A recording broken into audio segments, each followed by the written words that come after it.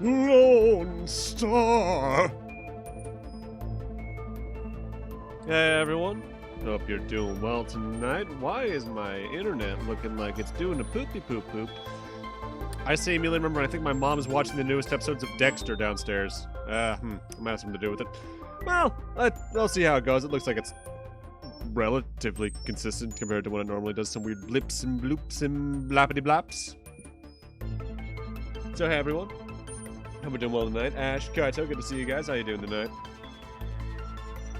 I may have forgotten to start up Citra until right now, so let's get that started so I can actually play the game. So I'm definitely have to do something a little different this time, in that for the last couple games, I always just load the save state at the start of a session. I'm gonna just need to do a straight up hard save at the end of every single session, then a save state just in case. Because, as I learned last time,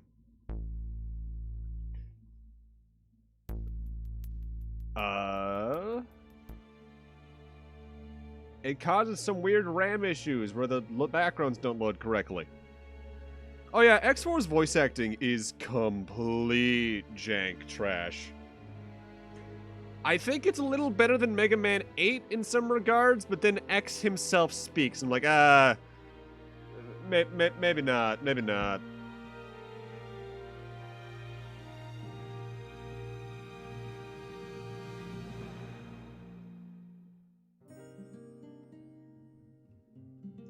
Ooh.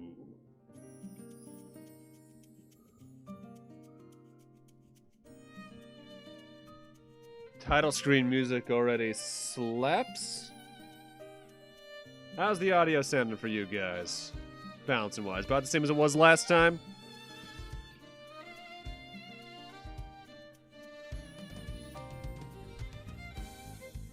"2014. I still hadn't finished high school. Memories.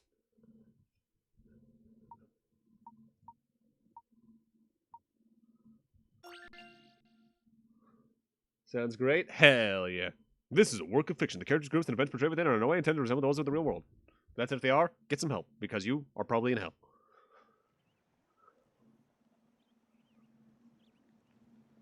Well, I'm noticing there's already some great perspective going on in the animation. They're masking their 3D good. Professor, do you really think it's possible that he's found a living mummy? Well, I've heard that Professor Sycamore is the authority on the excavation of ancient... Professor what now? He wouldn't just make it up, would he?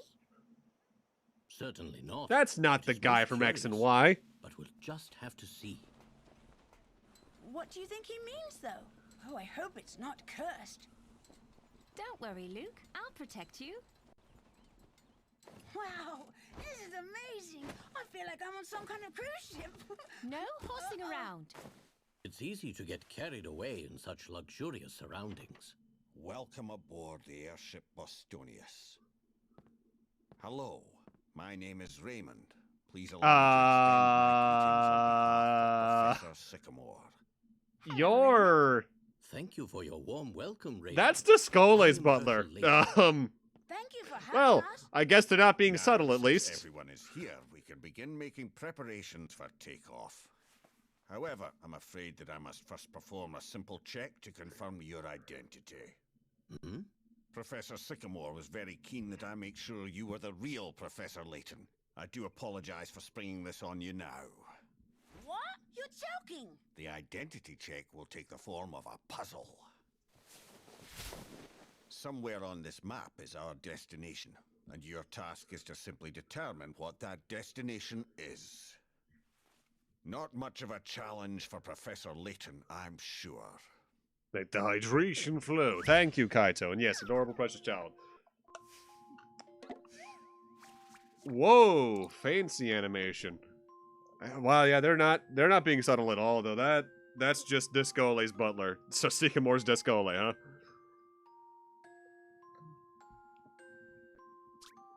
This world map only indicates the locations of two things: cities and refueling stations.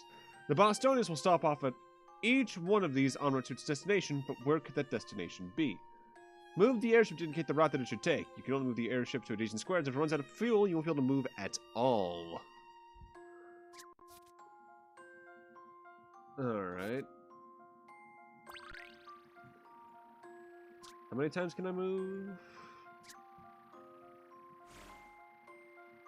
Alright, so I have 4 until I'm out then.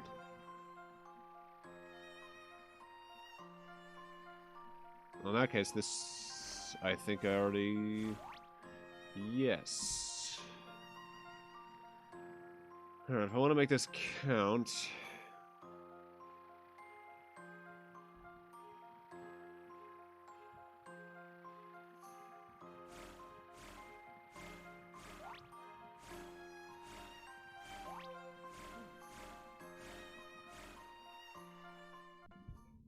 You know, I think this may be it.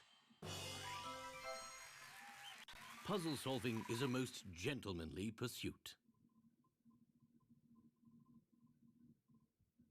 One down, probably at least 120 to go. Airship's destination, the snow-clad Frohenberg. Kind of reminds me of that game that's like a point-and-click adventure game, Franbo, I think it was the name of it. Watched my friend Case play that several years ago. I trust this is satisfactory. It most assuredly is. There is no doubt that you are the real Professor Layton. Now please make yourselves comfortable. You are all our most honored guests. Which is why we'll only try to kill you twice, probably. I'm not supposed to leave yet.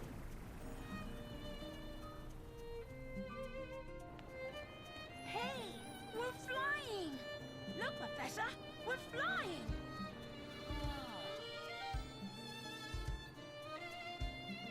Well, they're getting into the logo much faster than they did last time.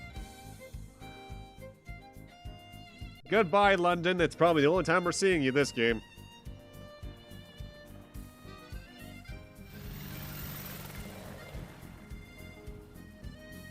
And so the 4 of us set off in the airship Bostonius to solve. Does this the mean we're mystery of shipping the down to so-called Boston? living mummy. Da, da, da, da, It da, was da, to da, be da. the beginning of an epic journey, one that would take us all around the world. 'Tis time to die at the hands of Flintheart Glumgold. Share with Professor Layton.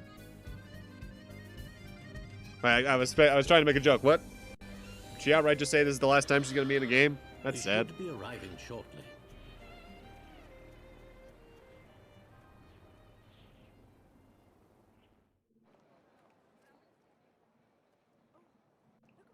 Oh, this is nice and comfy.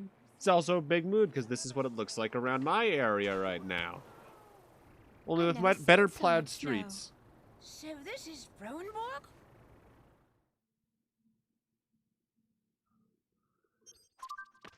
I'm sorry. Huh? 12 mysteries?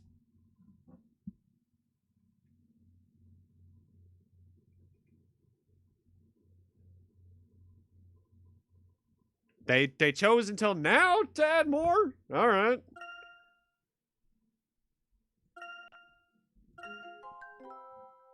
That was the fastest prologue, I think, in the series. Holy shit. Chapter 1. Frozen in Time.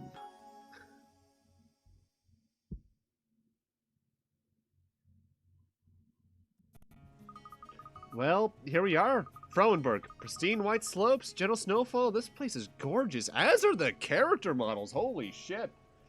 They improved the texturing and filtering on them. That's cool.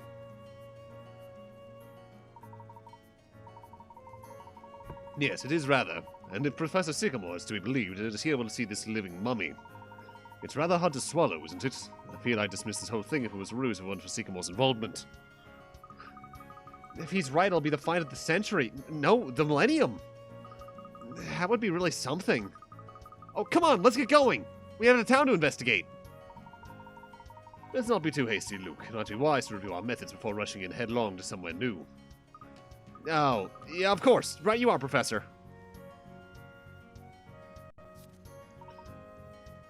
Alright, so we're still with investigation mode. So, I mean, the game's gonna function more or less identically. Yep, just slide the stylus and do the thing to do the other thing. Seems quite straightforward. It certainly is. Shall we give it a go?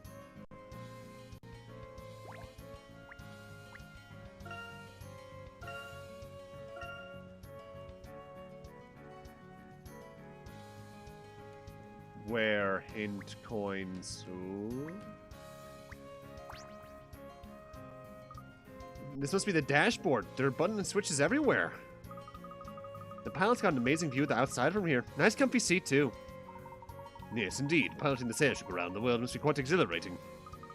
Do you think Professor Sycamore would let me dictate the controls sometimes? Excuse me, Professor. Are you ready to disembark? Not quite yet. Character I've already forgotten the name of. Was it Raymond? Professor Sycamore is waiting on the other side of Frohenberg. Be sure to ramp up warm before you go out. Thank you, Raymond. Right then, our first step is to locate Professor Sycamore. Hooray! The investigation begins. Let's go, Professor. Oh, Luke, enthusiasm is all very well, but shouldn't we work out how we're going to get about first? Oh, right. Sorry, Professor. Same as last time. More than likely. I hope that was clear enough. Touch orange.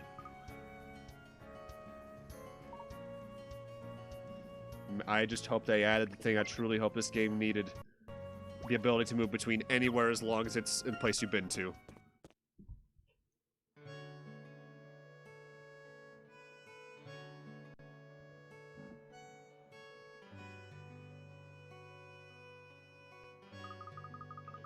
Wow, it's like the whole town's covered in royal icing. I've never seen so much snow before. This is how I can tell you don't live anywhere near it's above a certain altitude. Or, well, yeah, both altitude and latitude. It snows all year round in Frohenberg, Luke. These mountains are not called the Silver Peaks for nothing. All year round? You could ski every day. In fact, maybe I should see about hiring a set of skis. Or a snowmobile.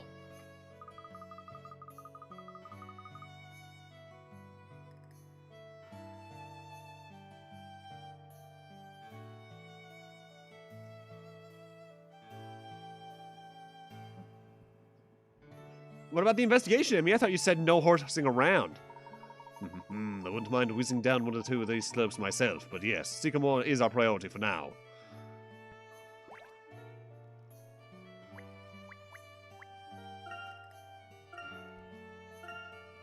Where are the hint coins? But yeah, where's the hint coin where's the hint coin tutorial? Whoa, are the walls of that house really made of ice? It must be freezing in there.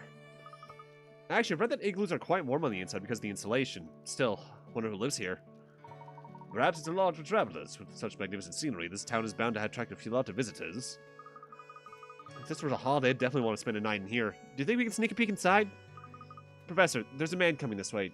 Do you think he knows where Sycamore is? Maybe he can give us directions.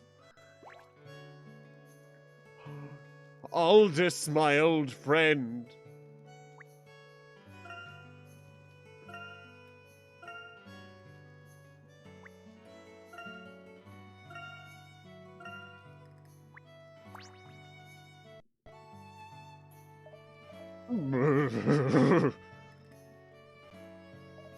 Ah! And lo, in these frosty snow-piled peaks we meet again, my friends. Fate has seen fit to send you here to warm my heart and ears and ease my shivers. Ah, yes, you are. I am indeed. How pleasing it is to see you in good health. I never dreamt of meeting you here. No, in my dreams were shining silvers and ivory whites, but I must confess, the cold is too much. It has triumphed over me. Whoa, my friend. It seems I am unsuitably attired. Oh dear, that is unfortunate. Perhaps you'd better try to keep warm indoors. Your wise words prove that you are not just a pretty hat, and I shall heed them gladly. But first, I have a mission for you. Ooh. Oh, we're still going. I had a moment where my Twitch playback looked to have stopped, but I think that's just on Twitch, not on OBS. A mission. Jesus! Satch! The Satchman! The Cloud! The Gas! Hit the alarms!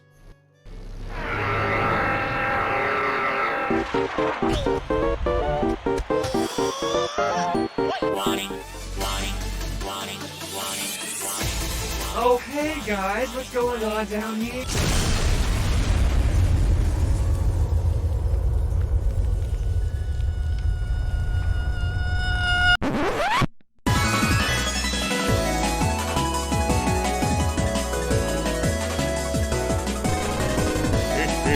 Howdy, everyone. How you doing tonight? Hey, Satch, what are you streaming tonight?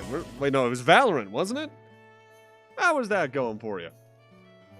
Hey, everyone who just came on in, I'm Turk / Kyle / like 3 other various versions of things. We just started off the 6th Professor Layton game, the final in the 2nd trilogy, and, well, the puzzles haven't really started yet, but they're gonna get intense because that's just how these games work. Went well, great to hear. Always glad to hear. That's a game I've tried loosely to play. Then I realized, oh god, this is way too competitive for me. Oh no.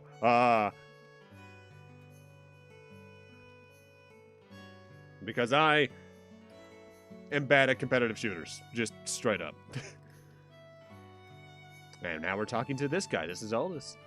Somewhere around here I've placed a wooden box. I would like you to try and find it. Go and slide your stylus around. Okay, we're just doing this again, are we? Hello, wooden box. Where is the wooden box? Oh, we're doing the Zoom tutorial again, huh? It's very comp and you're very bad. That's a mood! That was me and TF2 back in the day. I can't see a wooden box anywhere. Where's it supposed to be? That's a new facial expression on Luke. Oh, youth, so impatient. Your toes may be numb, my young fellow, but do not let the cold glaciate your mind. Glaciate? I'm sorry, but what are you talking about? Very well, I shall not keep it from you any longer, my friend. What I speak of is the ancient art of zooming. Zooming? What's that? It rings a bell. It should ring a carillon. What the fuck is a carillon? Let's see. Google carillon. A set of bells in a tower played using a keyboard or by an automatic mechanism similar to a piano roll. Oh! And now I know. For you have used it many a time before, but allow me to recapitulate. Tutorial speech, tutorial speech, tutorial speech. Now, please look at my box. The power's in your hands.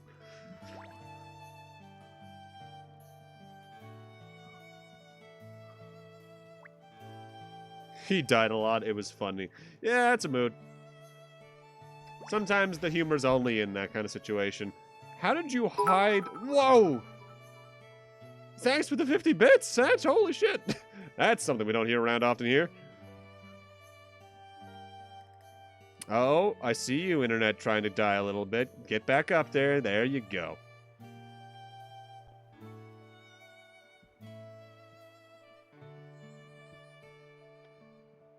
Oh, so it wasn't here all along.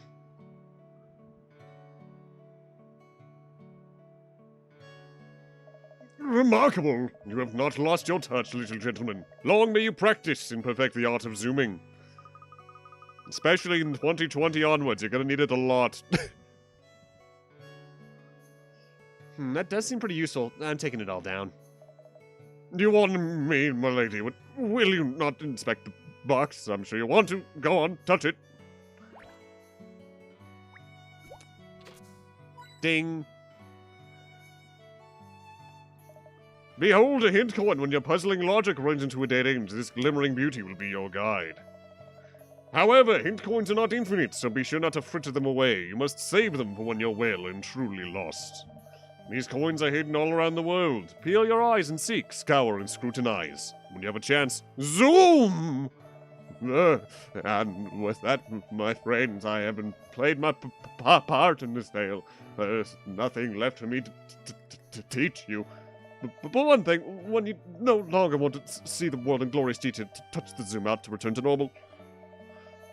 Now let's crystallize into a bouffant stalagmite. Bid you adieu. My old friend Aldous is quite the traveller. He did look exceedingly cold, though. Let's hope he manages to find suitable clothing. I'd hate for him to catch a cold after being so helpful. He taught us loads of useful stuff. Yes, indeed. Though we didn't quite get the directions we're looking for. Whoa, that's a leap. I hope that next time he shows up in the game, assuming he shows up in this game at all again after this, he is wearing like a full-out like winter coat. But because we're supposedly traveling the world, I hope we're like in the middle of the desert and he's like, I have truthfully miscalculated and I regret everything.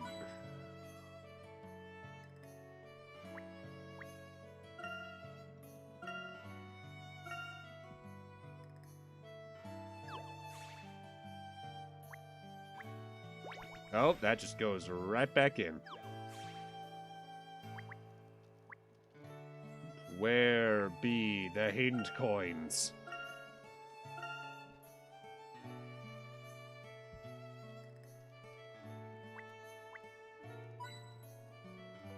That is a tall mountain. It's like the winter version of the town from Emperor's New Groove. I ended up watching that again with some friends recently. That's still a really good movie. These Higgledy-piggledy? Higgledy-piggledy? Oh, there we go. Buildings are all so charming. It's like being inside a snow globe. Hey, Professor, I just thought of something. How are we going to keep track of our investigation? An excellent question, Luke. Listen closely, both of you. This same speech we're going to have in every single game because, frankly speaking, it's required because every game could be someone's first, but at the same time, holy shit, please give me an option to skip these.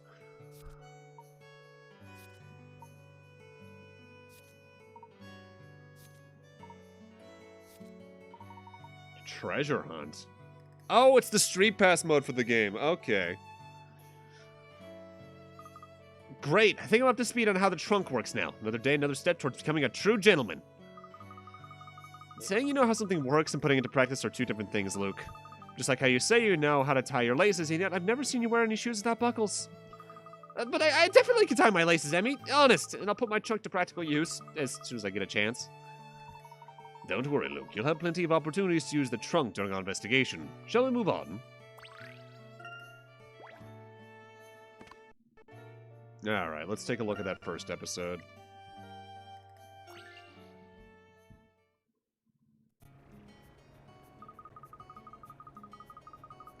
Professor Sycamore must be really rich to afford an airship like this. Well, he is a world-renowned archaeologist. He probably gets funding from all sorts of institutes. Why doesn't our professor get that kind of treatment? I mean, we've made some amazing discoveries.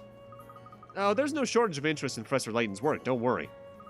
Really, then why do we have to travel everywhere in a rickety old car? Because he turns down each and every offer. I think he prefers to keep things low-key. Oh, look, Luke, those birds are flying right beside us. Wow, they really are. Maybe they just think we're a bird as well. Oh no, they're going right into the propellers. Oh.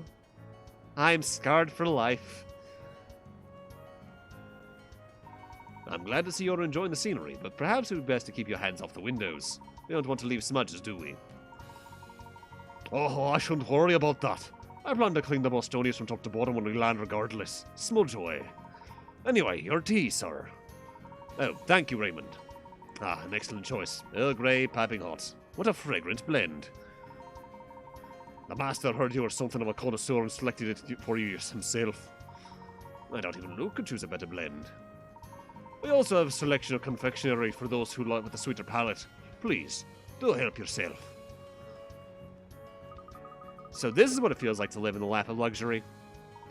I do have quite a voyage ahead of us still. We would like you to be as comfortable as possible during your stay.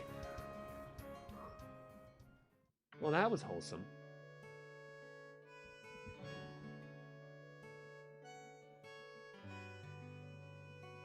Not the birds! It just reminds me of the ending of one of the Alex Rider books. Speaking of which, I saw recently, apparently they're doing something else with Alex Rider again, finally. They're doing like an Amazon Prime series of it. There's potential there. Whether or not I watch it is an entirely different thing.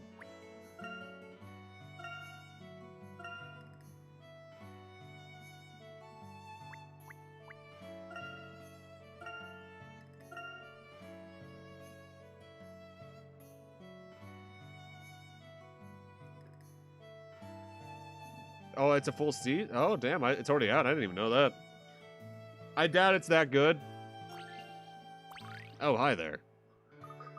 You know, Professor, I bet this town's really pretty at night. Just picture it, the glint of the streetlights along snow-covered paths. Must really be something. Indeed it must. Well, its streets will certainly brighten the mood of any town. Speaking of which, here's a puzzle for you, Emmy.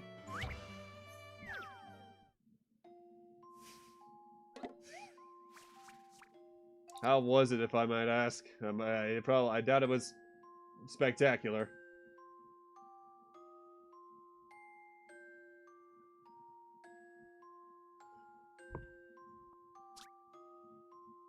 It's carnival time, and it's your job to hang some festive lanterns around town. You'd think it would be simple enough, but a note from a pushy member of the carnival committee shows they have a very specific idea of how they want the job done. No more than one power lantern per street. You don't want any beams of the same color crossing. It's tacky. Can you position the lanterns according to these conditions and still light every street in town all the way from one end to another? So it's one of these puzzles. So I can be like... Probably should start with the yellows because there's more of those. Let's say... Like that?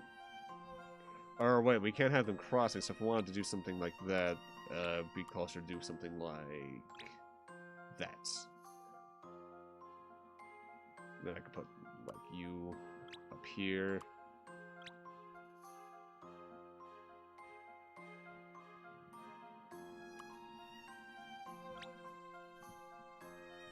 Oh, they even mark it when you get it wrong like that. That's neat.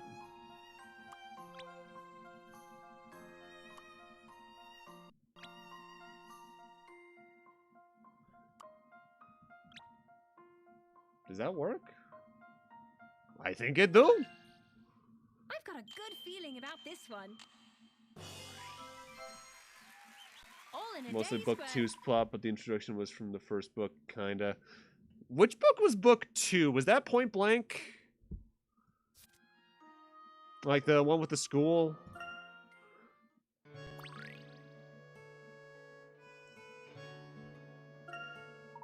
Ah, lovely. You would make an excellent town events planner, Emmy. Maybe, but I think I'm happy enough just being your assistant for now.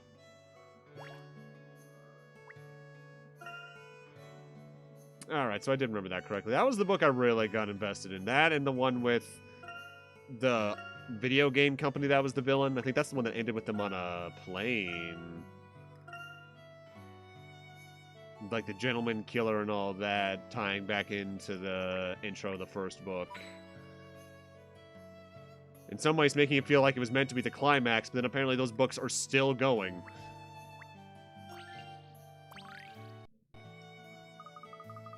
Maybe if I used a sledgehammer. No, don't be ridiculous, Prima. That wouldn't end well at all.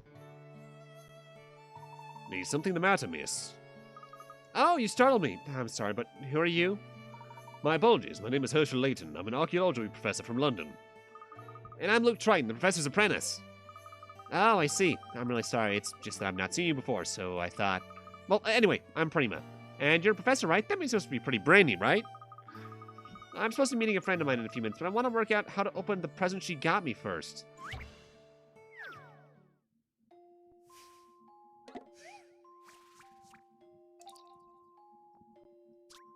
My friend gave me this birthday present, but it was delivered in a block of ice. The card that came with it said you can use 5 150 milliliter cups of hot water to melt 30 grams of ice.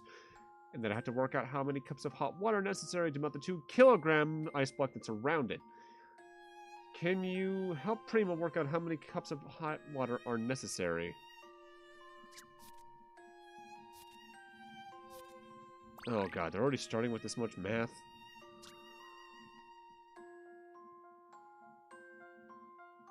Also, who the fuck packs a present like this?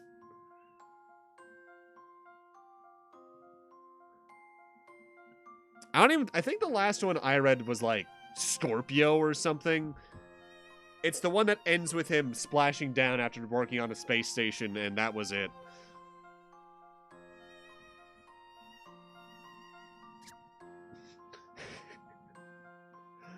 I was about to say I think a joke answer, but I think it might be the right answer now, given the fucking way these games have worked. Is the correct answer just gonna be 0? Because you can just wait? You know, I think this may be it. Someone who secretly hates their friend. Good point, good point. Puzzle solving is Oh, a of most course. gentlemanly pursuit. Good to see they're getting cute from the start. Oh, so I've been out here fretting. My present's probably defrosted all by itself, and you worked that out in no time, too. You're a proper professor, and his proper apprentice. Hey, are you friends with that other archaeology guy, then? The one with the retro hairstyle? Ah, you mean Professor Sycamore? Yes, Primal. We've come here to meet him. Could you tell us his whereabouts? Sorry, I've got no idea. I see. Well, never mind. I'm sure we'll find him soon enough. I can tell you this, though. Ever since that professor got here, suspicious-looking men have been lurking around town.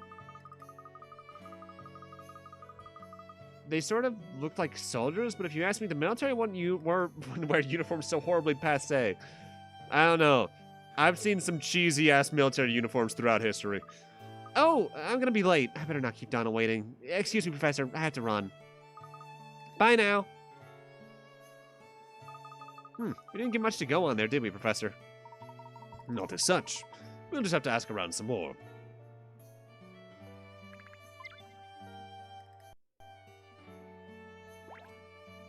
Alright, but what about the rest of the hint coins I haven't found? Because I think I've only found one? Oh. 2. Thank God there was no one there, otherwise I'd probably be a murderer right about now.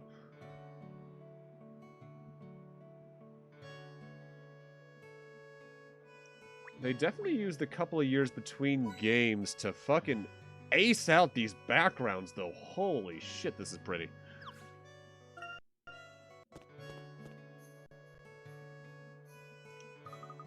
Ah, rats! Why isn't everything you have to be frozen solid? It's Frohenberg. Of course everything's going to be frozen. The name is literally Frozenborg, without a Z. Yeah, man, come on. A huge wall of ice. It's not natural, I tell you. I should have at least been able to chip it at least, but how? Well, the fire didn't have any effect on it. I hardly expect brute force to either. Anyway, whatever happens, we're not leaving here until we've captured the target, so we'd better suck it up. Come on, Robin. Let's see if we can find another way in. I'm on it already! Do you suppose those were the suspicious men Primo was talking about? They must be. This trip may not go as smoothly as I had hoped. Living mummy or not, but I fear Professor Sycamore has discovered something extremely dangerous.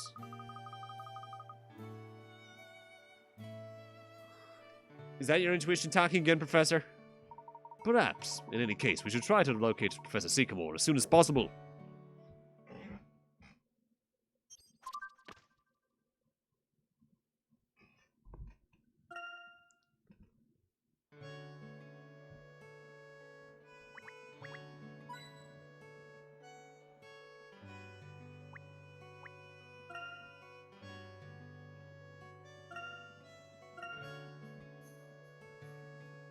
In a weird way, this oddly reminds me of a town from Mega Man Legends 2. Chimney? Chimney's a puzzle for once, okay. Namely the first town, which is, it's mostly because it's the winter, smaller town, very European in construction. Because the first town in Legends 2 is exactly like this. Look at that chimney, Professor. It looks like it's shining. That's right. The falling snowflakes are catching the sun. Now, why don't you take a closer look?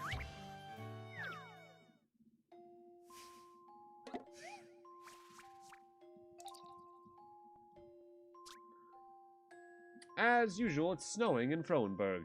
Look carefully, you'll see that there are 3 different types of snowflakes gently fluttering down from the sky. Of the 4 snowflake patterns shown on the touchscreen, one of them does not match any of these. Can you figure out which it is? Be sure to look closely before answering.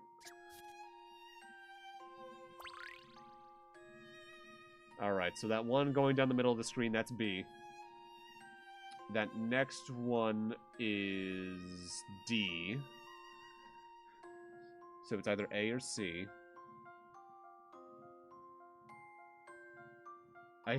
Is that...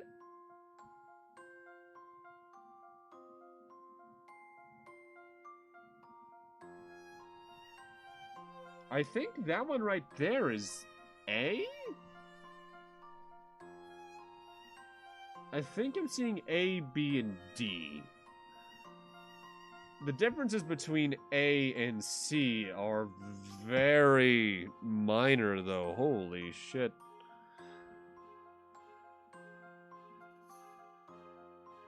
I think we're not seeing C. This is how it's done. Good stuff.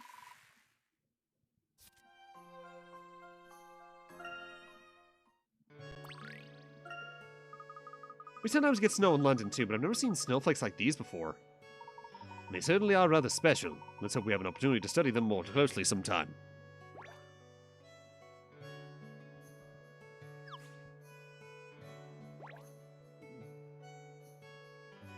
Kind of surprised that there was not a hint coin in that chimney. I think that's the first time they've made a chimney be something you can investigate and not have it be a hint coin.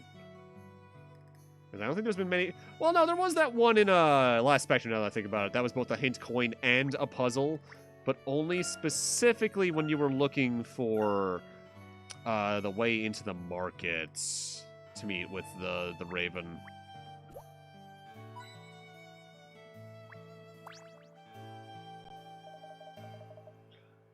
A disaster, that's what it is. Is something the problem, sir? Do you need any help? Storm the crowds! You're from the city, aren't you? Well, it depends which city you mean, I suppose. We're from London.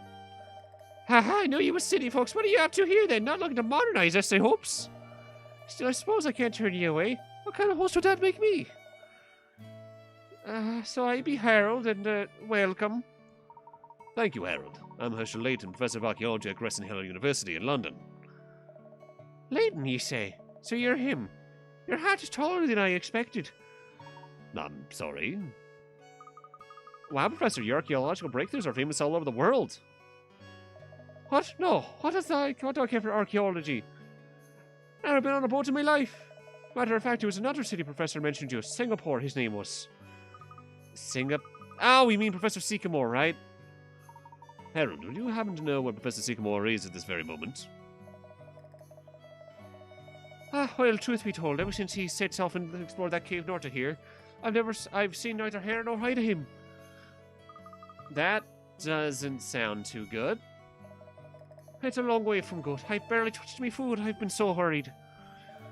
That and those ruffians who shows up only a few hours after he went in. Come on, Professor. We have to go and get him out of there. Yes, I think you're right, I mean. We should probably hurry. Thank you for your help, Harold.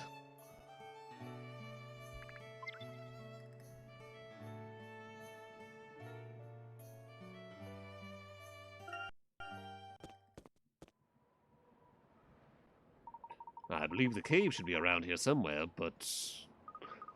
I wish I had my big, thick anorak. Hey, Professor, isn't that what we're looking for? The Herald said Professor Sycamore hasn't been seen since he went into the cave, right? I hope he didn't hurt himself in there.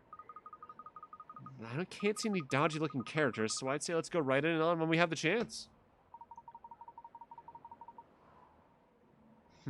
It may not be as straightforward as all that, Amy.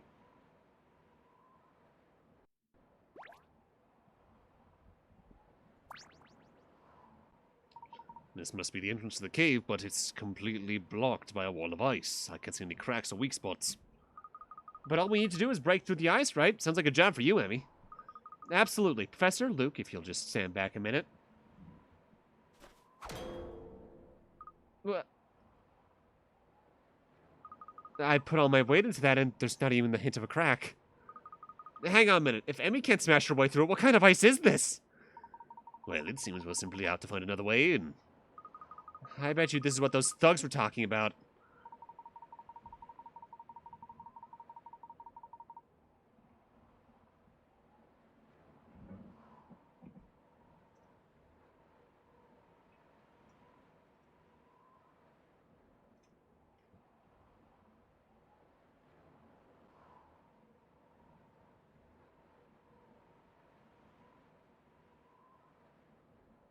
Give me a moment. DMing someone something.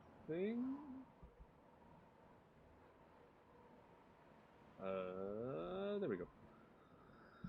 Let's make sure we haven't missed anything here, then head back into town and inquire about another route into the cave.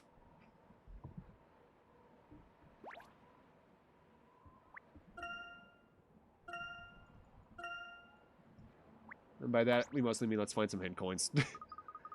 Hey, look, a snowman! So it is, but who would build a snowman all the way out here?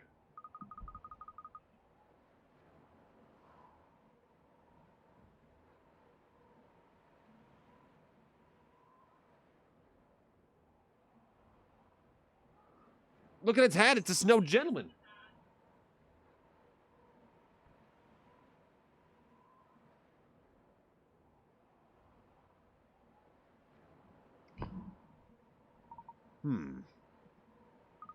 It is rather elegant, isn't it? But it looks like it seems to be missing one of its gloves. Aren't you cold, Mr. Snowman? Maybe the other glove got blown away in the wind or something? We might ponder its fate all day, but our time would better be spent finding a way into the cave. Let's return to the town for now. I can't wait for putting that glove on the snowman to be the thing that unlocks the cave. Because magic. It's more or less a Zelda puzzle. Just not in a Zelda game. Yet. Although if there was a Zelda game that would do that, it just reminds me, one of my favorite Zelda temples ever has always been Snowhead Ruins, I think is the name of it. It's the house one from Twilight Princess. It's just such a unique setup for one of them that it sticks with me all these years later. Helps that I think back, and I think the first day that came out, which I would have been in grade school at the time, I think I marathoned through the start of the game all the way after that day of school into Lakebed Temple, I think? Something like that? Hey, it's the brainy professor! You're friends with the professor, Prima? How'd you manage that? Well, picture this. There I was, lost in thought, completely baffled by the most puzzling predicament, when suddenly... Alright, I get the idea. Now, judging by that glazed look, Professor, I take it it's your first time in Frohenberg? Don't be shy. If there's anything we can help you with, just ask. Actually, there is something. We're looking to get into the cave just outside of town, but the entrance is blocked by ice. Oh yeah, I didn't picture you the potholing type.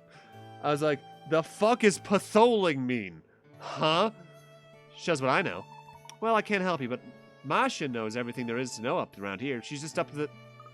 Wait! What? What's wrong?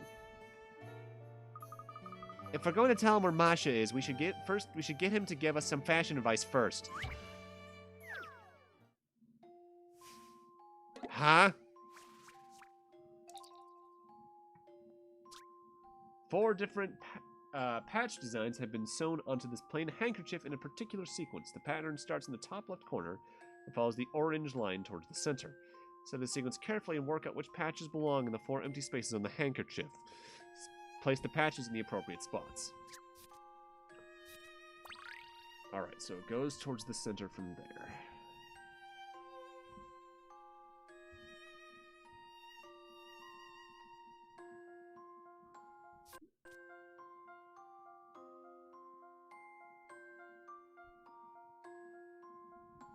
Alright. So we got tree, snowflake, mitten. Tree, snowflake, mitten. Snowman?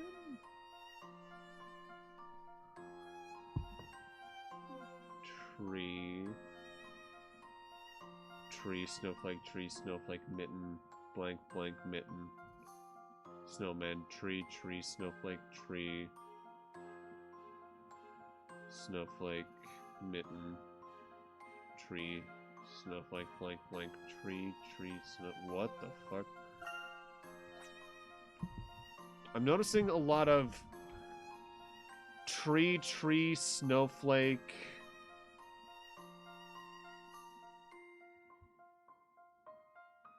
Oh, I think I see it. So it starts off with tree. Then it's tree, snowflake. Then it's tree, snowflake, mitten. Tree, snowflake, mitten, snowman. Tree, snowflake. And then it repeats. Okay. So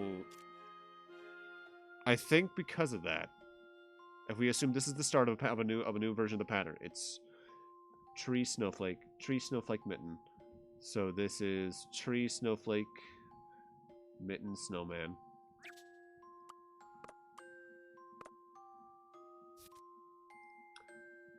Then it starts over. Tree, snowflake, mitten. Tree, snowflake, mitten, snowman. You know, I think this may be it. Puzzle solving is a most gentlemanly pursuit.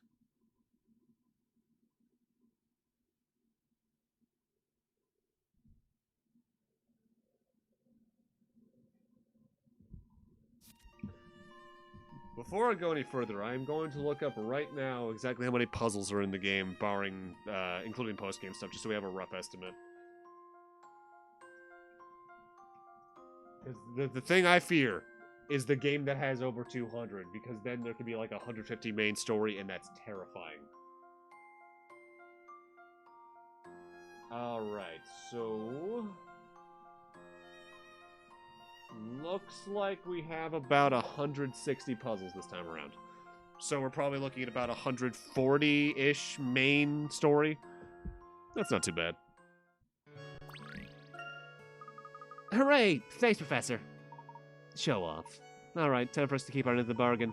You see that post box there? You want to zoom into the building behind it. That's where you'll find Masha.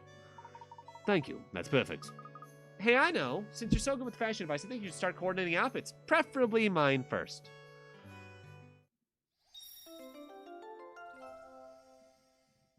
Dress up minigame, Alright. Let's see what this minigame works like.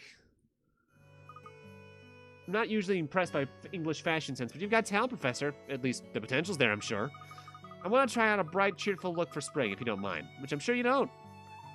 Prima, what do you like? What do you like? Sorry about her. If you need anything else, just say. Like some people, I like to give help out of the kindness of my heart.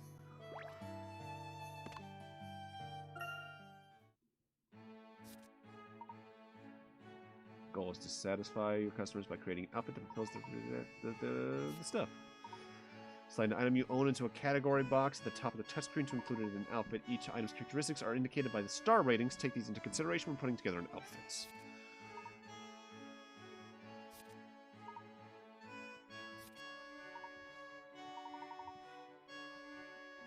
So it's sort of a spin-off of the T minigame from a Diabolical Box. Okay.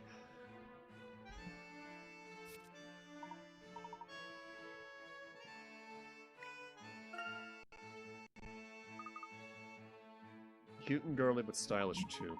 Sounds as though you have a good idea what you would like. Do you happen to have any sort of color scheme in mind? I do. I want lots of warm colors. I want to stand out from the white snow.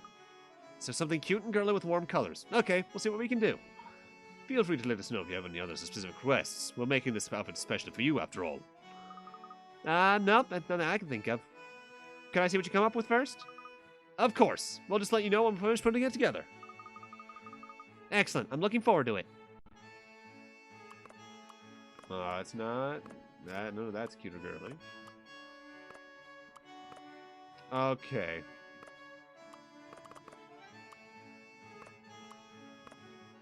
So I'm trying to fill out the stars according to that.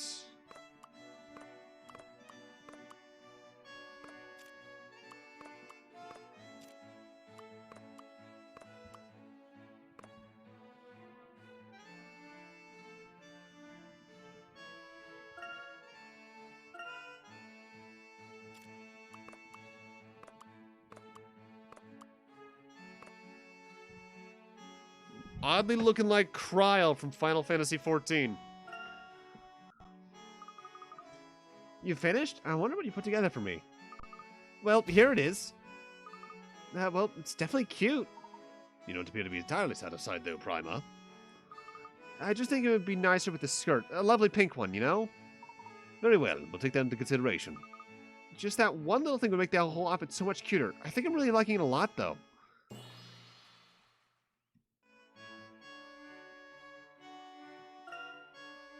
So, do I even have a pink skirt? I do not. So, from there, the specifics need to get a bit more precise, and I can't do that until later on in the game when I have more things. Alright, pretty box standard.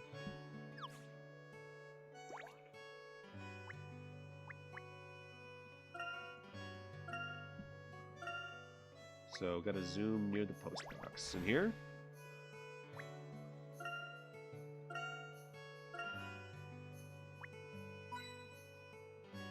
No doubt about it, that lady over there is Masha, so let's investigate everything else first.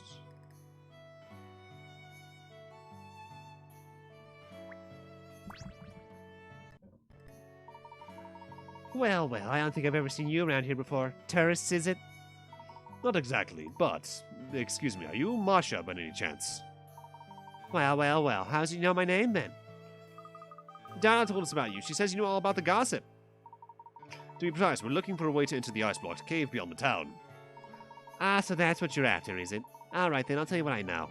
Listen close now. Near the entrance to the cave, there's a creepy lone snowman. Creepy? How can a snowman be creepy? Frosty, the snowman, wants to eat your bones. That's the thing. Those who went near said they heard terrible wailing sounds coming from it, and some even say they saw it move. If you ask me, it sounds like it's possessed by a ghost, some angry spirit come back to exact vengeance. Well, look at it this way. Ever since that snowman turned up, no one's been able to set foot in that cave. One day I went up there to see for myself. Didn't hear any wailing, mind, but there was something off about it. I could just feel it. I see. I think I'm getting to understand. Do you really think there's an angry spirit living in the snowman, Professor? No, but I think that it holds the key to our getting into the ice cave. I thank you for your assistance, Masha. Emmy, Luke, our next step is to inspect all the town's snowmen. They'll lead us to the what we're looking for. Alright, was there one on this screen? Yes, there was. Look, a snowman! Looks like any other old snowman. I don't see anything special about it. I don't think it's this snowman that'll be any help. Let's look for another one.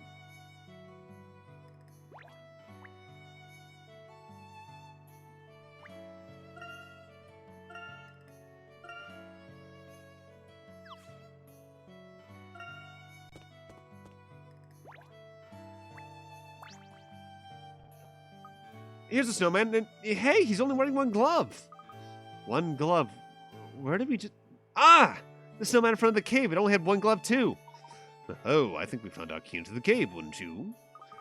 What makes you say that, Professor? All in good time, Luke. For now, let's take that glove with us.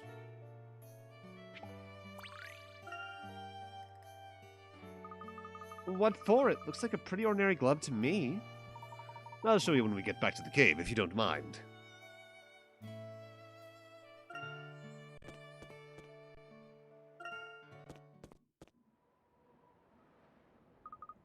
After hearing those scary rumors from Masha, I keep thinking I can see it moving. Those scary rumors just gave us the information we needed. This snowman is the key to getting into the cave. Huh? What do you mean, Professor? We don't have to go any closer, do we?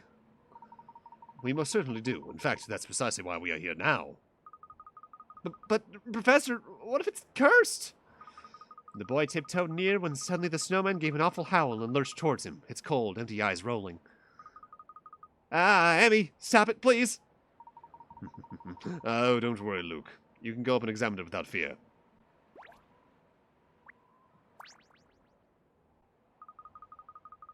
It's just an ordinary snowman, isn't it?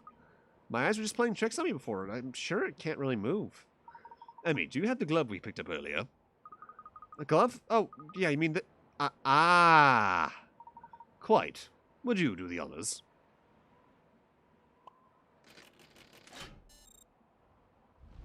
Kill, kill, kill, kill.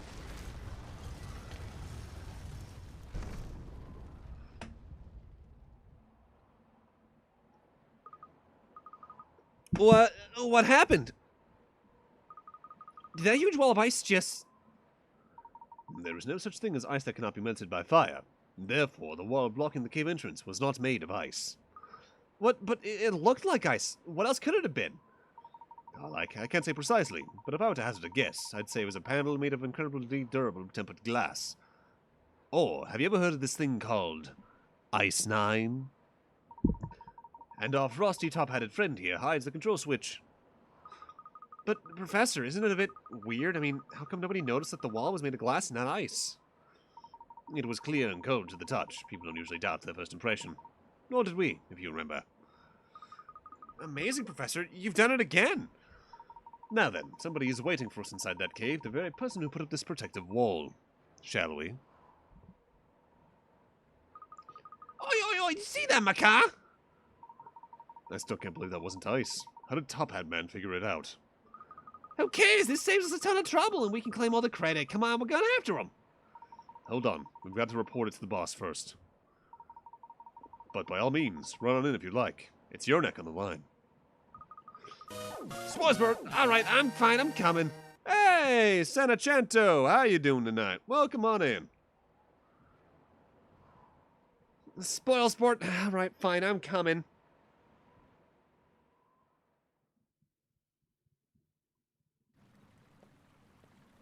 Anime.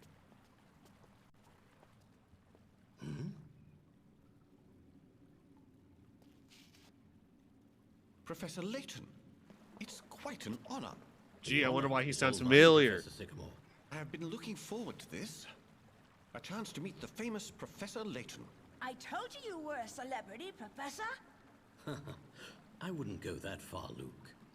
So, Professor Sycamore, you said you found a living mummy?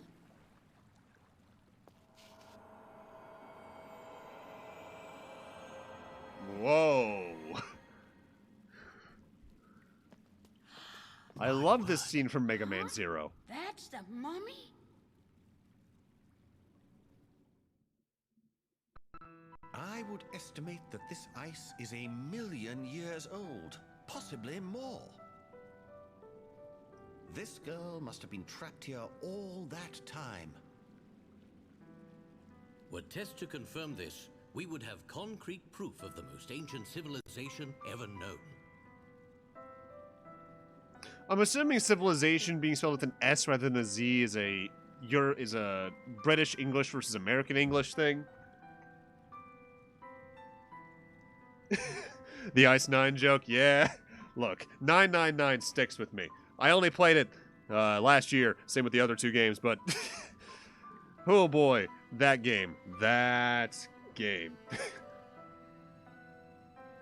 and thanks. Welcome on in. Hope you enjoy the stay.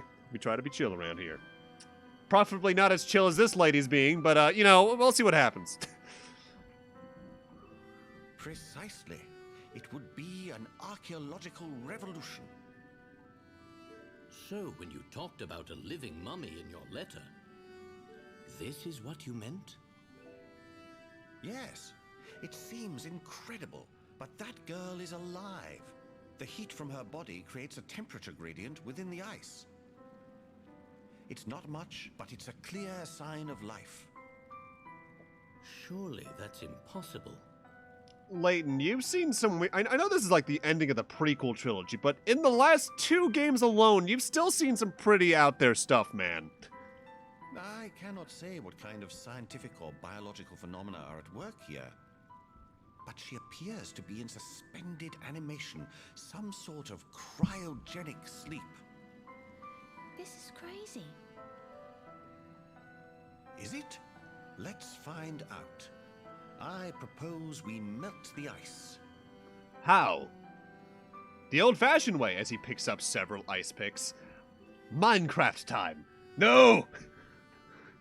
But how on earth are we going to melt all that? The other option is just breathing on it one breath at a time and just hoping it works.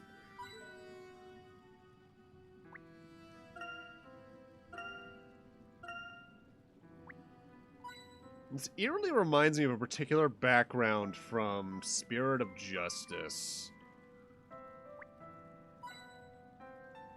And it's mostly just because of the cave aesthetic. What's the matter, Professor? Aren't you itching to have a closer look at that ice? You've clearly been sleeping in here a while, man.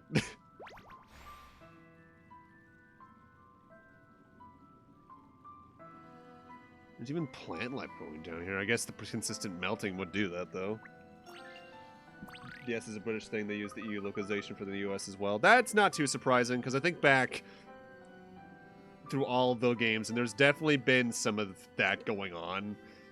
I think the only... Ironically, one of the only times they haven't done it is the usual addition of U's in some words that American English usually gets rid of. Like, I don't think I can remember them using the U in color too often. Or I've just completely grown old to reading it, and it's just, like, second nature to me at this point. Wow, she's beautiful.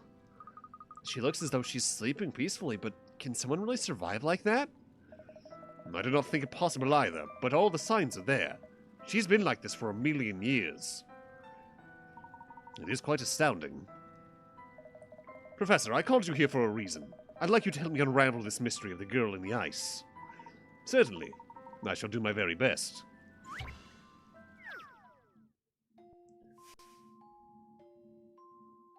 Ooh, I like that they don't do the usual intro for that. According to Professor Sycamore, the words divide into 4s are written in an ancient language on the back of the stone tablet. The tablet is divided by beams of blue light, and touching the round stones changes the direction in which these lights shine. Rotate the beams of light so that they all connect, dividing the stone tablet into multiple sections containing 4 squares. Bear in mind that the square in the center is excluded. Alright, so we would be doing like...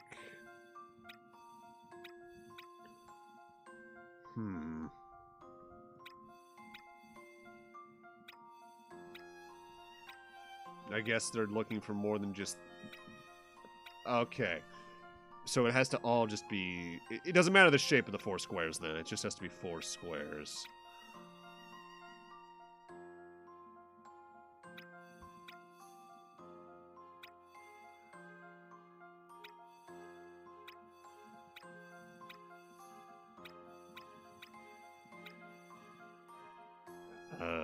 That's 4, that's 4. I feel like if I'm gonna get 4 out of this in any regards, it has to be something like that. Square in the middle does not count.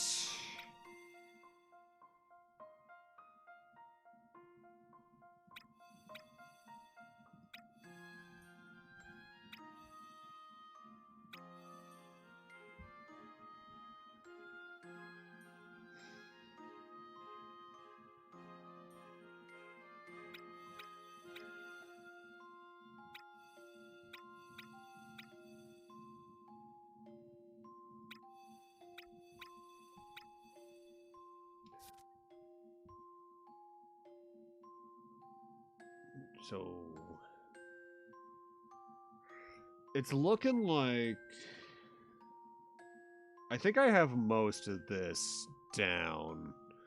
The big thing is going to be figuring out how to split this section and this section. Because that could also change how I've listed out the ones I already have.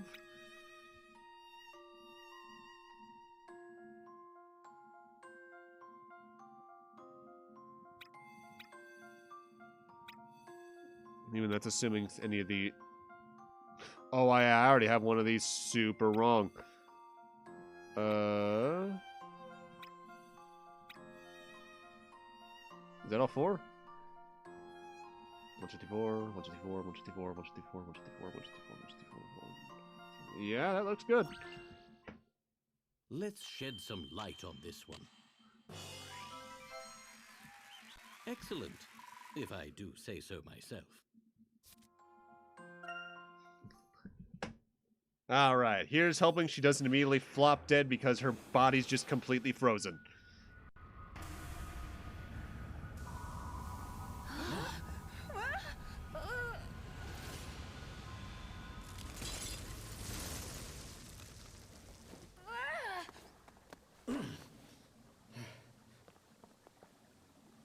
Quickly, bring her over here. Is she glowing? This is strange. She's warm to the touch, but I can't feel a pulse.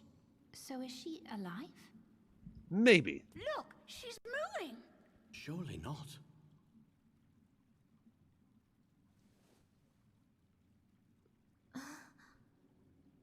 This is remarkable.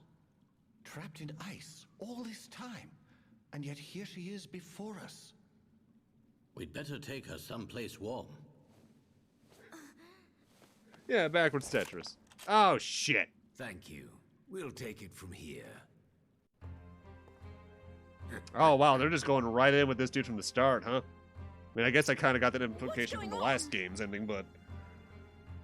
Could you imagine if Luke caught her, and he just completely crumpled because he's... He looks like he's like 4'2", and at this point he'd be like 12 or 13, so probably not much muscle strength there. He's here for the girl. How? Who told you where to find us? Hand her over, or suffer the consequences.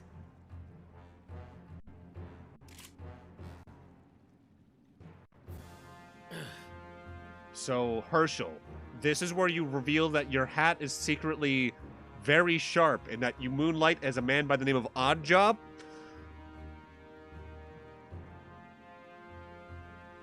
Ah, this girl knows what's good for her. So long.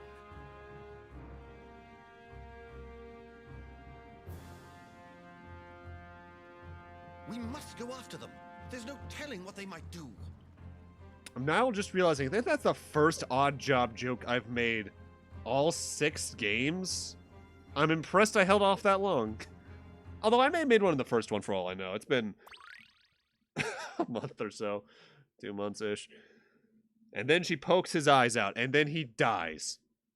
Wait, what if that's why he's wearing sunglasses? He knows his eyes are his only weak point. Professor, look at that monster ship!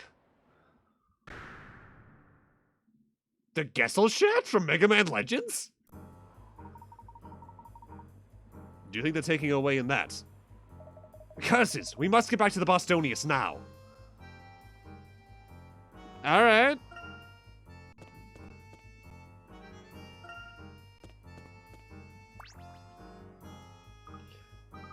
Hey! Hey, wait for me! What are you lot looking at? You got a problem? Oh, wait a minute. That's one of those shifty men from earlier. What's he doing here on his own? Oh, ha! They've never got me or anything. Nope, I stayed behind on purpose to delay you. You think I don't know who you lot are? You're a real thorn in the boss's side. Here, solve this or else.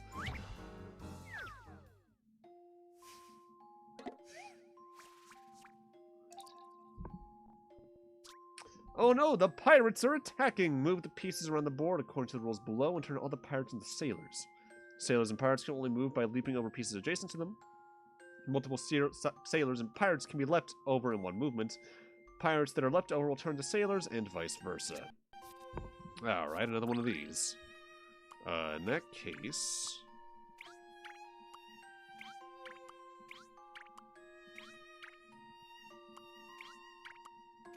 I just recreated the start of the puzzle. Whoopsie!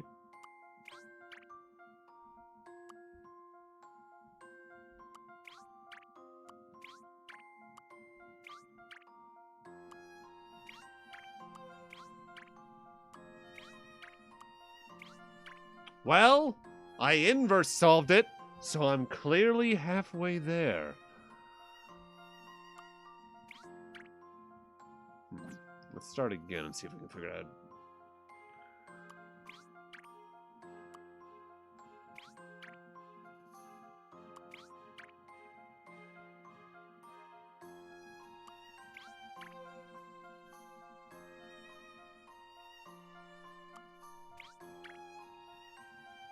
That, yes, that will work. Okay. Yeah, I've been really liking the soundtracks so far. I think my two favorite soundtracks so far are probably Unwound Future and... Oh, do I like Last Spectre or Miracle Mask soundtrack more? Because both of those games had a real good one, especially the final encounter from Last Spectre.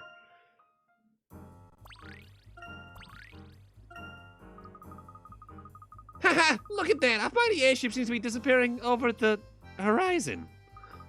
So what? You thugs can try to get away, but we'll soon catch up on the Bostonius. The boss one now? Whatever, you can try. Anyhow, my part in this mission's done. See you, losers! Come on, Professor, we can still catch him. Yes, you're right. I believe a little haste is in order, though.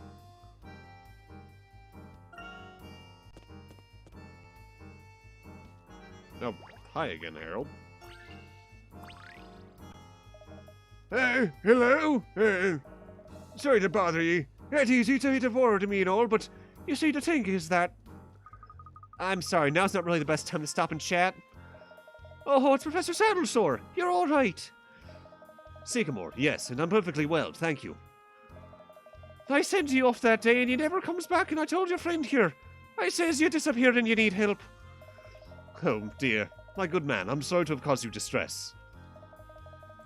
Never mind, sir. You're back now. How about celebrating with a puzzle? Nothing like a good old mind bender, eh? This totally isn't also the voice I used when we did Great Ace Attorney for a certain character, no?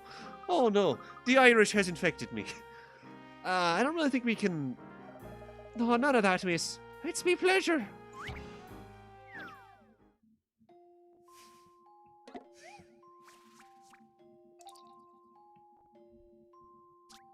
Reggie the Red wants to sunbathe on the frozen lake. He's seen the perfect spot, but needs a little help getting to it. Little turtles like Reggie go flying if anything bumps into them, but big ones don't budge unless they're hit by Reggie or an ice block. Blocks only move when you move them, and they fill any holes they fall into. Can you bump and slide everything around so that Reggie is left standing alone in the middle of the ice? So this is sort of a spin on the... penguin puzzles from the last game.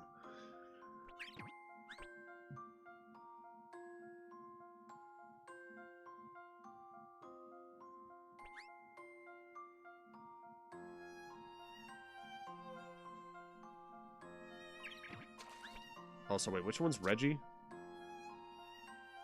Reggie's the red, so he's the red turtle.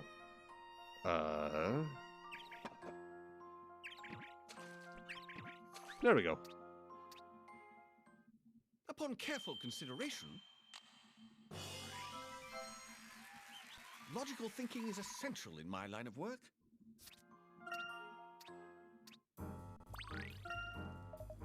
So what do you think, Professor Sanguivore? Did you like it? Sycamore, and yes, we really must go. Although it was a bit of... although it was, of course, a pleasure, Harold. Please, Professor, we have to get back to the ship now. No, I'm not used to these city folk. We're just country bumpkins to them, aren't we? I don't think he's paying attention to us. Let's move on.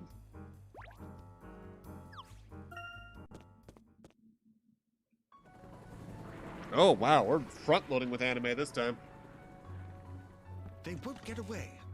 Not if I have anything to do with it.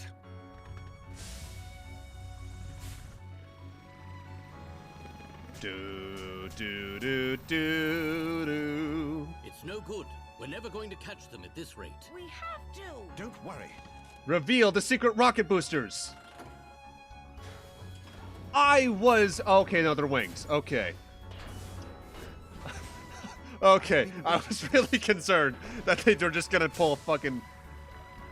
Well, I guess they sort of did. Yeah, that's sort of what happens with the high wind. My word, the Bostonius really is a state-of-the-art airship. Amazing. Look how fast we're going. I think we're catching up. Professor, we've got an incoming message. Well, well, I didn't think you'd have this much fight in you. It's them! What do you intend to do with the girl? Let's just say she has a role to play in our plan.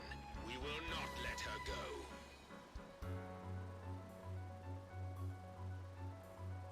go. Okay. And? What on earth are those? Uh-oh, they're coming our way. Oh, shit!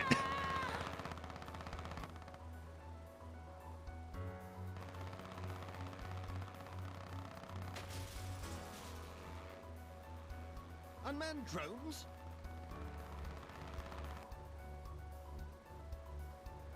We've no choice. Shoot them down. With what? My hat? The Bostonians are under attack. Groups of drones are closing in fast. Each group has at least one leader drone. They're your target. Read the objective and shoot the targets to destroy the whole group. Slide the styles across the touchscreen, aim the crosshairs. When you've got your target in your sights, touch the screen to fire. It's just like moving the magnifying glass in investigation mode. Don't take too long or shoot the wrong drones. If you do, the whole group opens fire. And then we just fucking die. Professor! We're ready for them. Throw Fear Luke, not. it's fine. No, he doesn't return. We need to get him every time. Odd one out. Blue.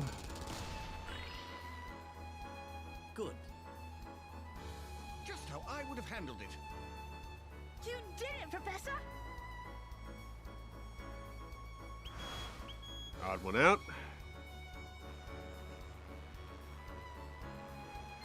You don't have eyes. Nice shot. You did it, Professor. Shoot all blue drones.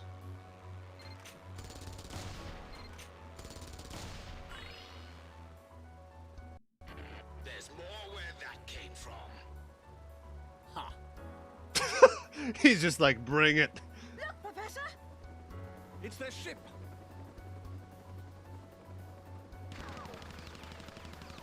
I'm already impressed with the scope on this We're going one. to catch them. I think you may have spoken too soon. Throw me, then she can kick their asses if she lands. Yeah, and then she can just kick off the snow and bounce around like she's a superhero. You're right. You know what? Let's do that. Emmy, prepare to just become a superhero. Odd one out. Your lights are on. Good. You did it, Professor. Keep it up. Shoot that drone. Blue, no eyes.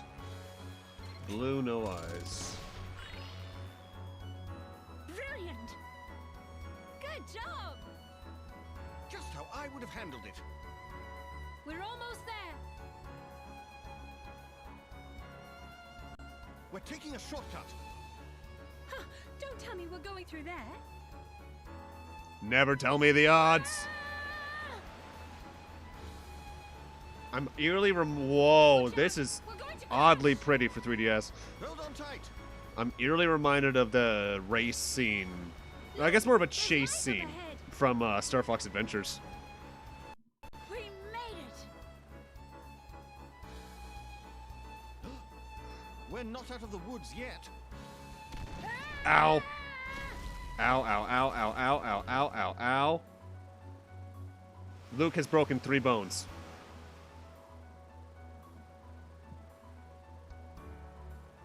Phew, we're still in one piece. Yeah, yo. I'm surprised you made it this far. You're not exactly making it easy. Let's see how you handle this. Watch yourself, Professor. I'm ready for them. Shoot all drones with an even number. 24, 32, the other 2 are odd. Impressive work. Keep it up. You did it, Professor! Yeah, I'm already super impressed with that. Silhouette-wise?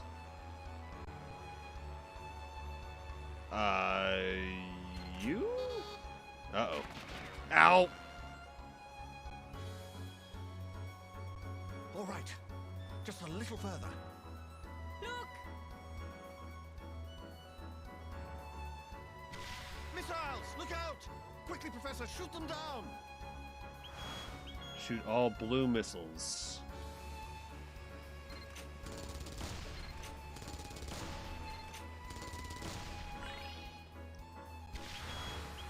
Every missile with an odd number. 57, 31, 25. Every missile highest to lowest. 57, 52, 31, 28, 25. We're so close! One last Do you push. see, that's the thing. Those ones are all latent seeking. The others, Should be close enough. well, they're seeking for characters in a different series. You'll find out soon enough. Just watch.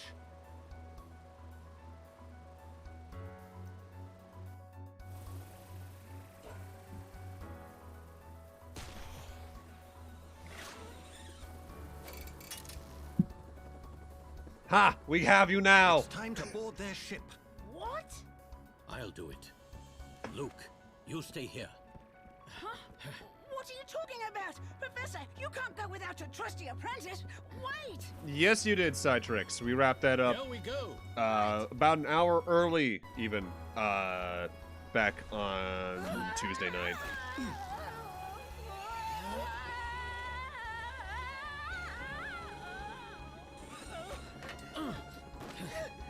Hold on to the hat, Luke. I mean, come on. If it never moves like that, it never moves. But if he doesn't, unless he decides to take it off.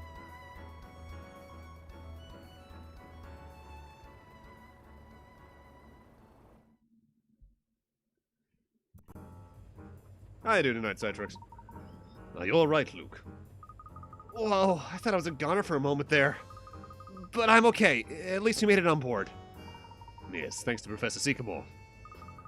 So what do you suppose this room is? It's a bit dark in here. The cargo hold, by the looks of it. We've been rather fortunate to not run into any crew members. I doubt our luck will hold out forever. Not once we start making our way through the ship. Ah well, no time like the present. Don't worry, Professor. I'm with you. Is this the first time we've had the Professor and Luke together alone all trilogy? This is the first time we've been like the first games again.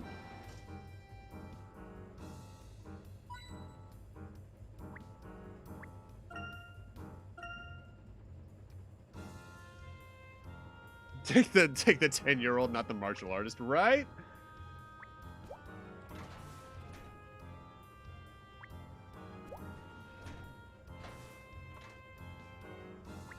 Why can I investigate that? Is that just for cool visuals? I mean, hey, if it's there, it's there. Now, see, this is where they reveal the true power of Luke. That he can just pick up Layton and use him like he's a fucking monster hunter weapon. Swinging him around, the hat opens up and reveals missiles. The true plot twist of the series. Oh no, this door won't open, Professor. After we made it this far, too. It certainly seems securely shut. But I think we can use those dials to open it. Luke, why don't you give it a try? Leave it to me, Professor.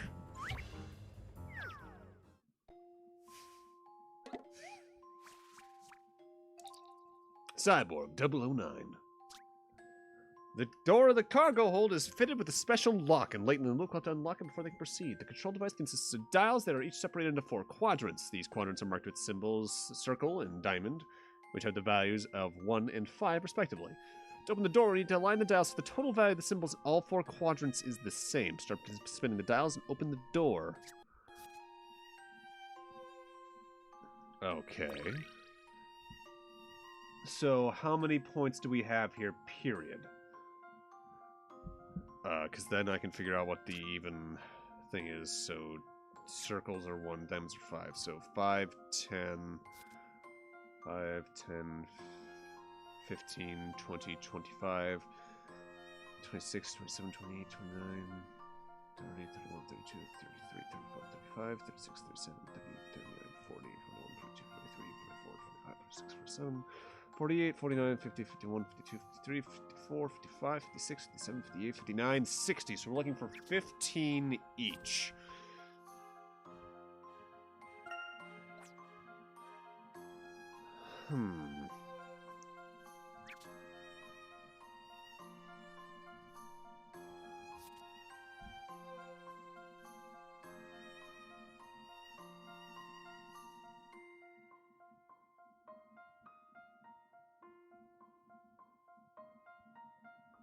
How many do we have in each right now? 1, 2, 3, 4, 5, 6, 7, 8, 9, 10, 11, 12, 17, 4, 6, 11, 12, 13,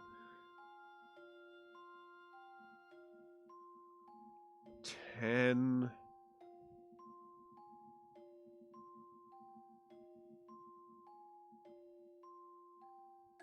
20, I think?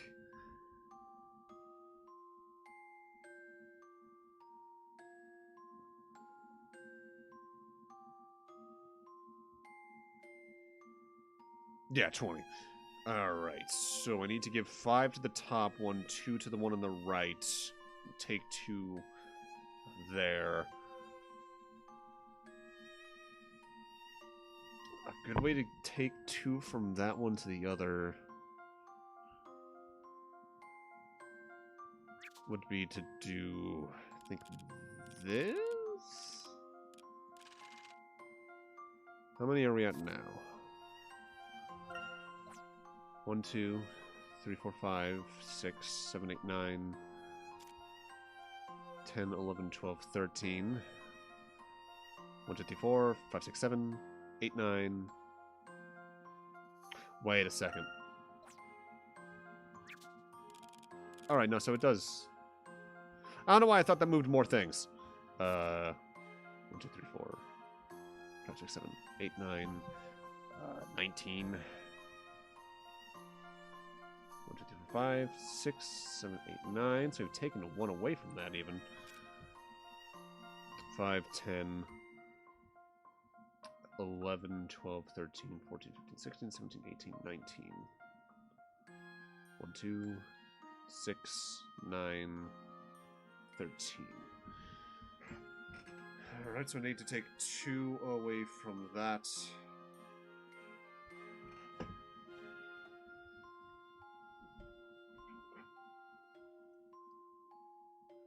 PL versus the AA Dart.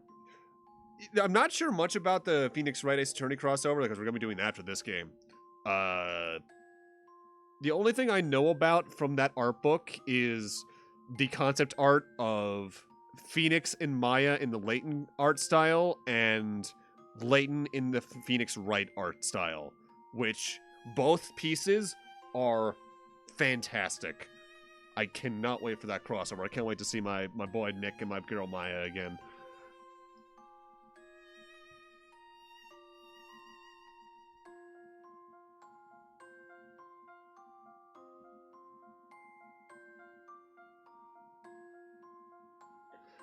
I think, let's say this needs,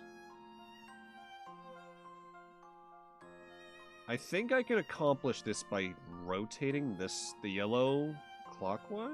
That's counterclockwise.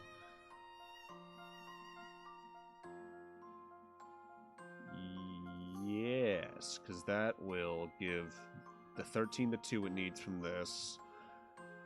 That would remove... well, actually, will it?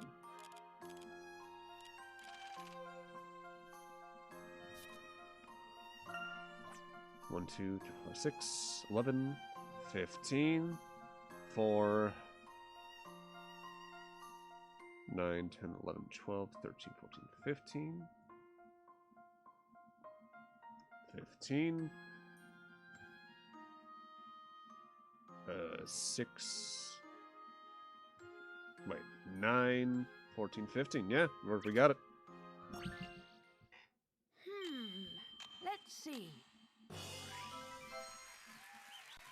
one's in the trunk.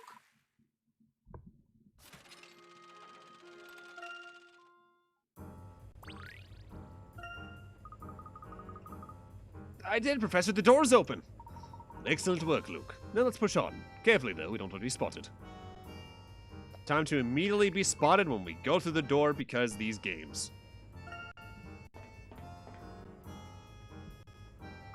It's even bigger in here than I expected. We might get lost if we aren't careful. Quite. Shall we take that ladder to the floor above? I fucking knew it!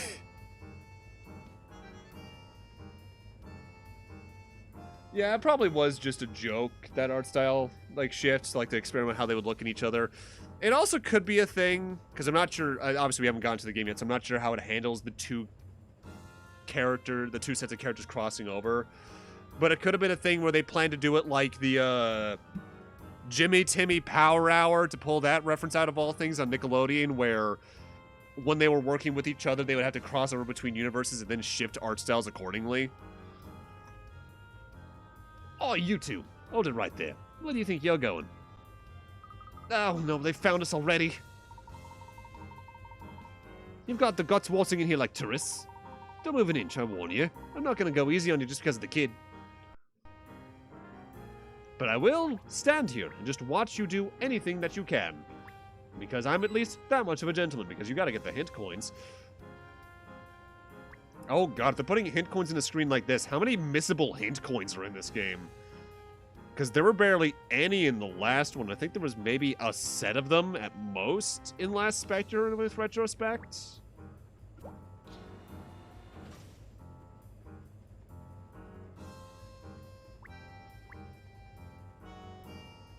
I can zoom down here.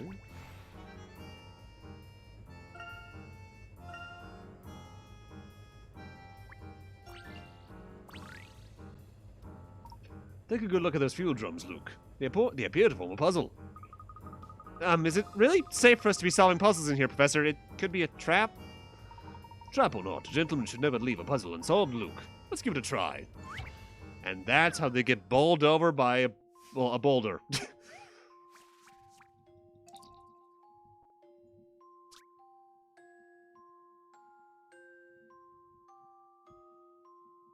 Pump seems to be broken. It won't stop pouring fuel until the drum is full to the brim. Nonetheless, it's possible to end up with just 1 liter of fuel using only the pump and 2 empty fuel drums. The small drum holds 9, the large holds 11. Although this pump is broken, the machine's other features still seem to be functional. Can you find a way to end up with just 1 liter of fuel in a drum? Alright, so I can...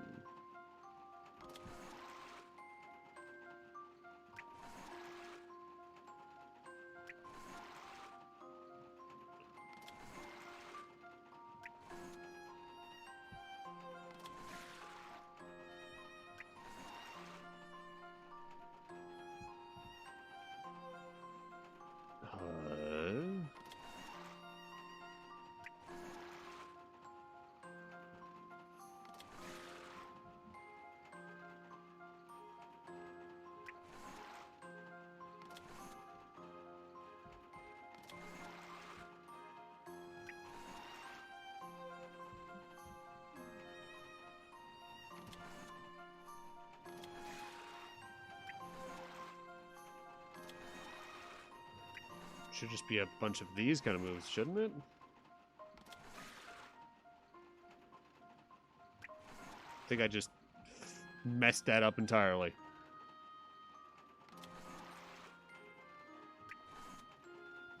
Yeah, let's reset that. Starting with the 9 feels safe because at that point it's just going to shift over and over and over again.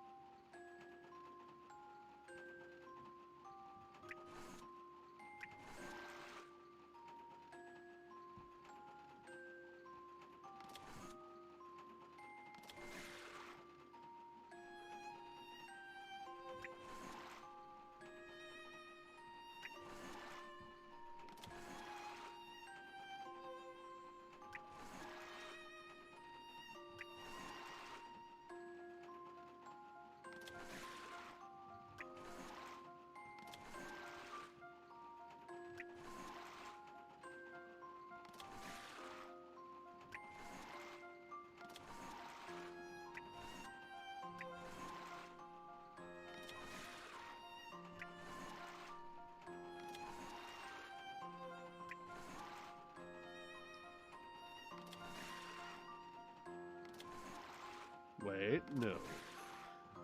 Put that over there. Refill that. Switcheroo.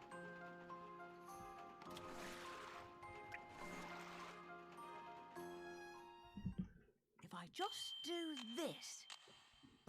I'm really looking forward to the Phoenix Wright crossover. You've tried Because service? genuinely, that's the entire reason I started playing these games. Because throughout most of 2021 and the latter end of 2020, I was playing through all the Ace Attorneys blind. So doing that is going to be the ultimate moment of whoa. And I'll probably take a minor break from Layton just because we played 7 games in a row at that point, more or less of it, and just maybe get rid of some of my Switch backlog that I haven't played myself. So it wasn't a trap after all? Oh, phew. Oh, you know I would never have touched it if I thought it could be a trap, Luke. Stop teasing me, Professor. We're literally in the middle of potentially being killed.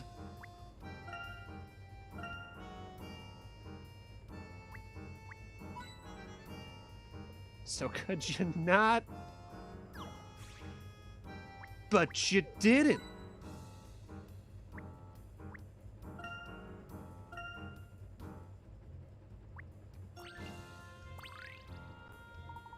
Stay wherever you are, and I promise it won't hurt you. You think we're going to do what you say? Fat chance! Wait, Luke, he's up to something. Ah, you've only just noticed. If you're going to have any chance of getting past me, you'll need to use your head.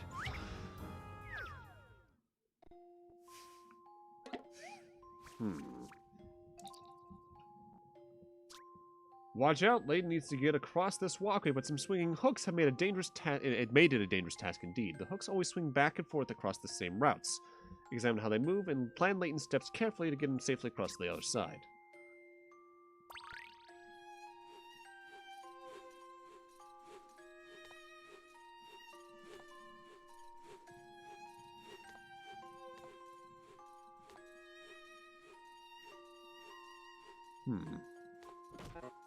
Ow, my face.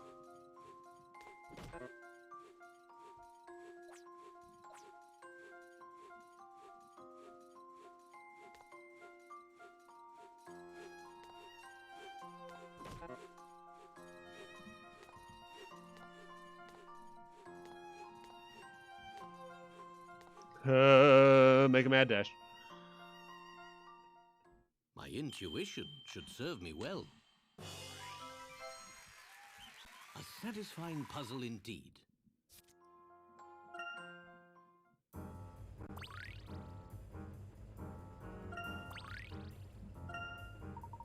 Gah!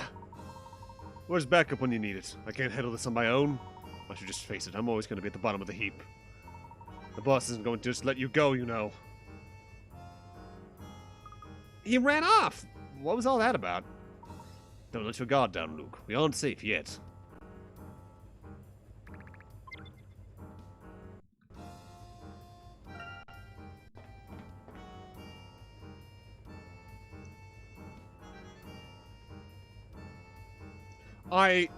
Whoa. This... I just got... Well. Professor Layton. I just got the weirdest flashbacks to the final level of Sly 2. Not a world I get flashbacks to often. Who are you? My name is Leon Bronev. I am an archaeologist, just like you. Are you? And since when did archaeology involve kidnapping young women? Let her go.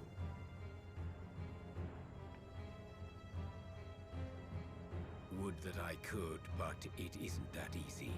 You see, this girl is crucial to our plans. You, however, are not.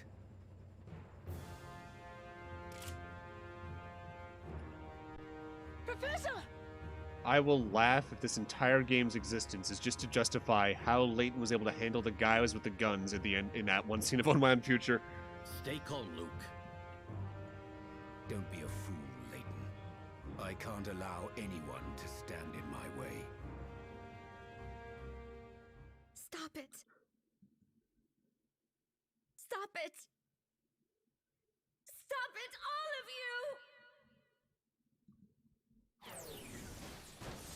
you! What? She used the world! Oh no! Dad. The instruments have gone crazy, boss. The ship's out of control. Prepare for emergency landing. Luke, this way, quickly. Right!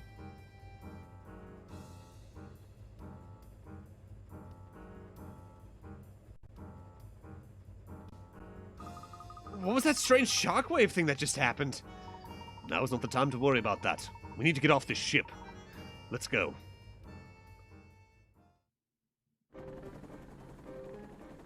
We're already going into the theme from the first game?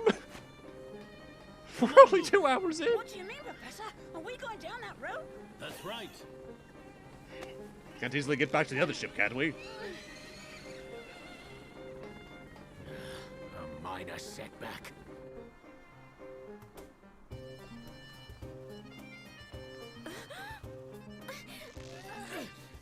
No! Don't!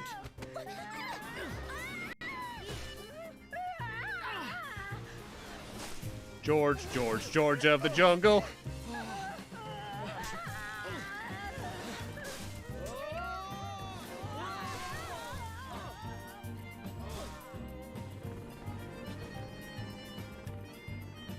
Oh, Hello Town we're probably going to spend the rest of the game in.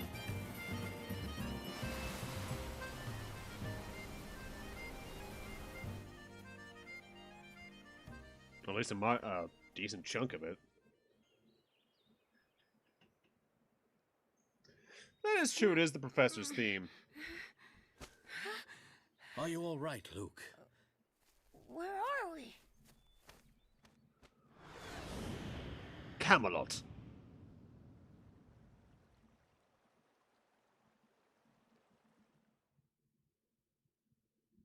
Or some shit, clearly.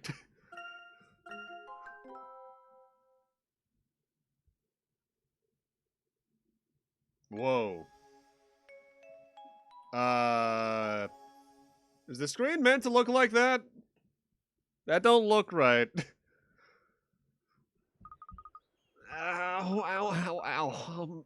Professor, where do you suppose we are? I was wondering that myself, Luke. Professor! Luke! Thank goodness, I wasn't sure if we'd ever find you. I was worried you might have had it this time. Are you both alright? We are not hurt, thank goodness, but I'm afraid I can't speak for the girl. Oh dear, I hope she's okay. Yes, that was quite a fall. In any case, you've certainly picked an interesting location to land in. Oh, do you know where we are? I do. We're on the edge of Lake Cod, or Siren Lake, as the locals call it. It is said to be home to malevolent spirits who draw on the living and feed on their despair. Is that so? Well, it's all superstition, of course. I believe it arose during the unusually high number of airships that crashed into the lake. The surrounding forest has also experienced more than its fair share of crash landings. I see. It's the name Siren Lake. It doesn't exactly sound like a great place for a young girl to be off on her own. We should really start looking for her. Yeah, we're on Citra. Because I don't have a 3DS capture card. If I did have one, I would track down all copies of this game, no problem. But finding a capture card 3DS nowadays is, let's just say, a lot harder than it was back in the early 2010s, not early 2000s. It was theoretically impossible in the early 2000s unless there was a time traveler about, which theoretically could be possible, but we don't exactly know. Yes, let's waste no further time. We'll need a great deal of luck if we're to find her in a forest so large. Oh my god, that's adorable. And it's a puzzle? Hey, look, Professor, it's a squirrel! Oh, how charming. You know, Luke, what if the little creature may not have seen our young lady? Some emulator weirdness. I wouldn't be surprised if, just because this game was such a later 3DS game than Miracle Mask, if it's not as quite perfected on emulator as Miracle Mask was. Like, I didn't check the Citra site to see exactly what the compatibility was for this or the Layton crossover. It'll probably be good enough with some minor quirks like that here and there, though. That made for some nice abstract art, though. It seems like the perfect opportunity for you to make use of your ability to talk to animals. Why don't you say hello? Of course, Professor. Leave it to me.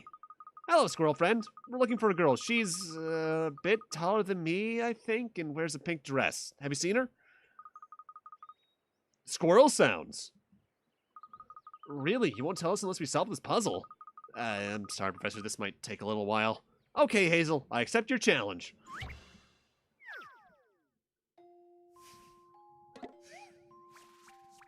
Suddenly, a certain dog looked around in confusion. Yeah.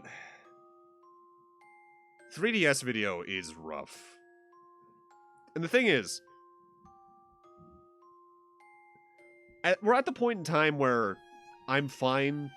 Like, most of my content I've done over the last decade has been through emulator. There's been only a few things I've done that have been over capture card, because I only got an actual capture card over the last year or two. And even that's mostly for PS4 and Switch. We're getting to the point now where computers can start to run these games super well. Just the emulators have to catch up on the tech. Yeah, custom firmware is like the only way to do a lot of stuff nowadays. Hell, back when I first attempted to do an LP of a PSP game, we weren't quite at the point where PPSSPP was as great as an emulator for PSP as it is now. Like, it was good, but it couldn't run things as smoothly, or certain games had weird visual errors. Like, I'm thinking the game I used PPSSPP for at the time was Crisis Core. There were certain weird texture errors. Like, there was a zoom in on Zack's eyes where the irises were just completely white, and it was terrifying. These 4 fruits all have different weights. The squirrels don't know the fruit's individual weights, but they do know their favorite fruits are the second and third heaviest. They also know that the weight of the 2 fruit in grams is an even number. If you put a piece of fruit into each of the 2 boxes, the counter will display their combined weight. Can you use this rather odd set of scales to determine which 2 are the squirrel's favorites? Alright, so let's try A and B. 101. 88. 97. 92, 96. Alright, so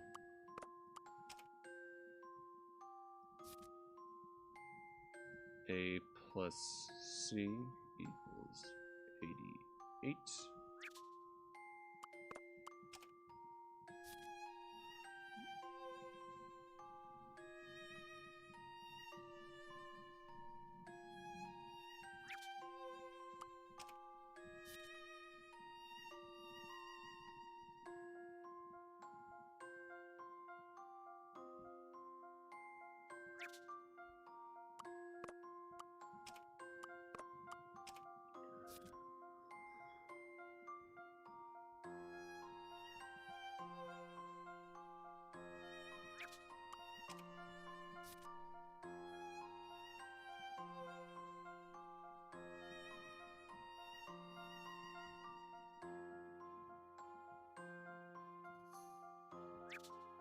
And I think all we have left is C and D.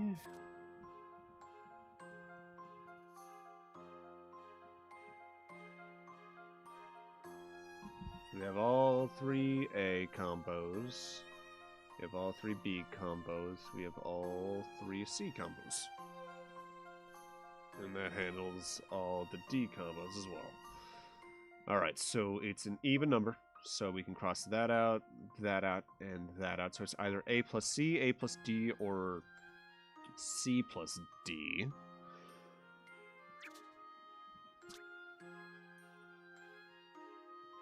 Second and third heaviest ones.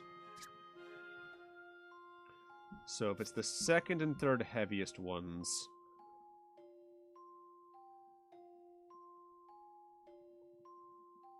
that means it's the literal middle 2 things in weight. And this might be a leap, but I think that would make it... I was about to go on a leap of maybe it makes it C and D, because 92 is the middle of those 3 numbers we have left, literally. But I don't have actual weights in mind yet.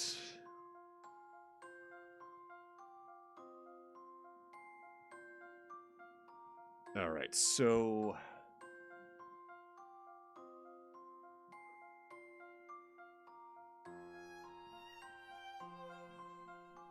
the highest number that we have in this set is 105 from B and D. That means D is involved in the heaviest set, so... that means it's either the heaviest or the second heaviest. What's the lowest number? That's 88. That's A plus C.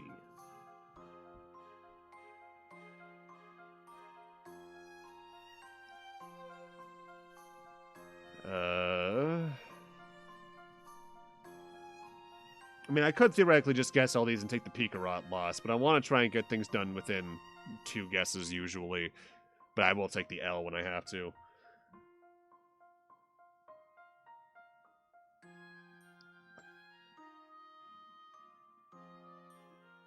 Because D is involved in the highest number, which makes it either the first or second highest, I'm going to say we can probably cross out A plus C and just make it into a 50-50. It's either 96 or 92.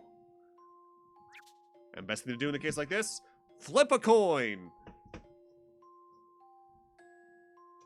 Alright, Google, what do you got for me? Let's say that 92 is heads. We're entering 92.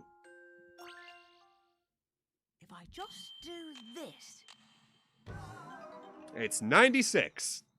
Oh well, maybe next time.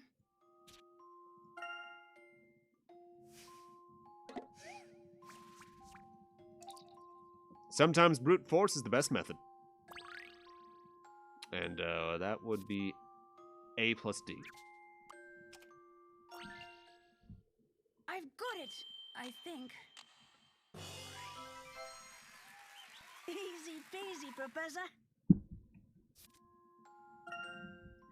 They don't even give you the actual weights. That's a little rude. Yeah, go on. Pokemon sound effects. Got it. Professor Hazel says she saw a girl making her way towards the town, which is this way. I see. We should be off without delay then. Please give my thanks to Hazel here. What's this? Is it a present for us? Oh, is it time for our next minigame? Wow, so it's a really popular game among squirrels, right? Sounds great. Nutty Roller!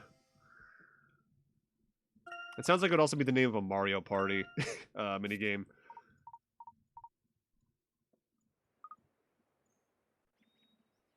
Right, before I go do that, let's take a look for hint coins around here.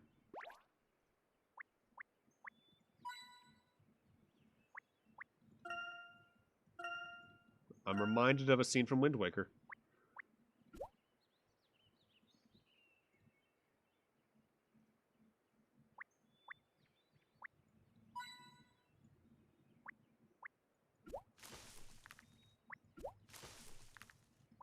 I will make the seeds rain from the sky. I will be the new Seed Lord.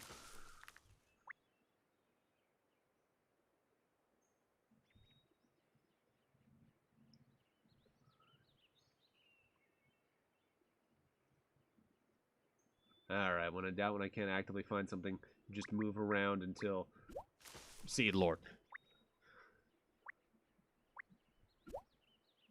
Kind of impressed that there's that many things I can interact with just to be like, hey, you can interact with that. Alright, let's take a look at the Nutty Roller game. The aim of this game is to roll the walnut so that it comes to a stop within the goal tent.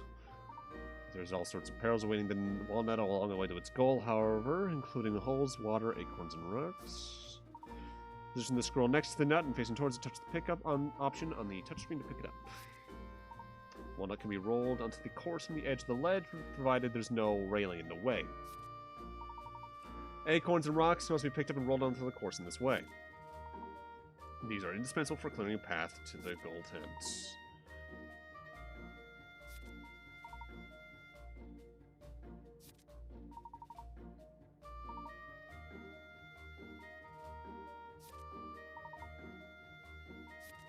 Okay.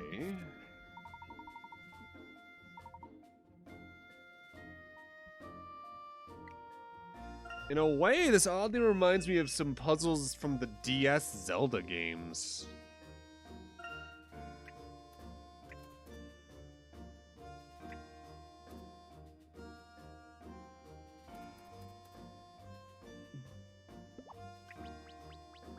I think I would put that down there to enter that hole.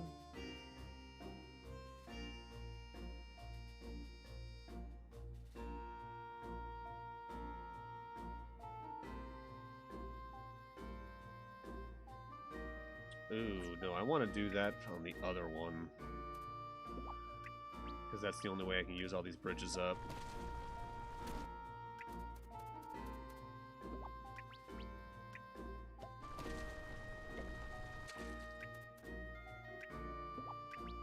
Then I can just roll this down the center and we win.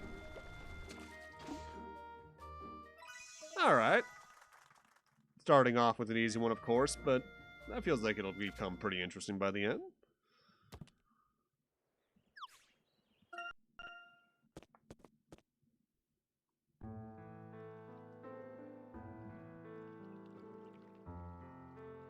Ooh, I like the piano. Behold the town of Cod. The landscape is beautiful, but its reputation for accidents renders it unpopular as a tourist destination. It is my opinion that an extraordinary secret is hidden in this humble burg. And what might that be? You're an archaeologist, Professor. You have no doubt heard of the Azran civilization. Of course, an ancient race who thrived long before the dawn of modern man. That is correct. The girl offers indisputable proof of their existence. And an analysis of the fossil ice she was held in should give us an idea of when the Azran lived. So in other words, this girl is the key to unlocking the secrets of the Azran civilization. Indeed. I don't think we ended up here by accident. I believe the girl led us here somehow. If my theory is correct, there may be some manner of Azran relic in this town. It may even be the source of some kind of magnetic field that causes passing aircraft to malfunction. That really would be an extraordinary secret. So assuming you're correct, this girl is most likely trying to find this relic left by her people. I believe so, yes. All this is mere speculation at the moment, though. To find the truth, we must find the girl.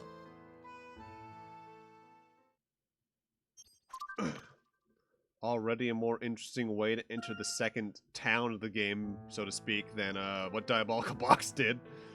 What is with your teeth? Oh, I'm going to ignore you for as long as I can by investigating for any hint coins first.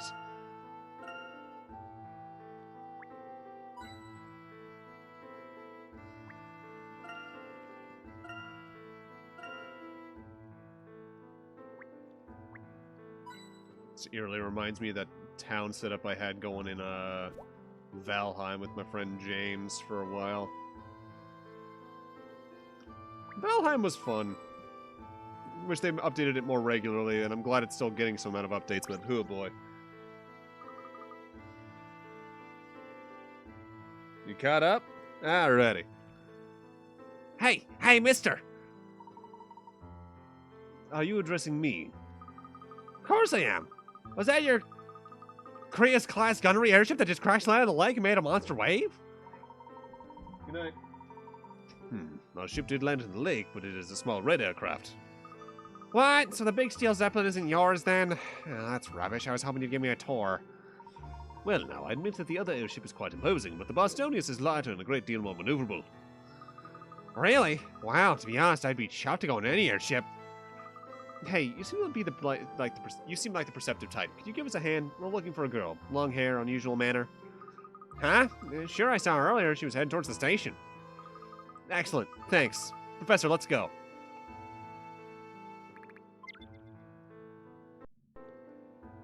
Now we can head over to the Bostonians. We want to head back to Frohenberg, I assume. That's you again. Where was the third hint coin? Did I already find all three? I've lost track of count. Is it one of those where they hid it deep in the mountains? No, well, I don't need all the hint coins. The only Layton game of 100% it is the first one. And even then, I did that off stream.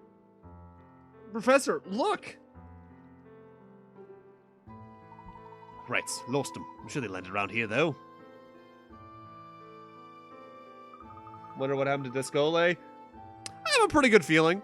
I think I have an idea. Stairs to my right. Oi, Macaw! What are you looking so moody for? Oh, it's you. I thought we left you behind in Frohenberg. Heh, I'm just some sort of clown to you, aren't I, Macaw? I'll have you know, I single-handedly held back those professors and even made it onto the last helicopter. You should have seen it glorious it was, the way they cringed and trembled in front of me. Well, those cringing, trembling professors of yours managed to snatch the girl back, you knucklehead. What? Lucky for you, they landed somewhere nearby, so you still have a chance to save your bacon. Right. So we find them and then we can redeem ourselves in the boss's eyes. Exactly. And, Robin, slow down for crying out loud. More haste, less speed, okay? Those are the same thing, boss! Sounds like those men are searching for the girl, too. They haven't found her then, at least. I suppose we should be thankful for small mercies. We mustn't let this chance go to waste. It's imperative that we find the girl quickly. Come now. Who are those bozos anyway? They belong to Targent, a secret organization bent on unlocking the power of the Azran. That sounds rather sinister. You remember the Golden Garden, the oasis you discovered in Mist Hallery? Its true name is the Garden of Healing. It explains how it helped out, I'm blanking on her name from Last Spectre, the sister, the girl of the super rich family. Ah, shit. You will also recall the City of Harmony, the ruined structure which rose from the seabed around the island of Ambrosia. No, I haven't, because I haven't watched the movie yet. Finally, we have the Nautilus Chamber, an extremely complex mechanism situated just outside Monte d'Or. All three of these ancient sites were constructed by the Azran civilization. The Azran must have been a remarkable people. They commanded technology far more advanced than anything we could imagine. If anyone were to claim that technology for themselves, they would have the power to rule the world. Aha! So that's what Targent is after. The Azran's power. All three of the Azran sites I spoke of are now under Targent's control. What? Their examination of the Azran ruins led them straight to Frohenberg, just as my own research did. But none of us could have imagined what we'd find there. Yeah, I've heard good things about the movie. I just didn't get time to watch it because I finished up Miracle Mask Tuesday and I worked yesterday, so I didn't get time to watch it. I'm probably going to do that after I finish this, honestly. That girl is the key to it all. The key to the Azran Legacy. I see. In that case, it is absolutely crucial that we not let Targent find her. Didn't the movie come out, like, before any of the Prequel Trilogy games, too? Quite. So let us move swiftly. Or somewhere in that range?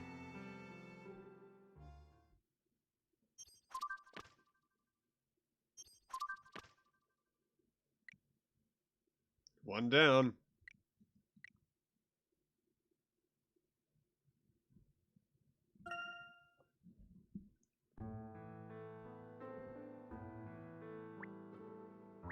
Oh man, the dreary skies here especially remind me of Saint Mystere. Holy shit. Nice to think back at that simple town back when we started.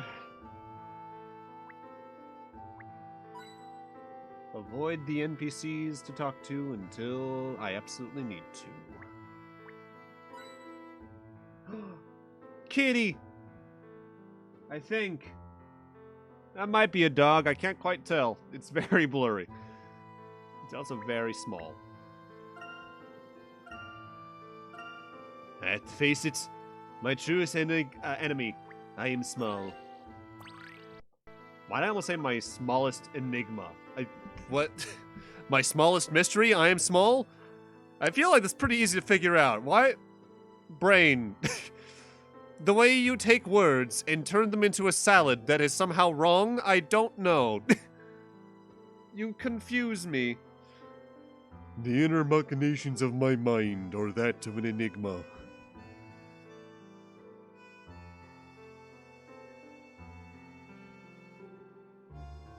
Oh, I didn't know they were planning a movie after each game. That could have been an interesting alternate timeline. Tee-hoo! Hello, my dear sirs. Are you looking for something by any chance? Propriety dictates that I assist you, I think. But first, I'm sure gentlemen such as yourselves will not mind coming to the rescue of a damsel in distress, hmm?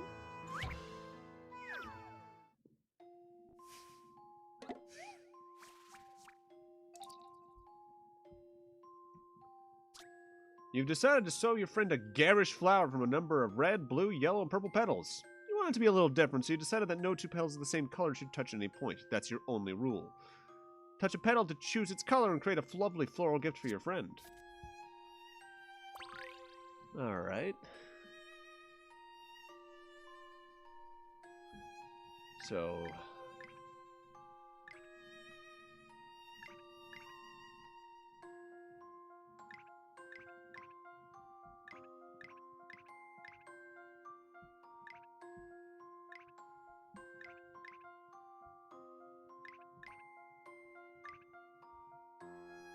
Ooh. Maybe we should start in and work out? Because the outer rim is more or less done.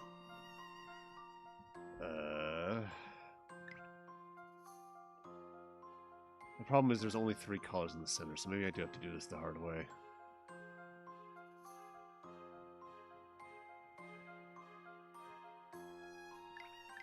I feel like that would have to be purple.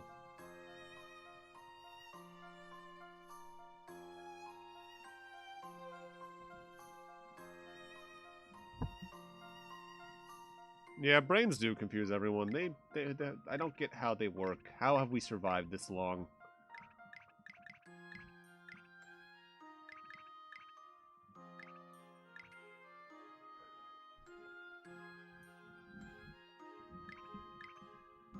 Oh, that's touching a yellow one, so maybe that has to be purple?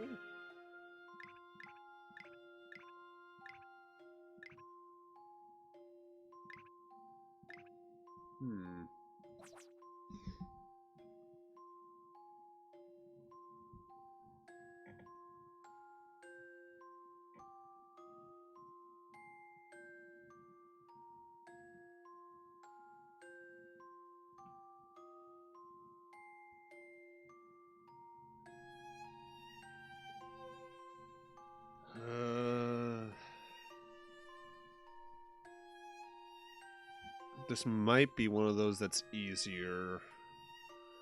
If I just go into the memo first.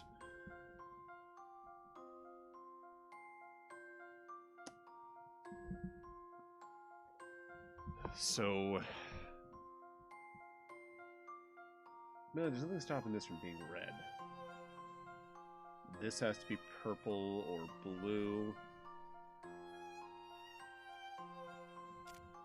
This has to... Oh, wait, no. There's a good starting point right there. This one has to be purple, because it's touching all those other colors. Should make that one blue.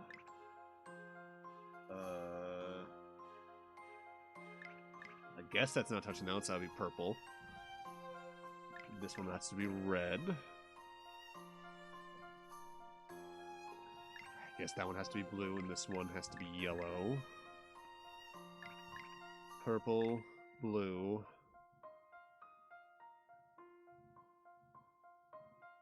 Where do go from, I guess, red here. Blue. Ooh. I hope that counts. Or I hope that doesn't count, rather, with those two blues being so close to each other.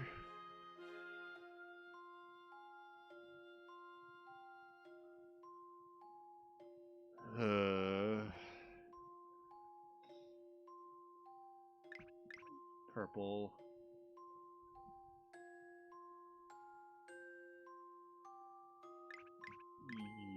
Yellow?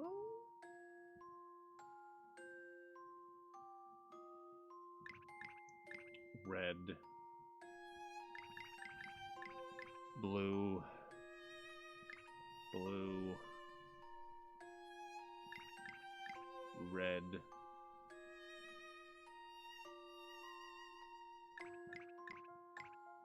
Yellow. Oh, I feel I have phenomenally fucked this up.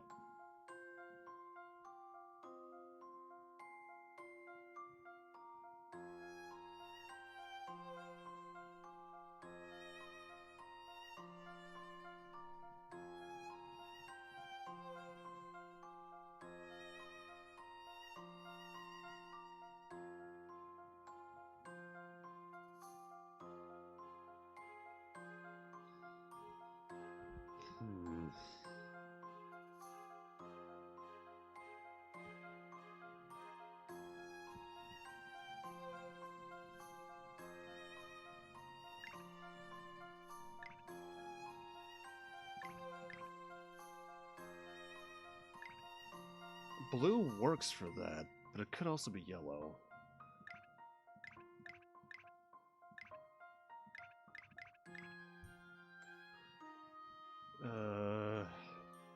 Let's try it.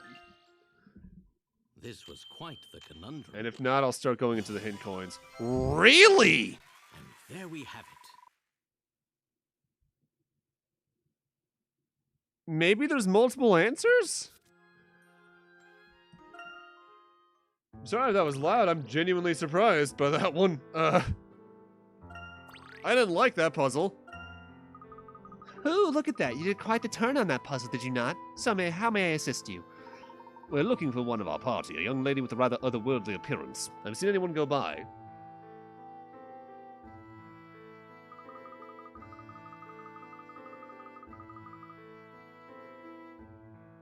A girl? No, I don't think so. I've been here for a little while now, and nobody's as interesting has come by. Besides yourself, of course, good sir. Hang on a minute, Professor. Do you think maybe that boy got the wrong person? As in, he thought it was this girl here?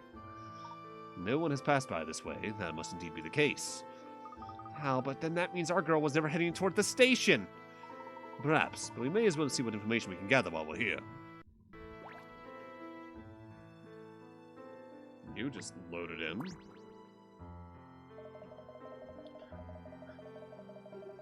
What are we there then? I heard some chat about a dandy in a fancy hat. That must be you, huh? Oh, where'd you hear about the professor? Some oddball came in here asking after, how do you put it, his most crisp-collared friend whose hat soars to greet the sky. He's gone off to the station. You'll find him on the platform, no doubt. But you might have to look carefully. Look carefully? You mean if we zoom in on the station? Yeah, that's exactly it.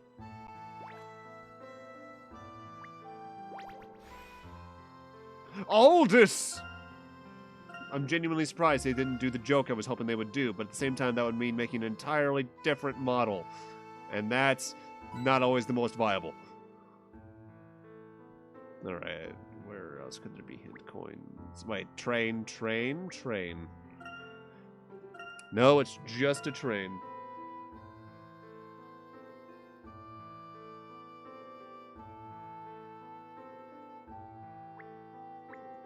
Guess nothing. Oh, to think that I would find you here, my excellent gentleman friend. Our paths are surely strands of the same thread. Ah. Oh, I see. So this is the the person who was looking for you, Professor.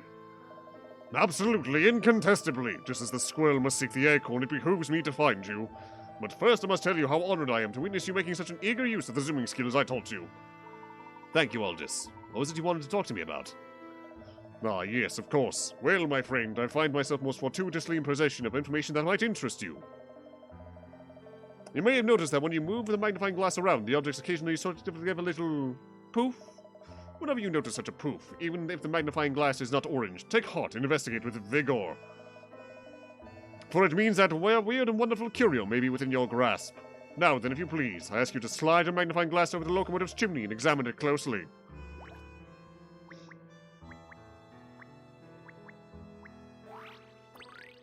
Alright, so they sort of brought back the little, like, multi-tapping mechanic from, I think that was an Unwound Future and Last Spectre?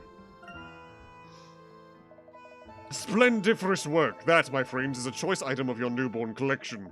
On your travels far and wide, you will come across all manner of junk, antiques, scraps, and fascinating little gems. You must hoard all these bits and bobs in this mini chest of fortune I have been guarding for you here. Bit by bit, bob by bob, you shall build a personal collection to rival those of the most dedicated explorers. You never know where you might find something worthy of your collection, so ever be watchful for that little poof. You must have quite a fondness for trinkets and curios. Then this is a worthy occupation for you, fair gentlemen. I look forward to seeing your lovingly constructed collection. For now, I must eclipse myself. I wish you many enjoyable hours hunting for elusive treasures. Farewell, my friends. Can't get Volt attention, Discord. Yeah, text and random letters. Speaking of Volt, though, that reminds me.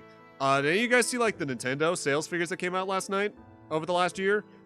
Switch has now eclipsed 100 million units sold, which I think makes it better selling than the Wii in total.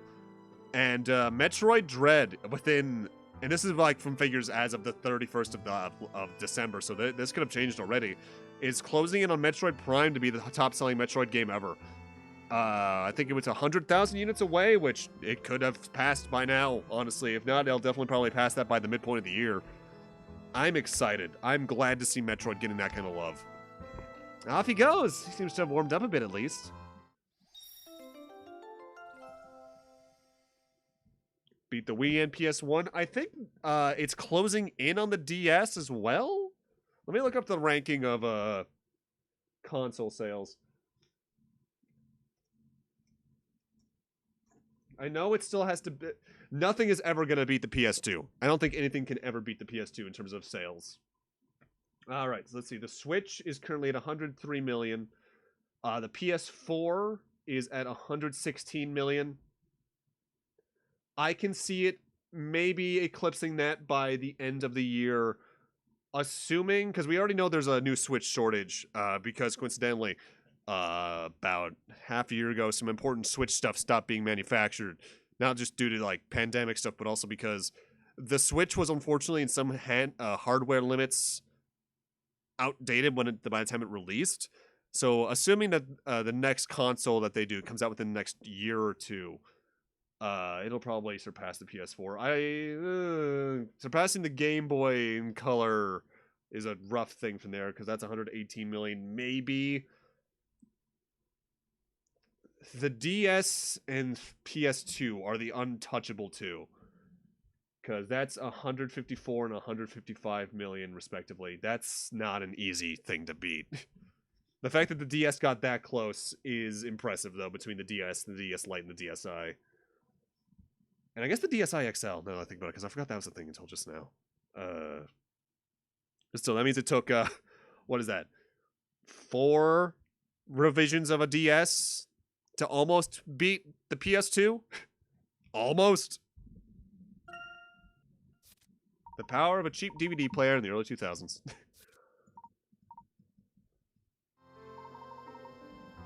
Well, this is sure to prove enjoyable during our travels. However, we have no time for distractions at present. We must press on and find the girl. Perhaps we'll have more luck elsewhere in town.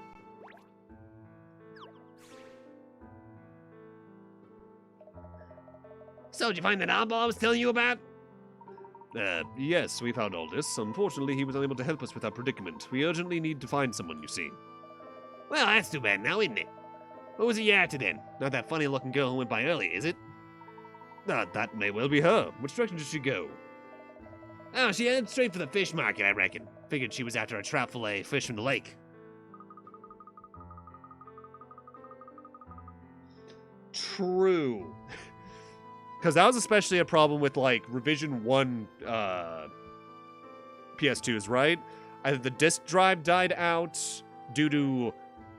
well, it was the blue discs early on that were causing problems, right? Either the discs themselves were worse quality because of it, or the disk drives had harder times reading the blue discs. Because my, the PS2 I've had since 2005 or 6, whichever year Kingdom Hearts 2 came out, because that was the game that got... No, Sly 3 was the game that got me a PS2, so it's that rough area. I got the Slim, and mine... I think mine still works. I haven't actually booted it up in about a year, because of other things. I should make sure that all my things still works. I think the oldest console I booted recently was when for my own behind-the-scenes stuff, I recorded Metroid Other M off my Wii U. Which, yeah. I love my PS2, though. PS2 is such a good time. So many good games. Great, so there's a chance she'll still be there. Or at any rate, someone will have seen her. Let's go.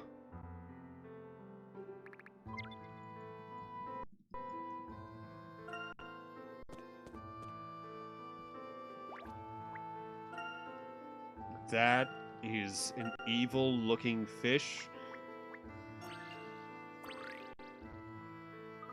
Look, Luke, there's a big fish painted on this wall. It's looking a bit sorry for itself, though. The paint's all peeling away. Why don't they clean it up like this puzzle?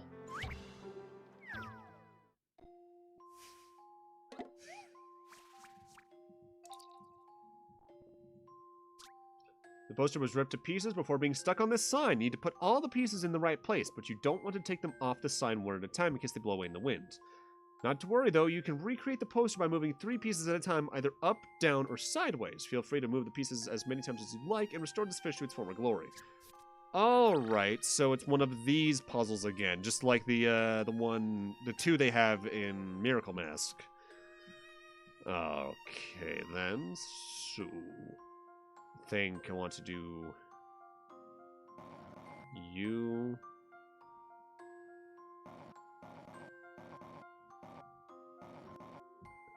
Well, I think I want to get this one down here, like right here up first, because that looks like it's on a higher part of the fish.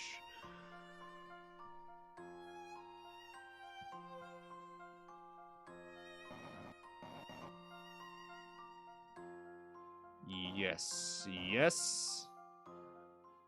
I've got a good feeling about this one. Oh god, I don't even want to think about my PS2 being able to turn on but not reading my discs. I never did technically finish that one Persona 3 playthrough I started on it.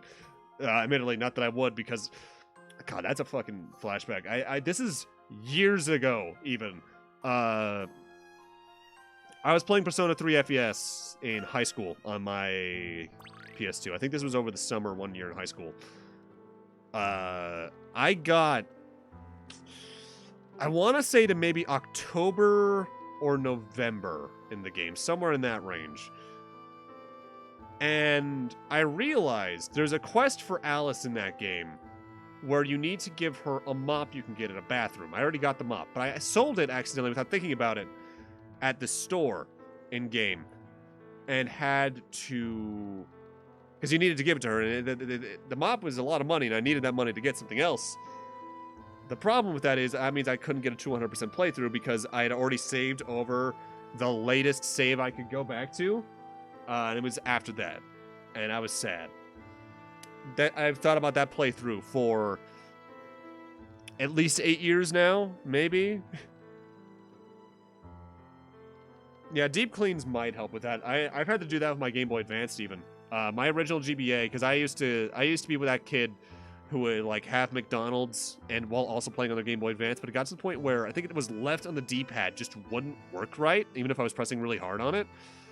I think I tried to do a deep clean on it, and it did improve it, but it still didn't work exactly right. Thankfully, my SP and my DS's all worked better, except for my DS Lite, but that's just because my DS Lite, two things happened to it. One, there were three columns of pixels that were discolored for some reason past a certain point in the middle of a winter.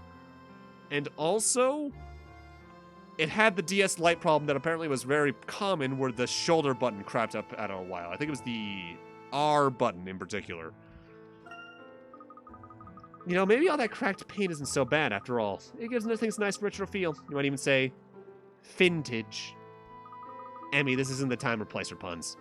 Bullshit! It is always the time or place for puns.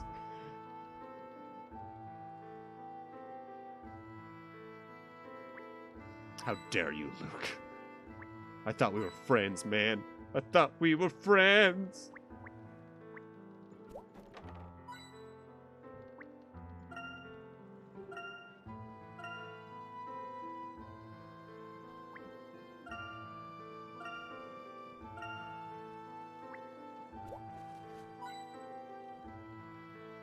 I have had to fix my one of my DualShock 4s twice. For the exact same reason. I could be a little clumsy. Like you've even heard over my streams several times that I have dropped my controller. There were 2 times where I was just kind of sitting awkwardly in my chair with my DualShock 4 that I dropped it and it got misaligned. Like the back plate and the front face got slightly misaligned. And I had to unscrew and realign them. That was not a fun time. Because I'm not, those screws are seldom unscrewed. I really should clean my controllers more often, I realize. But they were so used to, not used to being unscrewed that my hands were hurting by the end trying to unscrew them. Damn, you actually fixed that controller though, holy shit. I bet they were happy.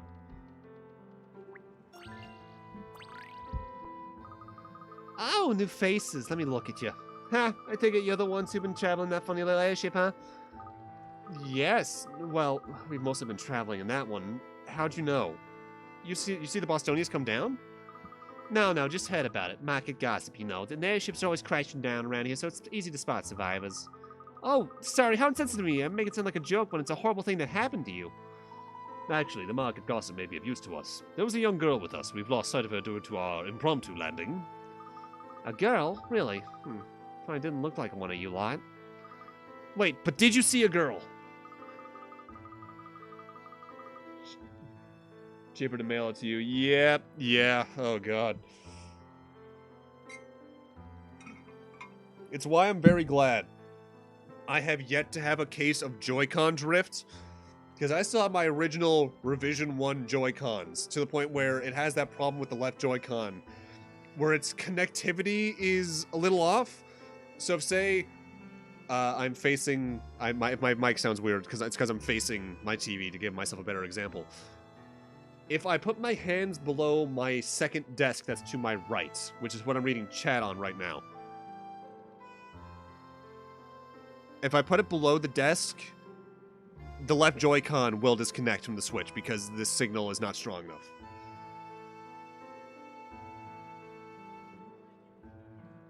Yeah, we've all dropped a lot of controllers. With that said, easily the worst of it. My GameCube controllers are completely torn apart. Mostly my fault, because, I may have teethed a little bit on them.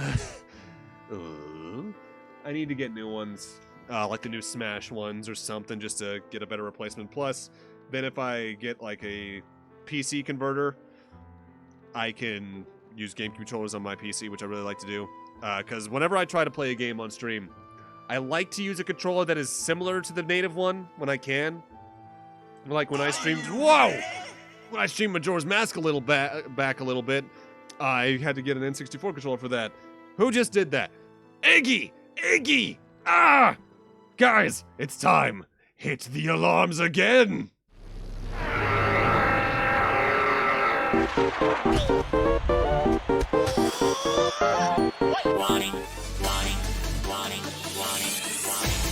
Oh, hey guys, what's going on down here?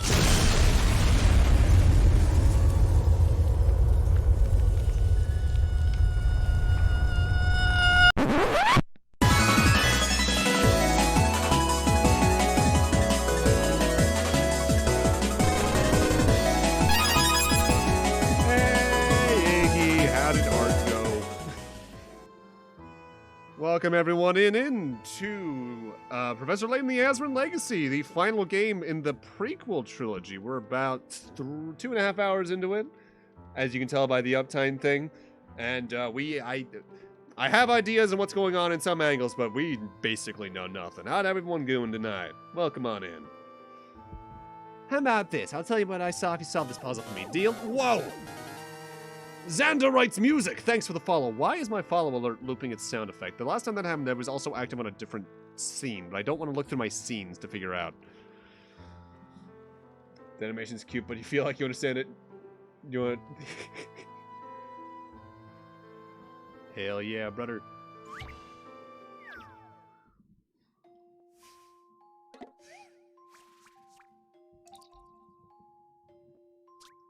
A family expecting a new guardian? A new arrival wants to celebrate by filling their garden with flowers. These flowers can't just be planted any old way. Of course, each flower must be surrounded by flowers of a different color. With this in mind, use the various blocks to fill the garden with flowers. Bear in mind that the flowers can be planted in the square that contains the family's house. Okay then, so they must be surrounded. So, like... If they mean surrounded, I'm assuming they mean... I have to... do alternate colors. Oh, can I rotate? Please tell me I can rotate. I can't rotate them! Oh, there's also a house there. That feels more important, huh?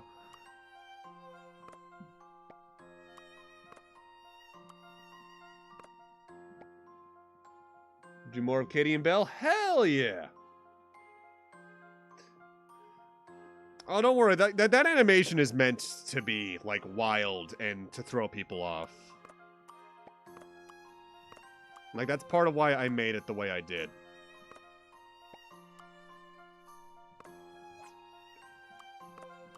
Please, I wish to be able to rotate you.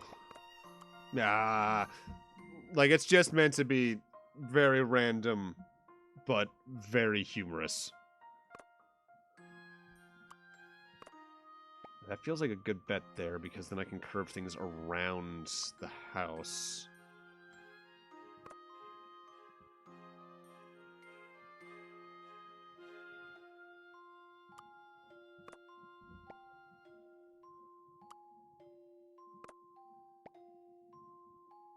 Ooh, wait, actually, we may have figured this out. Because then I can put that there. There we go. Okay, here we go. Hell yeah. Make sure, if you guys haven't, make sure you go follow Wiggy. Got it. Real good friend of mine, real good artist, supporter.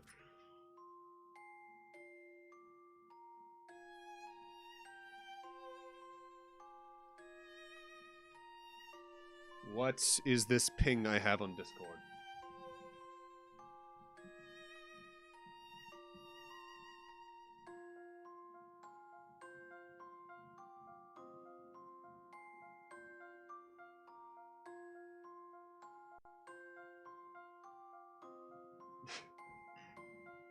No, do.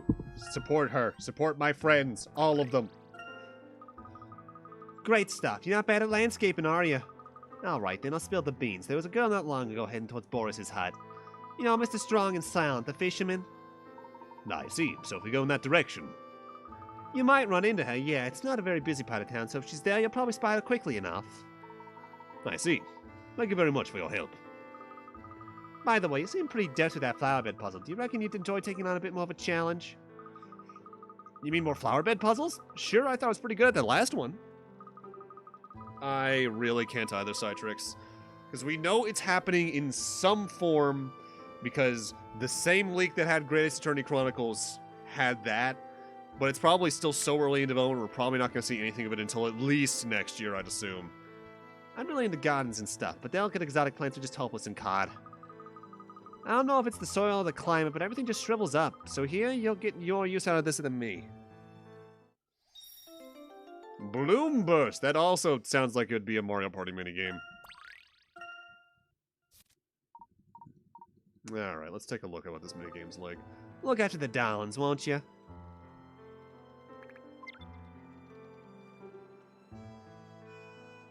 Alright, what's Bloom Burst?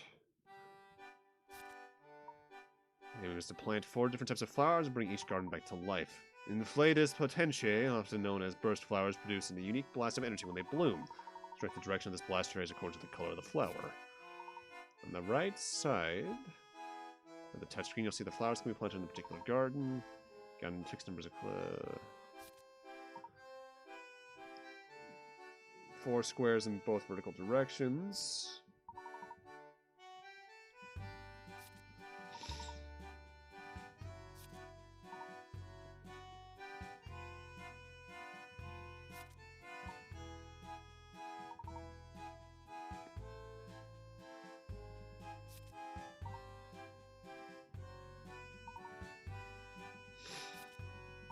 So it's sort of a spin on that puzzle type from the past couple games where you need to light up every square in a giant city.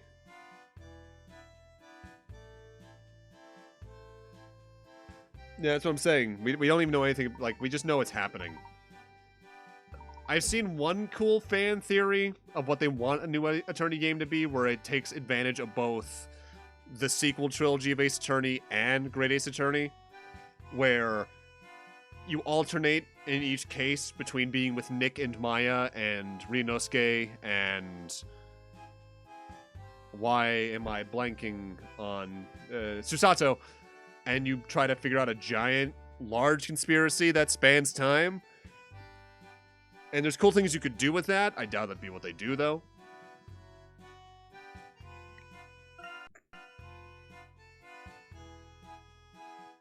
Yeah, they are keeping things under wraps, which I feel like they need to in some regards, but also it's like, oh, come on.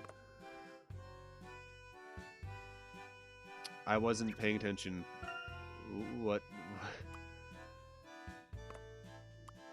What do?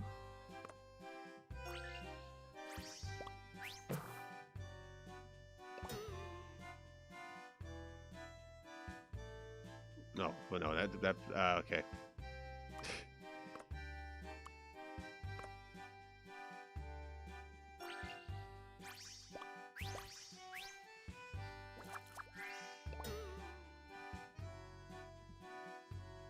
All right.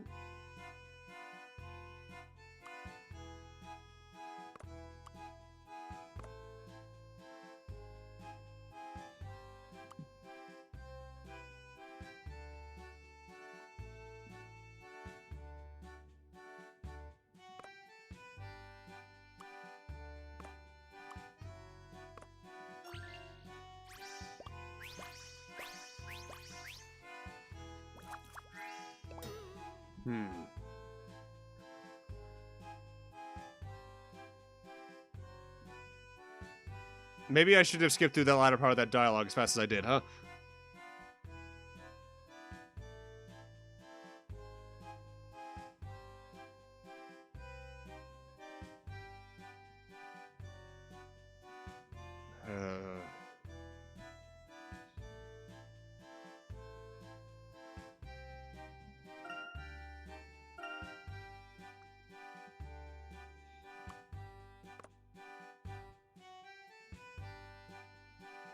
Maybe start off with that. Put that down there.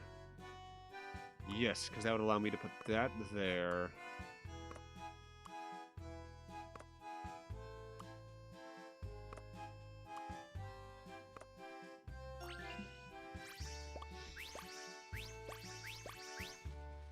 There we go.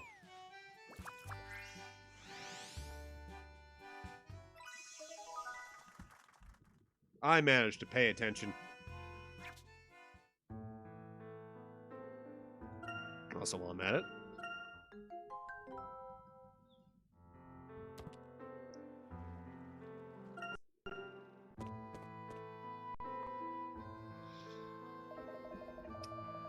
I know she's around here somewhere. You're not doing yourself any favors by protecting her, you know.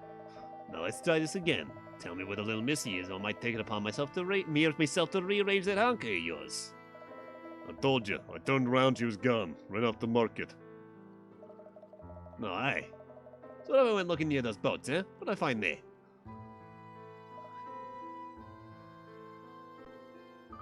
Oh dear, do you think we should just go back the way we came?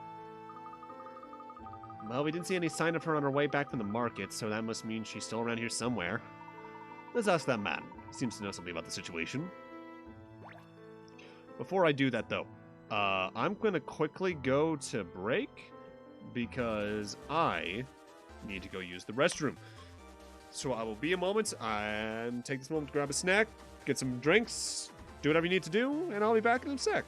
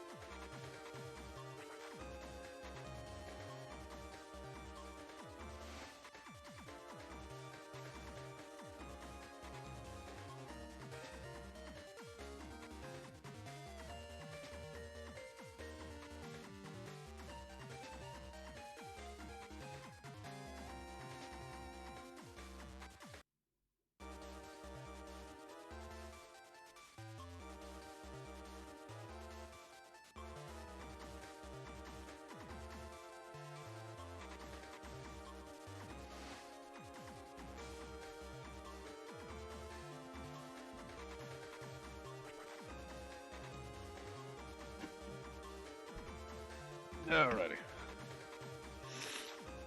That was a twofold thing. I actually need to also use some eye drops because my eyes started bothering me all of a sudden. And when my eye starts bothering me, my nose starts to run. It's all downhill from there. Alright, back to the game.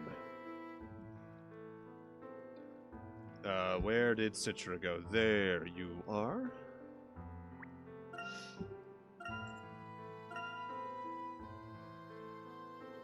Cats. They're doing that thing I talked about a little bit at the end of Miracle Mask, where they're making the map more interactable when it comes to getting the hint coins. I'm glad they're doing that in some regard, because again, I feel that would have made getting some of them more interesting in the long run.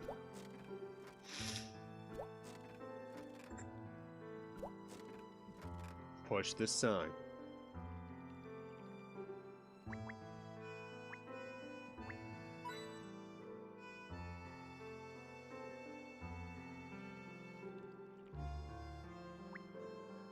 Alright, let's talk to this dude. Morning, busy day for tourists. Does that mean you've seen other tourists? Big bully who just left, you saw him, and the girl. Aha, so she has been this way. Odd looking less, not ugly, but weird get up. She with you? Yes, she is, and we absolutely have to find her before those uniformed thugs do. What's the matter? Do you know anything? You don't look like you're in cahoots with the other one. Alright, girl was here looking for something. She was making beeline for somewhere or other, but then those bullies in uniforms appeared. She looked terrified, so I told her to hide while I set them off track, but she's gone now, see? Where could she have been going, do you think? I don't know, but there's a hill up that way. Good lookout point. Ah, good idea. So we go up the hill and maybe we spot her from here? There, right? Sounds good to me. Alright. Real quick, though. Did I find all the hit points? There was 1, 2... Hit them again.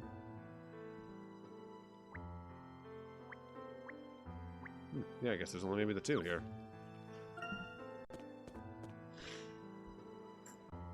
Ugh.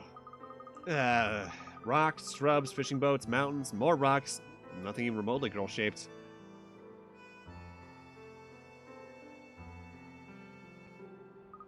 I can't see her anywhere. Well, we've climbed all the way up here, so let's make sure we have a good look over the whole area. We may spot her yet.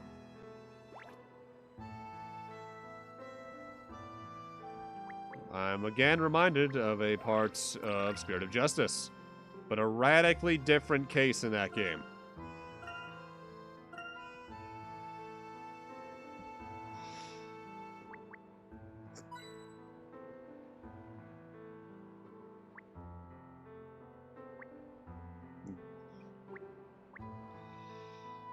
Alright, so let's check this first.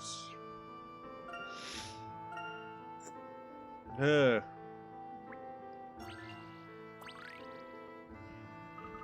wonder where this path leads, Professor.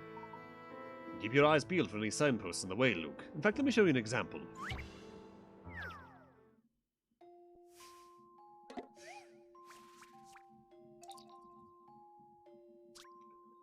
A young couple on a day out in the forest. To finish their picnic, they go for a walk and when they get lost and wind up at a dead end. There's a sign there, but it's so old and weather-beaten that all the places I used to create an arrow have been fallen off, making it impossible to tell which way to go. The pieces of the broken sign can be found on the floor, though. Do you think you can help the couple put the sign back together and work out which direction they're supposed to go? Well, the top screen looks like the outline of a U-turn, so let's start with that as a basis.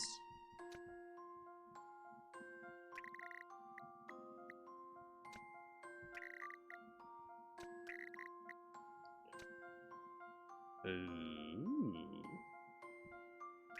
Can I rotate? Yes, I can.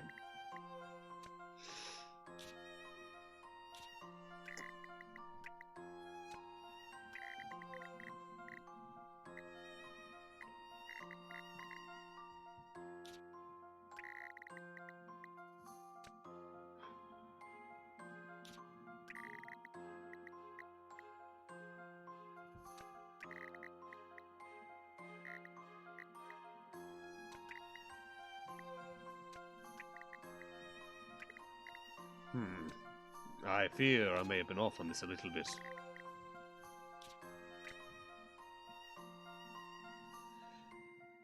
Alright.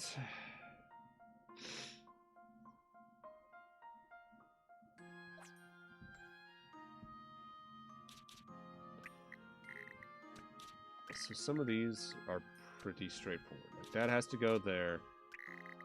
That has to go there.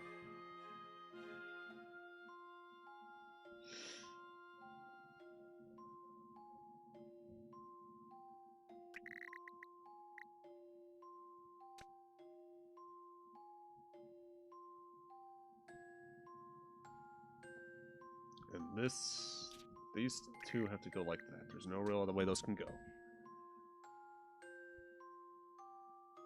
Yeah, exactly.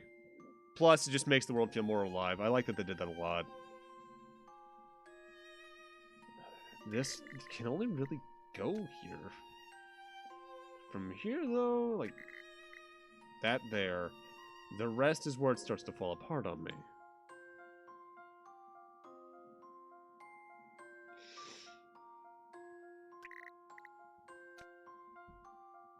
But, like, how am I supposed to... Wait. Oh. Oh, I just noticed. Oh, I just noticed. I just noticed the little different colored thing down here. Oh, these, I was just looking at the U, not the U-turn. Ah. I've really thought about this one. I knew I'd get it right.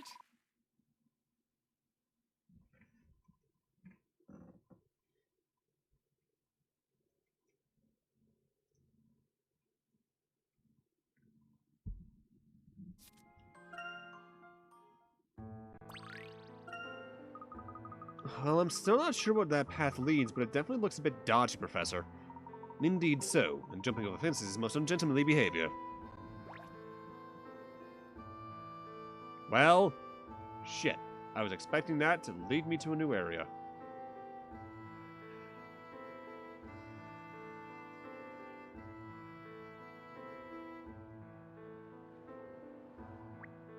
Ooh, wait. Could I look over here before?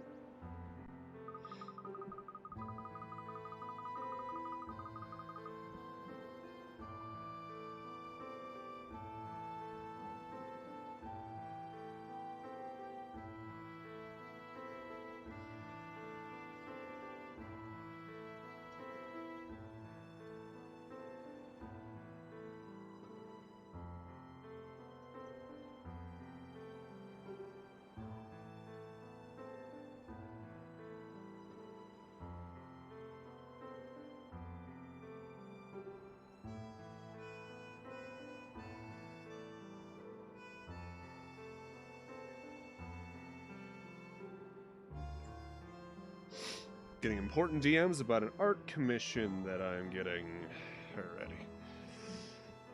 Hey, the view's amazing from up here. You can see the whole town and most of the lake. I bet this spot sees tons of picnickers. Professor, look over there!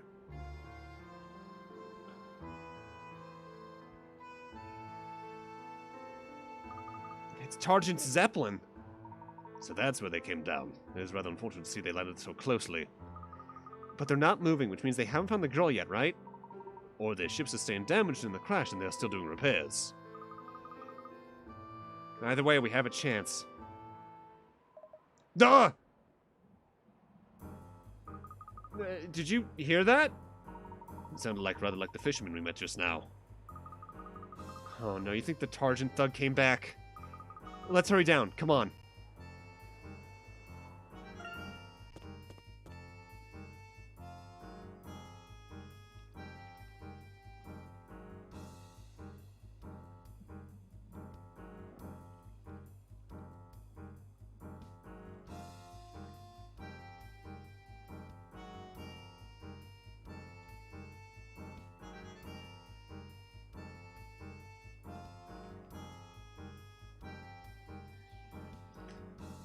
Yes. Update on the commission I'm getting. It looks so good. I can't wait. No, what? Sir, you okay? What war? No war. Water. Oh, that girl. She was walking on the water. I beg your pardon. I'm telling you, she walked straight across the surface from shore to middle of lake. That's impossible. No one can walk on the water. Don't be so quick to dismiss this, Luke. One moment. Here now, look down where I'm standing. What? How are you doing that, Professor? Simple. I'm better than you.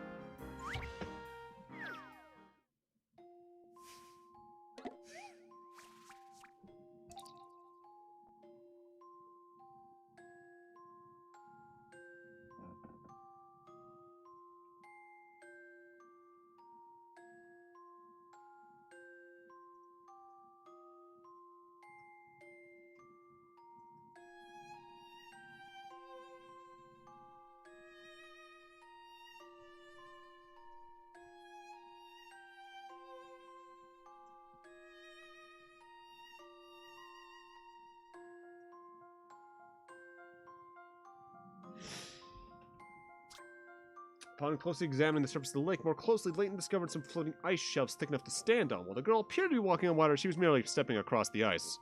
Stepping on an ice shelf sets it in motion, keeps it moving until it bumps into something and reaches the shore using floating ice shelves. Okay, so it's one of these.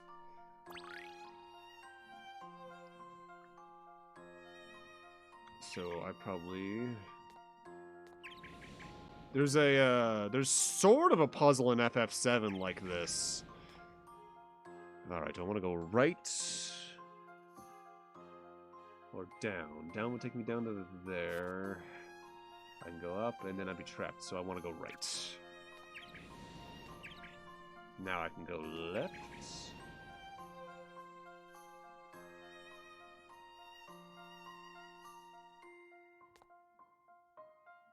Do I want to go left? Yes, I do. This was quite the conundrum. And there we have it.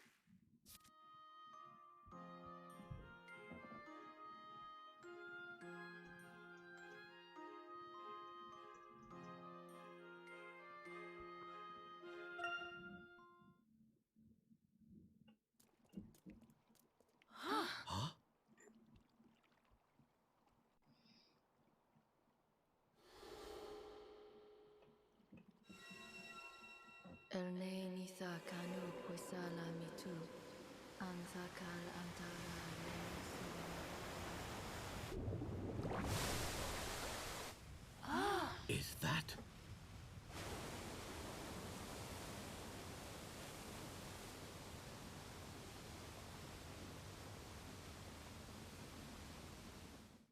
Arahabaki?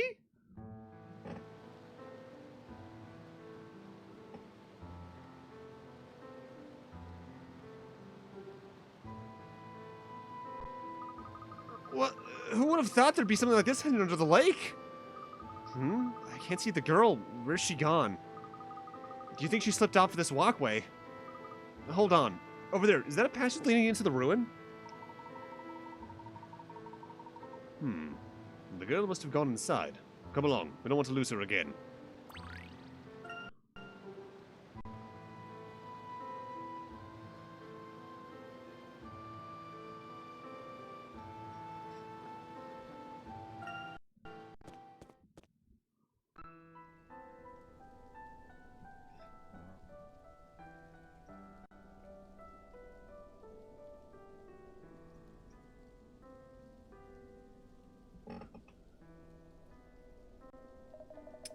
Are we about to have a fucking Stargate? Because that looks like it's gonna be a Stargate. What? Good grief, I never would have imagined this. I think these ruins are responding to the girl. So they too must be... Azran, yes, no doubt about it. Wow, so your theory was correct, Professor Sycamore. It would seem so. An ancient Azran civilization structure with a powerful magnetic field that disrupts passing aircraft. Of course, that's just an unfortunate side effect. I should really like to know what the true purpose of this place is. Professor, I see her!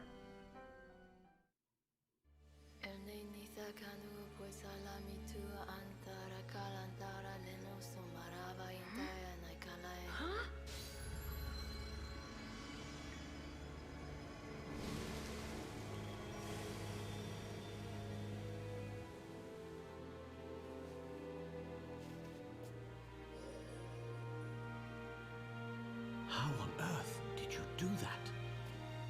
I am the emissary of the Azran people. Aurora. I see. The time has come for the power of my people to be passed on. Our legacy to the world we left behind. If you wish to know our secrets, and your motives are pure, then all will be revealed. This dome will show you the way. Find the locations of the Azran keys. Prove you are worthy of our power.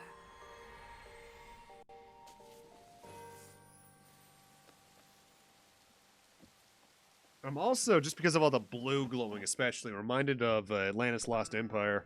Which, given there was a Stargate Atlantis, makes sense. Where am I? So you were not aware? You called yourself Aurora just now. Is that your name? Aurora? I don't know. Do you remember being trapped in the ice? Me? Trapped in ice?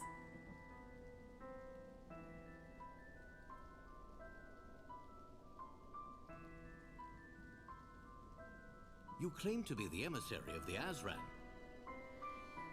Is it possible that you were sent by the Azran people as their messenger? A messenger? No. I don't know.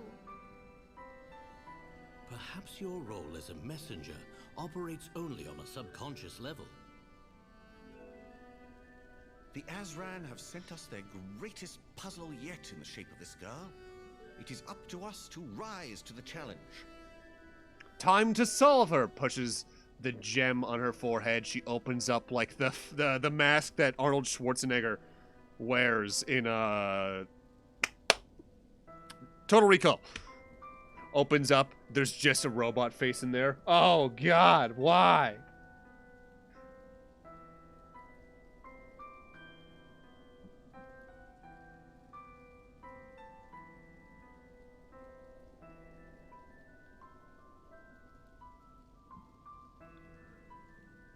I suppose you're right.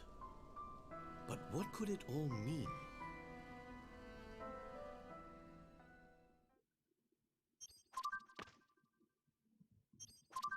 I'm worried. We're only 3 hours in and we have a fourth of the mystery solved.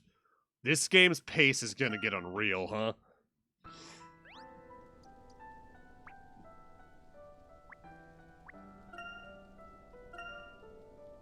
So the squirrels show me that there's a hint coin left yet? Oh, this is such a big room.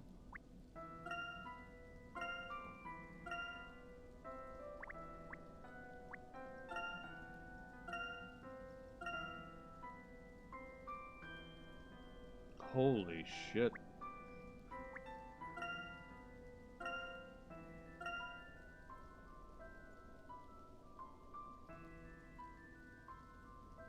How is there anything remotely like a hint coin anywhere in here? Where could there be anything that stands out except for the obvious Stargate?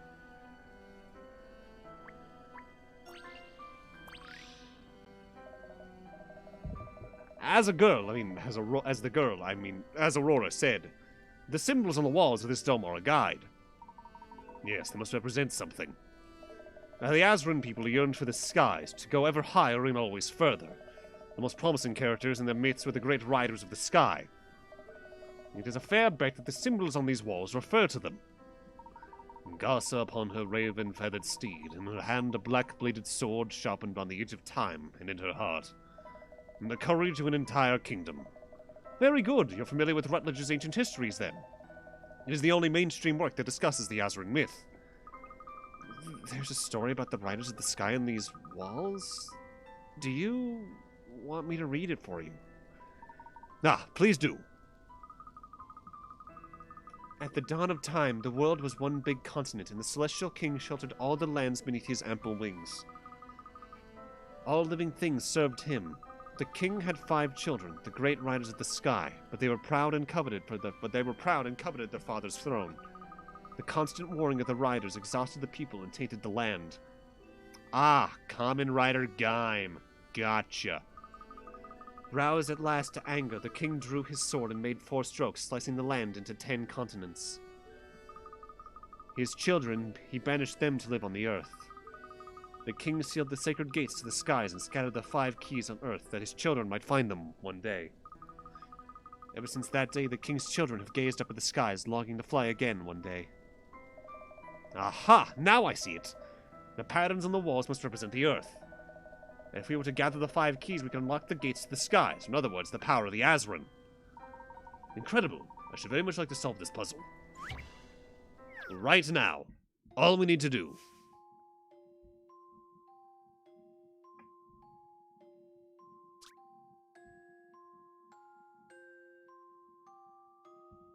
Yeah, there weren't too many games that looked better with the 3D turned on. Like, sometimes it helped with a cool effect, but it would cut the frame rate in half, looking at Street Fighter 4. Like, the only games I can think of that I actively always preferred to have the 3D on. A Link Between Worlds. It didn't really do much, but I didn't mind playing Fire Emblem Awakening with it. But Fate's not so much, because Fate's had some weird level design for it. Ooh. What else did I play with it on often? I guess Azure Striker Gunvolt, but that was just depth of field, and that was it.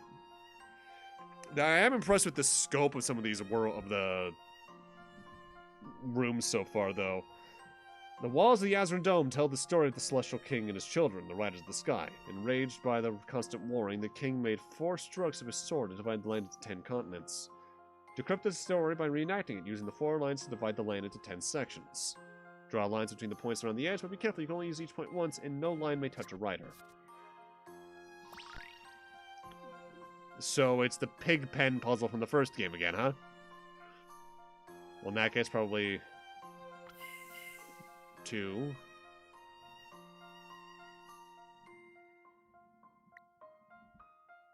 Just gotta look for the gaps.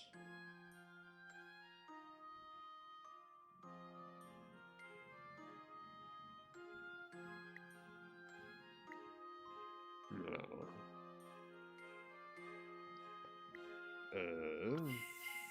1, 2, 3, 4, 5, 6, 7. Where do I want to put that? Do I want to put that here? 1, 2, 3, 4, 5, 6, 7, 8, 9. That would make a 10. I think. 1, 2, 3, 4, 5, 6, 7, 8, 9, 10. Yeah, there we go. You know, I think this may be it. Puzzle solving is a most gentlemanly pursuit. Makes me wonder, though, having played... Because when I played the Zero Escape Trilogy, I played that on PC. I wonder how the 3D worked at all in the later 2 games on the 3DS. Barring the, of course, the save crashing and corruption. The 5 keys must lie at the points where the king's strokes meets... where the king's sword strokes meet. It's a metaphor. The Celestial King in the story represents the Azran civilization, which means the king's children who have banished Earth are us, the distant heirs to their legacy. Professor, have you noticed the 5 oval symbols like this one here? They represent the 5 keys. Is that the mask? I believe so. They look rather like the artifacts Rutledge descriptively referred to as eggs. Scholars have been pondering their function for years, but not one guessed that they might be in fact keys. They are aura stones. Vessels capable of channeling the power of the Azran. Aura stones, you say? Did seeing the symbol trigger this recollection? Perhaps if we found these Azran relics, it would bring back more to you. You may in time regain your memory fully.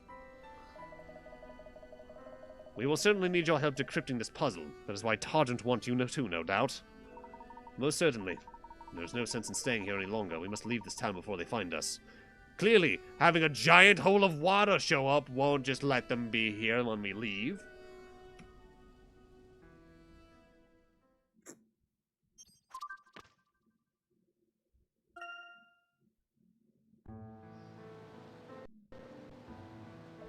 Traveling to each of the locations indicated by the dome's walls will be quite an undertaking. All 5 sites appear to be in remote parts of the world. It would be wise to do a little research before we rush into action. It may also be prudent to ensure that the Bostonius is fully stocked. Naturally. May I suggest our first stop be London? It's a little out of the way, but we can gather both supplies and information there. Plus, we might be able to recruit a Grosky, because we always need a Grosky in this prequel trilogy. An excellent idea. That will also give us the opportunity to do more extensive repairs on the Bostonius. Good, it's decided. I shall go straight back to the ship and prepare for our flight to London. That would also mean we could recruit Bloom, and that's a bad thing. Oh no, maybe I don't want a Grosky. Professor, I leave Aurora in your care. Understood. We'll proceed cautiously. Good luck. This is incredible. Are we really going to fly around the world, Professor? It sounds a bit dangerous, but really exciting, too. What? Around the entire world? Aurora, I must tell you, your people are gone, and this world is no longer the one you once knew. You owe us nothing, but we need your help to solve the puzzle of the Azran. Would you please accompany us on this journey? In return, we'll try to help you regain your memory, if that is what you wish. Come on, Aurora, it's gonna be amazing! Trips with the Professor are always really exciting. Alright, I accept. I will go with you.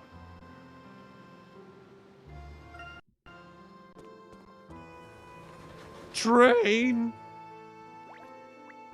You weren't here earlier. Macintosh? Macintosh? Hey, you there! Aren't you Professor Layton? Yes, that is correct. Wow, I never thought I'd run into the famous Professor Layton all the way out here. Name's Macintosh, by the way. Still, if you're here, that must mean I'm not too far off the mark. Because I'll bet you came to investigate the secret hidden in the Azran Lake, am I right? Secrets? I'm not sure what you... No need to play dumb, Professor. We both know about a certain ancient civilization. Wink, wink, nudge, nudge. In fact, I think you'll find my latest paper on it very interesting. I'll be presenting it at a conference in the not-too-distant future. Alright then, I won't keep you. We both have investigating to do. I can't wait for him to be the villain at the end of it all.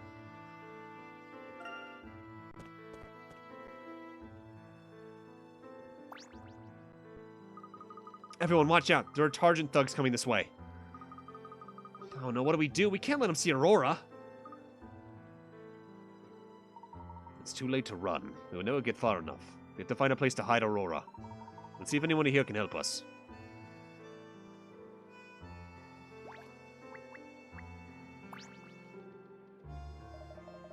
What are you all staring at? Is it those gloomy uniforms over there? They all came pouring out of that nut and all seen the airship. Of all the people to watch up here, they're the strangest by far. Please, sir, those men are dangerous. We urgently need to hide this girl from them. Can you help us? That's a tricky one. She could be over there. She could hide over there by those white crates of bait, as long as she doesn't mind the smell. Yes, that's perfect. Thank you very much. It's a great help. No, well, it's nothing. Can't exactly throw you to the sharks, can I? So these things? There's no time to lose, Aurora. You have to hide yourself behind those crates. I understand.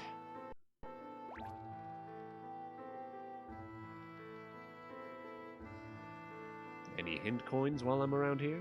Maybe not.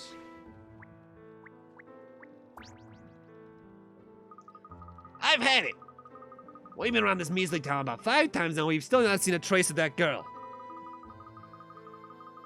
Shoves woman at him. Hold on to this. I need to go kick some ass and play some games. I was gonna do the whole Yu-Gi-Oh! Children's card game thing, but I said the things in the wrong order, so now I'm just like, why? Why, brain? I do want to kick ass and play games, but I can't exactly place. I can't exactly take some children's card names. That's. She probably took off hours ago, and here we are running around like headless chickens. Speak for yourself, Robin. Come on, keep it together. We'll just have to look harder, is all. She has to be here somewhere. I'm telling you, she... Good day, gentlemen. We meet again. It's you. Hatman! My name is Professor Layton. I'm a professor of archaeology in London. And do excuse me, but I couldn't help it over here. Did I understand correctly that you're yet to find the girl? Hang on a sec, you're not fooling anyone. You're trying to get info on her, right? Which means you haven't found her either. That is, I don't know much how to really tell you. I do know she's not up in that fisherman's hut up ahead. We've had some help from the townspeople, but no luck so far. Wait, you say the fisherman's hut? Isn't there a hill up behind that place? Oh, is there? Ha! Your face says it all, mate! You've not been up to the check, have you?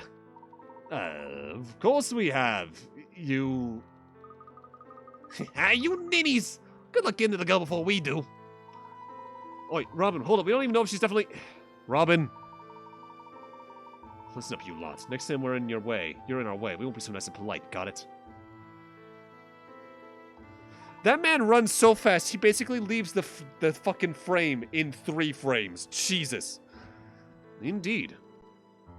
Aw, and they look so pleased to finally have a lead, too. Wow, that was some performance. You really sold your scatty professor act. Thank you, Luke. Now then, we shouldn't linger here. Let's take Aurora to the Bostonius. But, Professor, the station's full of Tarjan people. How are we going to get past? You're right, Luke. We cannot go back the way we came. We shall have to find a different route. I want to go down that little path along the lakefront. It's just houses, so it'll be nice and quiet. Sound advice. We'll take the path. Thank you again for your help, sir.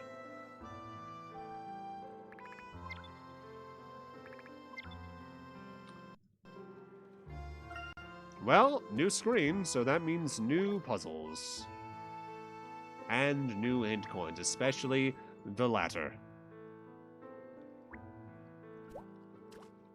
No, Turtle! Come back! I loved you.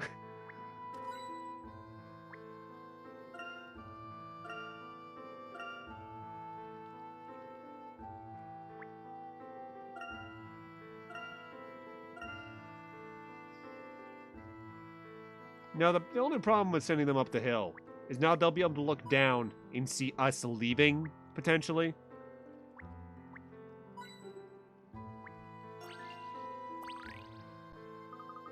Hee-hoo-hee-hoo. Hello again, dear visitors to the humble town of Cod. And who's this young person? She a friend of yours? Why do you laugh? A lady must always demonstrate good humor, my dear, and solve puzzles. Yes, it's all part of proper breeding. You there, you're not this lady's gentleman escort. Please, show us your puzzle-solving capabilities. Oh, wait, what? Me?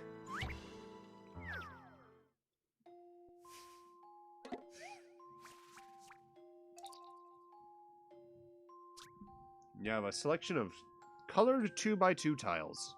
Oh, it's this puzzle again. Can you layer the tiles in the 7x7 grid and recreate the dog in question? Note that the grid contains 4 squares where tiles cannot be placed. Yeah, I can do this. Alright, so we can start... Let's start with the white we know we can place down for now. Is that the only white tile I think I can place down right now? Well, I could start putting one there.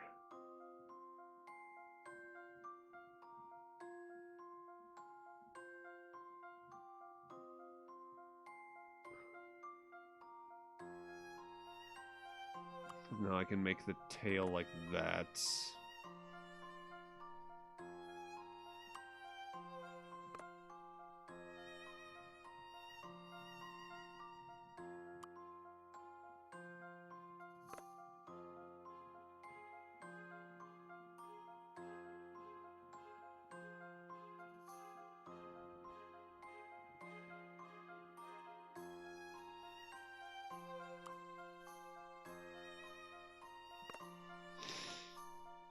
Ugh.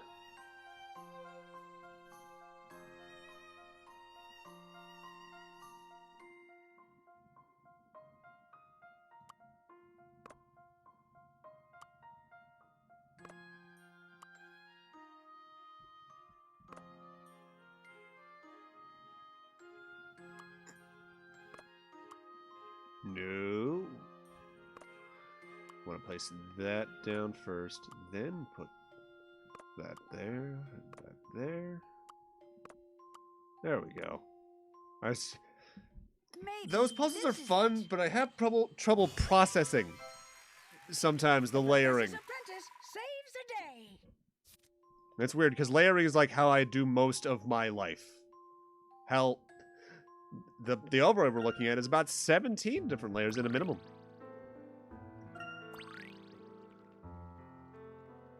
Well, merged layers at least in some cases, like the weird little checkerboard pattern we got going on. Oh, very well done, young man. You seem more capable than protecting this young lady. Young lady? And do you, my dear, you must seek to become a little more worldly like myself. You could start putting a smile on those lips. Now, if you please, I shall take my leave. Goodbye now. Tee-hee-hoo-hee-hoo. This child scares me. Whoa, stop! There are more of those thugs just around here. They must be very determined. Seems that Targent has agents posted all over town. No route is safe from them. We shall have to find an alternative way back to the ship. But, Professor, we already took a different path. Where else is there to go? Calm down, Luke. We'll have to look around. Might I suggest a new NPC? Excuse me, madam. May we disturb you for a moment? Oh, now there's a gentleman. Hold on.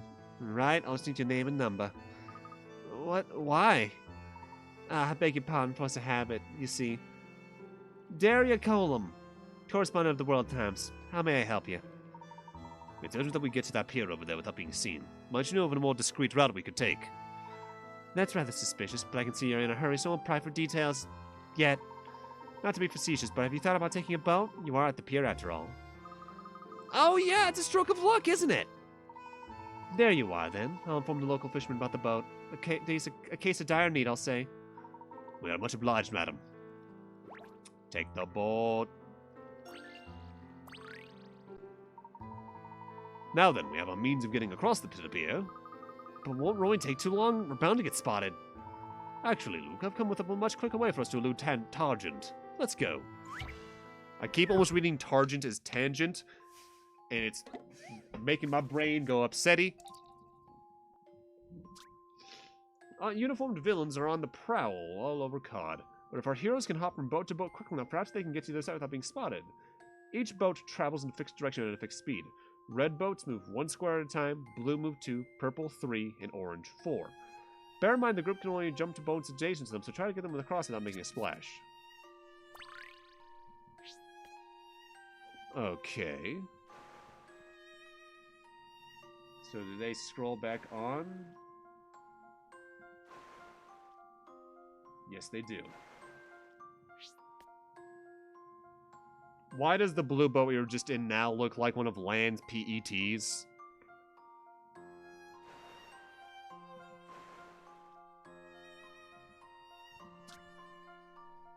Red boats move 1, and then blue move 2. Yeah, I should probably move up now. 'Cause then, yeah, that one will come over here. Orange moves 4, so I might have to go until we line up.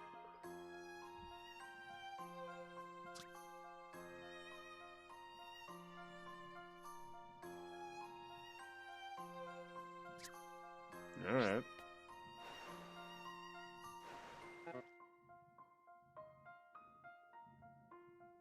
Oh, so I guess I was wrong there.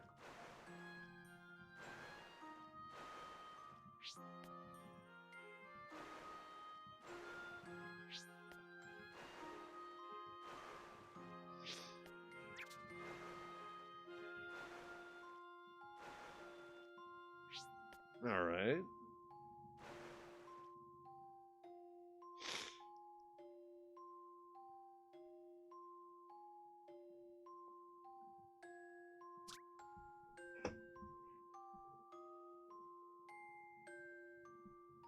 Purple moves 3. So that would be 1, 2, 3.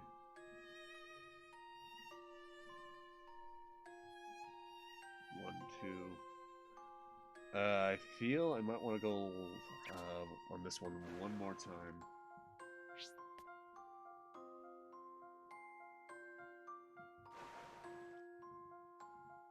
Yeah, because now I can get on this, and there we go.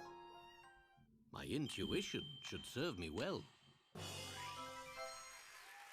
A satisfying puzzle indeed. Oh, my brain hurts. Oh, we were so close to the number. Actually, wait, with the one I got wrong earlier, I think we only lost 3, so we would have been at 665. Damn it. The not so funny number. Hurrah, we've made it. And those Targent thugs are none the wiser. That was terrifying. Yes, thank goodness we got over it without anyone falling in. I'd be glad to get back to the Bostonius. What is this Bostonius? That's our airship. Well, it belongs to Professor Sycamore, really, but you'll be safe there, Aurora. Come, let's board the Bostonius before Targent shows up. That skirt sounds like it might be a pink skirt. Just because of the name alone. Maybe not.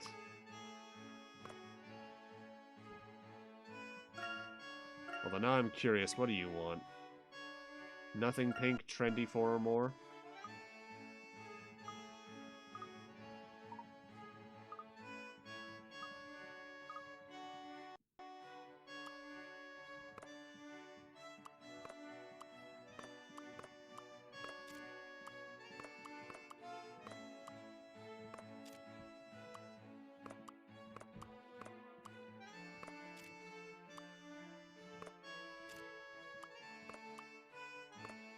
Ooh, do we not have enough? We don't have enough to get anything with this yet.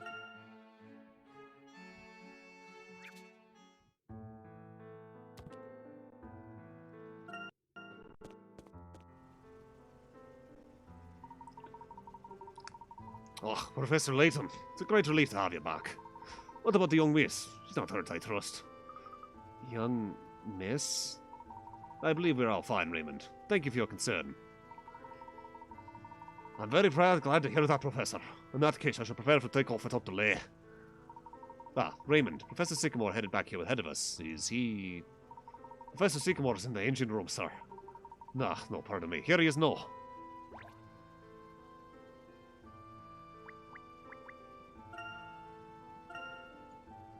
No, this place is a little different. Maybe we got different pin coins.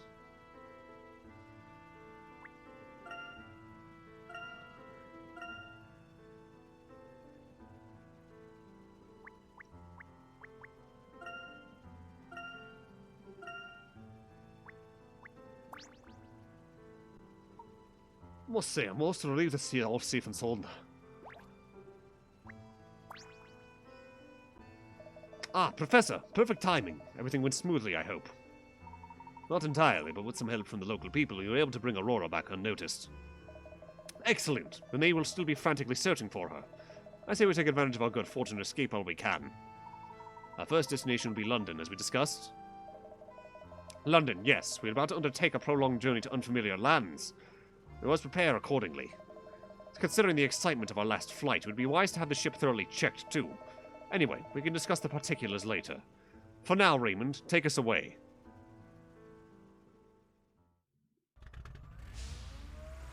Goodbye, Cod. I had to think about the name of the town for a second there. Alright, chapter start thing, probably. Please, actually, don't glitch out this time. Okay, it didn't. A day out in London. Alright. I expect the Grosky to show up. I expect... If there's a time to get another Chelmy cameo in this trilogy, it's this one, because he was only in the first one so far. Well, I think we're immediately in Scotland Yard.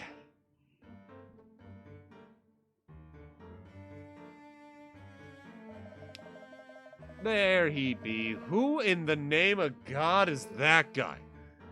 DCI Carmichael, I've got an urgent summons. Does the long arm of the law need a pair of fast feet? Inspector Grosky. Actually, I have a special assignment for you. Have you heard of an organization by the name of Targent? Targent? Can't say I have. What have they been up to then? They're an extremely dangerous paramilitary organization who've been known to operate in all parts of the world. We all know quite a lot about their criminal activities, but we're still in the dark as to their motives and long-term goals. I need you to get more information, unearth some concrete evidence for us. What kind of evidence, Chief? Targent have morals in high places, in the government, the army, and, even if I'm not mistaken, in the police force. Hell, I am probably one, to be completely frank with you. Or you! That would explain why you're not in the second trilogy whatsoever, honestly, now that I think about it. What's that? A mole in the force? Here's the best part. I think we have an agent here in this very building. Oh no, Grosky, don't! I was joking, no! Listen, Grosky, I cannot ensure your safety on this operation, but I would not ask if you were not important.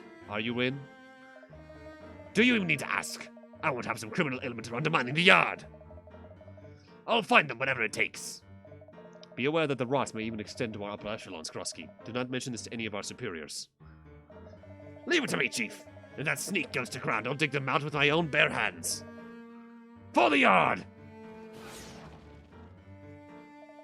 Good luck, Krusky.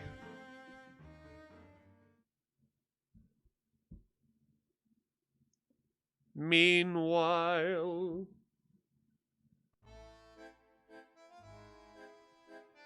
At our office?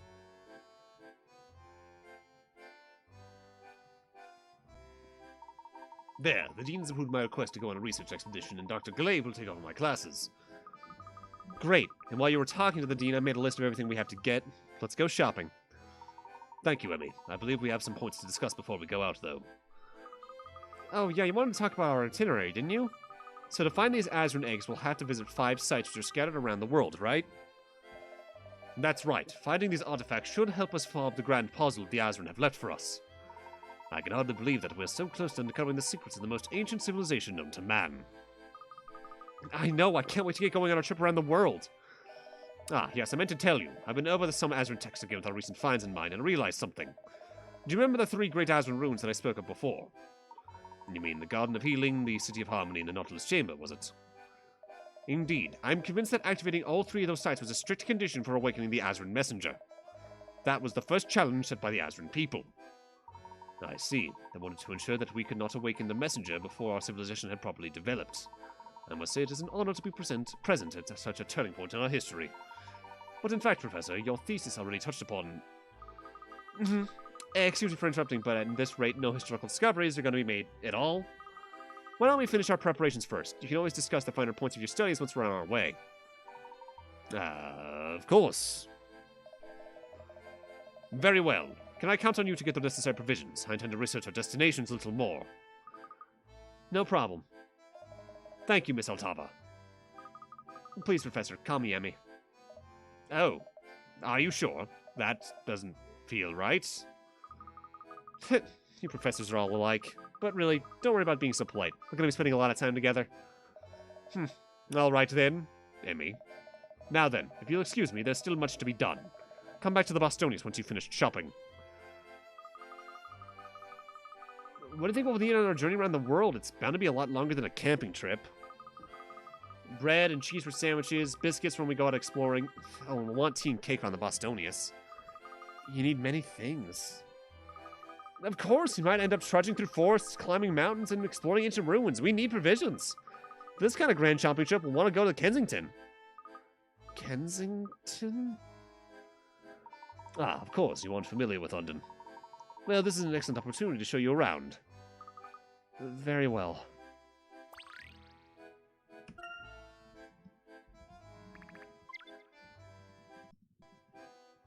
Alright, what do we got around the office? A puzzle. Not surprised. This thing must be precious if the professor's keeping it behind glass. I do want to kind of touch it, though. Well, as the professor's assistant, I'd better check if you're qualified before letting you do that.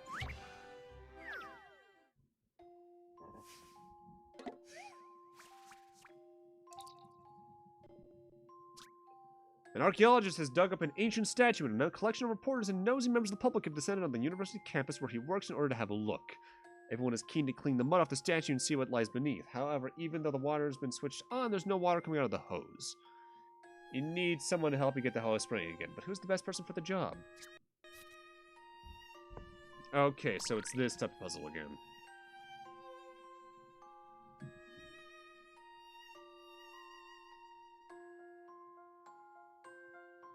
Alright. Following that around, goes around the squirrel under her leg, so it's not A.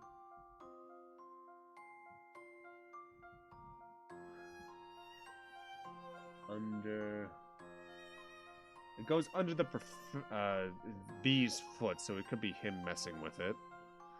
Then it goes all the way around. It is not the lady. It's not the guy with the mustache. It goes back around.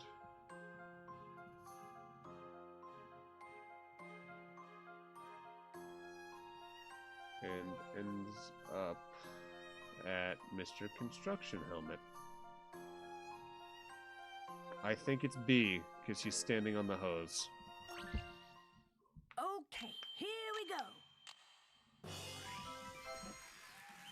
Yes, I got it.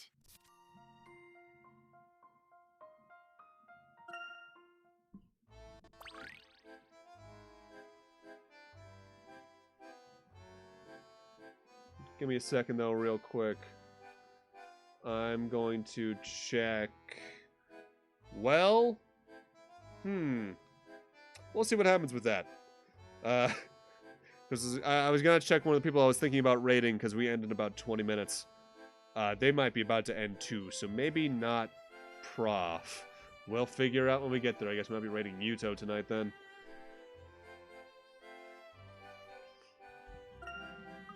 Correct. Okay, on behalf of the Professor, I grant you permission to touch the artifact as much as you like. Don't be silly, I mean, just because I want to touch it doesn't mean I should. There's a reason he's keeping it behind glass. So what was the point of the puzzle? Well, we need to do a certain amount of them, duh. Miniature Layton mobile. Oh, well, but at this point in the series, Luke doesn't like toy cars. He doesn't like those until Unwound Future, I think. Or was that Diabolical Box's second minigame? It's one of the two.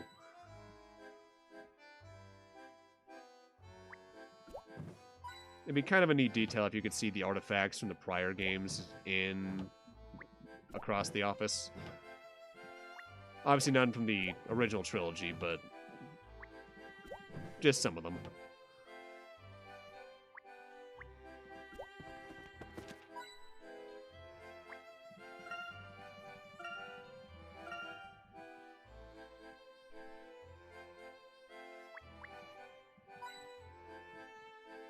They're doing more coins more often than I'm used to. It's weird.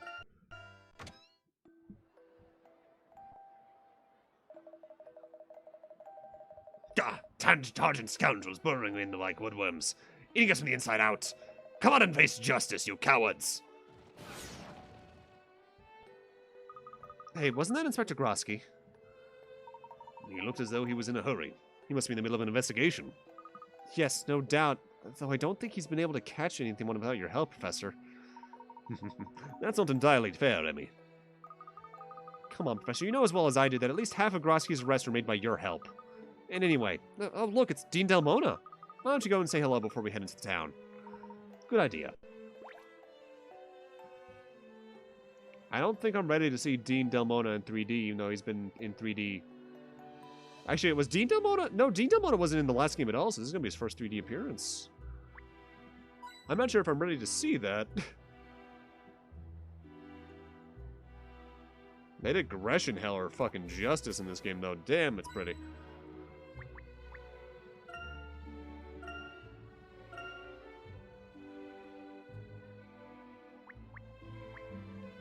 Oh, he's a chimney.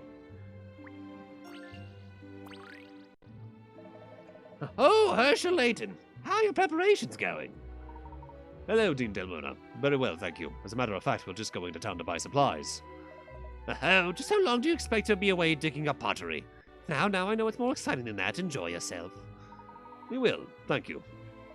Now then, before you go, you won't object to help me with a small puzzle, will you, my boy? I mentioned my granddaughter, haven't I? Darling little girl she is, but she gives me the most devilish puzzles to solve. Ah, is that a problem? It is when I can't solve them, which is the case now. Oh, the girl think of our old granddad. I see. Well, shall I have a look at it for you?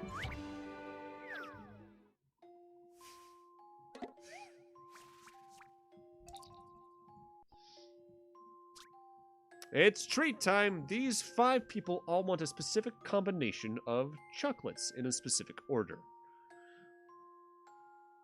Your task is to find a set of chocolates that matches the boxes in front of each person. Each set must be made up of 3 adjacent chocolates and must be selected in order from shown on the boxes from left to right. Can you divide this box of chocolates in a way that makes everyone happy?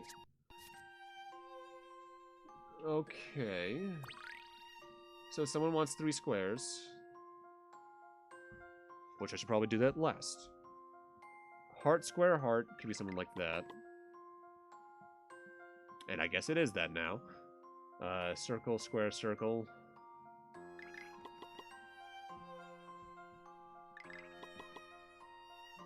Is it really just... Okay. My intuition. Delmona, should come serve on, me man. well. That was... Oh no, how are you the Fine puzzle dean indeed. of a university?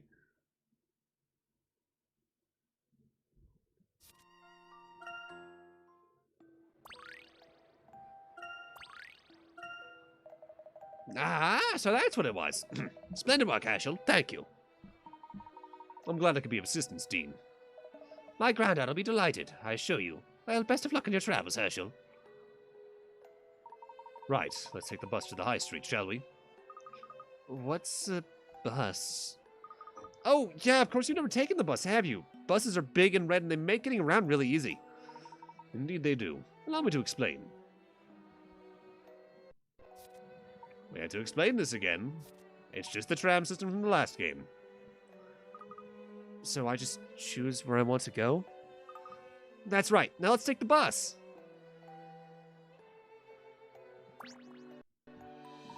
Now then, where should we go?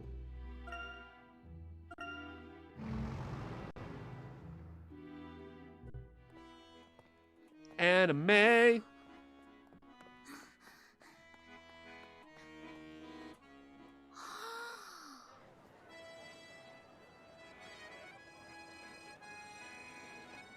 Hold on there, Mary. You left your loaves behind again, look.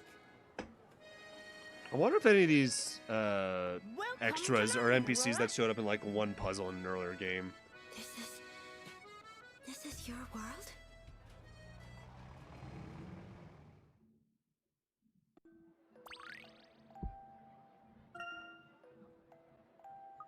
So many people. So what do you think? This is Kensington High Street. This here's a fancy clothes shop, and there's the chemist. There should be some nice cafes down that way, too. Cafes? Cafes. Okay. How do my brain make these problems? I see, you have many establishments. Yep, you can get pretty much anything around here. In fact, that shop there, you can... Huh? What? What's the matter? Has something caught your eye? Oh, what's Mom doing here? Hey, Aurora, my mom's over there. Come on, let's go say hello. I feel something calling to me.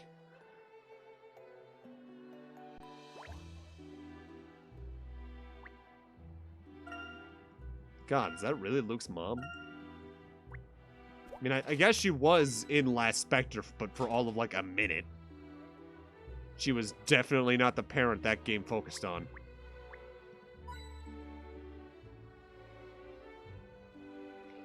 That game was all about Luke's dad when it came to which parent. Oh, that's the bus stop. Don't want to move anywhere.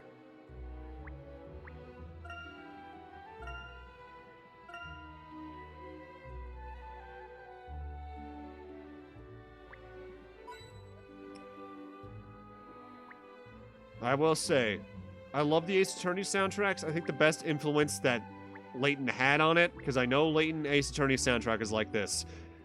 Proper instrumentations. Because holy shit, Great Ace Attorney soundtrack is the best one. Mom! Hey, Mom! Luke, what are you doing here? I thought you were on a final trip with Professor Layton. Oh, hello, Herschel. I'm surprised to see you again so soon. Do you have lectures to give today? No. In fact, one of my colleagues has agreed to take on my classes for a while. I'm on a sabbatical for research purposes. Oh, really? Does that mean you found something exciting? I imagine Luke will want to tag along again, if you let him. Of course. It's no trouble, Brenda. Actually, he's of great help. What are you doing here, Mom? Well, I was going to Gresham Heller Library to do some reading for a paper on plate tectonics. But I've been standing here for half an hour and still no bus. It'd be quicker to wait for the ground to shift at this rate. It's just awful. I even made up a little puzzle in the time it's taken.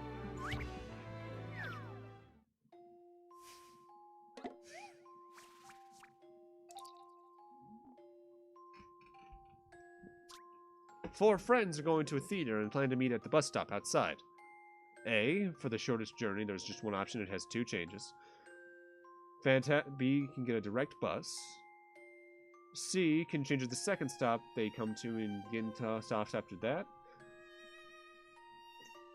D, it looks as though I have two possibilities and they both have the same number of stops. Which should I choose? Based off of these statements, can you work out which bus stop they're meeting at?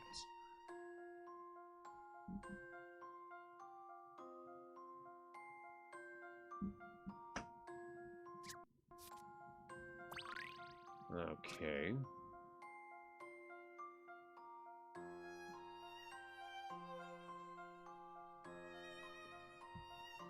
So 2 lane changes for A.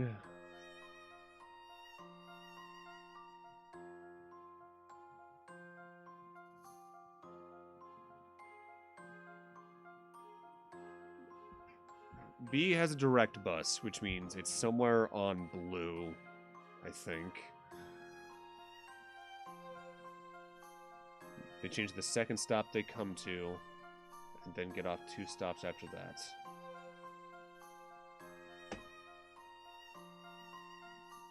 Two possibilities have the same number of stops which they choose.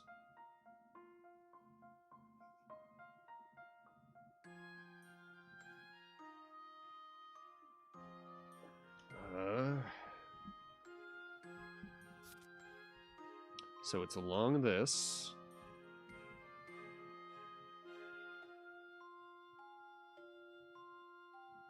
For A, it has 2 changes, so where is there 2 changes on blue from A? Get off here. Get off here.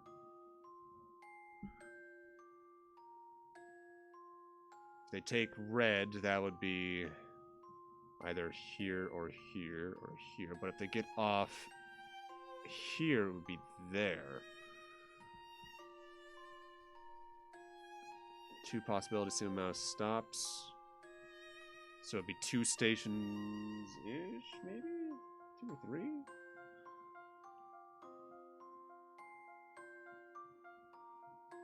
C gets off the second stop they come to, which is here. Get off 2 stops after that, so it would be either here or there. It's looking like it's going to be that one. Let's shed some light on this one. Oh. I shall have to redouble my efforts.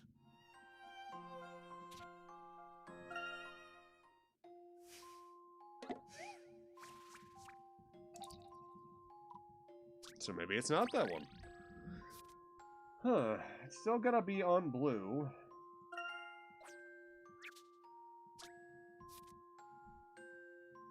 But we know it's not that one.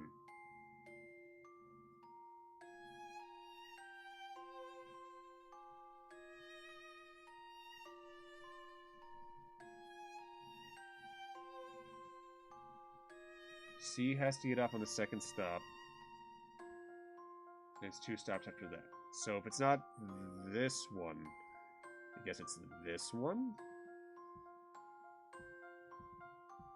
Just one option has 2 changes. And D does have 2 options for that one as well. That should do it. All right. I think I'm in the mood for another. You know what? It was all worth it. We got ourselves back to even numbers. Easy work for you, as always, Herschel. Right then, I should let you get on. Look, I want you on your best behavior, all right? Please, no reckless rushing around. I'm sure the professor will be keeping an eye on you, but still. Come on, Mom. I've been on tons of trips with the professor, and I'm always good. Yes, well, I know you. Oh, by the way, Mom, I meant to introduce our new friend. Her name is Aurora. We met her in Frohenberg. Aurora, where's my this is my Huh? Professor, where's Aurora gone? Oh dear, she seems to have wandered off while we were chatting. Is Aurora a fair-haired girl in a rather severe pink dress by any chance? Yeah, why? Did you see where she went? She walked off towards the museum a few minutes ago. I didn't realize she was with you. Oh no, to the museum? Is it her first time in London? You better go after her quickly. Yeah, come on, Professor, let's go. Yes, let's. Please excuse us, Brenda. It was lovely to see you. Oh, and there's the bus. That worked out quite nicely in the end. Off you go, then. Hope you find your friends soon. Yeah, see you, Mom.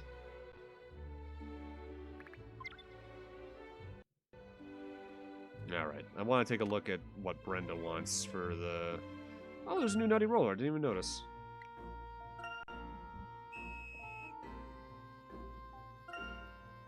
Well, I need to roll something into that.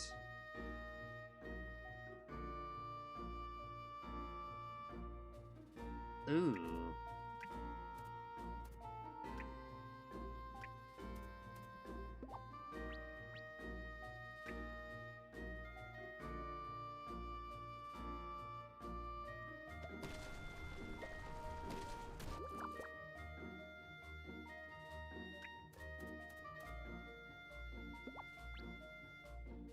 Nope.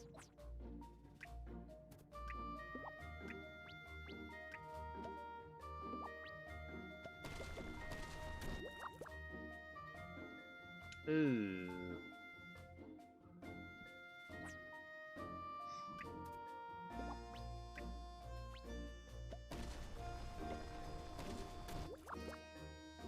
Ooh, wait, no, I want to get rid of that some other way, huh?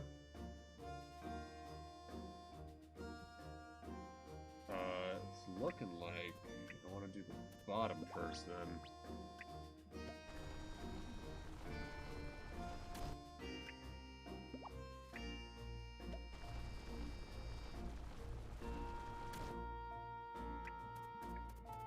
And then I can use this to move that out of the way.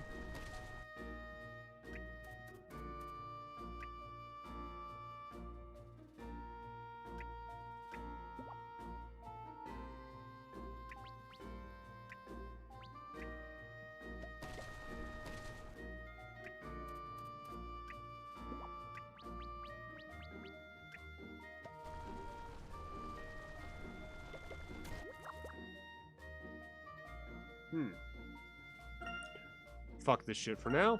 I don't have the brain power left for it. What about dress up? This is a lot easier.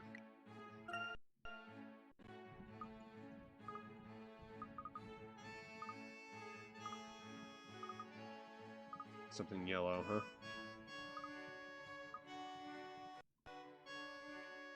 Formal, glam, something yellow.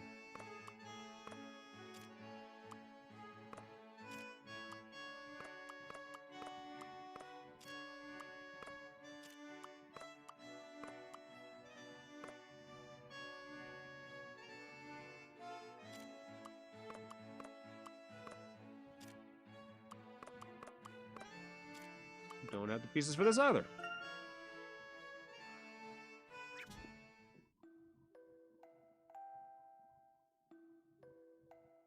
No, looks like we might be rating props not natural. He moved on to Sonic Mania.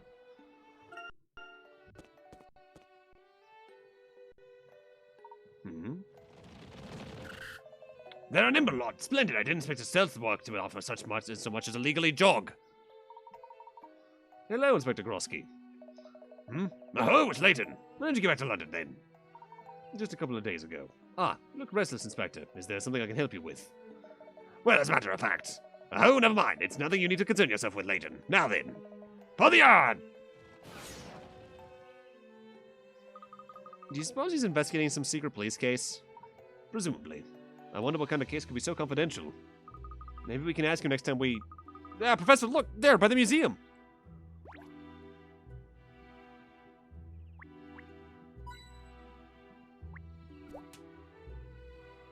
Sorry, dude.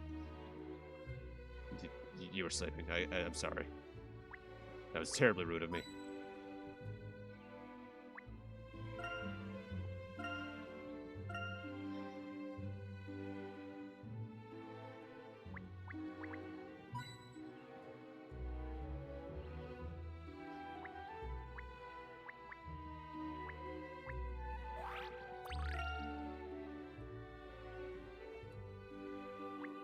Burbs. No, Burbs, come back. There you are, Aurora. We've been looking all over for you. Professor Layton.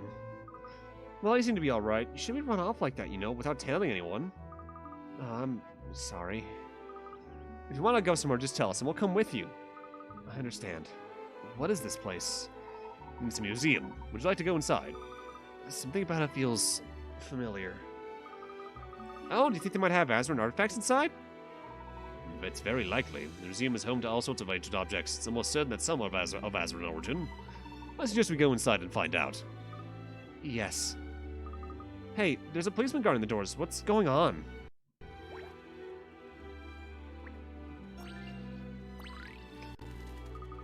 I'm sorry, sir, but the museum is closed to visitors at this time. I'm afraid we can't go in, Aurora. Why? What's wrong? Blimey! That's something like my gran would wear. I tell you, ladies in their fashion. Do you mean me? Oh, terribly sorry, miss. Who do I think I am? The fashion police? No, I'm just a run-of-the-mill constable.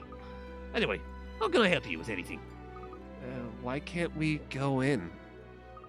You want to know what's behind the special closure, eh? Okay, then I don't see why not. But I have this other case I'm working on while I'm standing guard here, duty. I appreciate a bit of help with that. If you can do that for me, I'll be sure to tell you about the special closure, alright?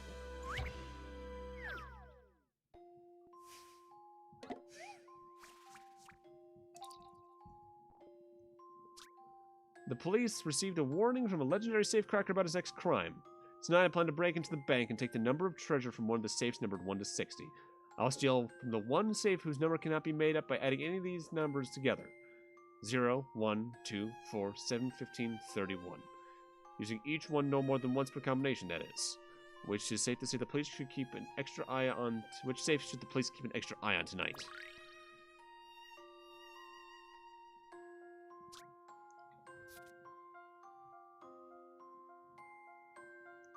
So when they say a combination, do they mean it could be all these numbers at once? So let's see. 31 plus 15 is 46. Plus 7. Because if it's just a combination of 2, that's a lot more limiting.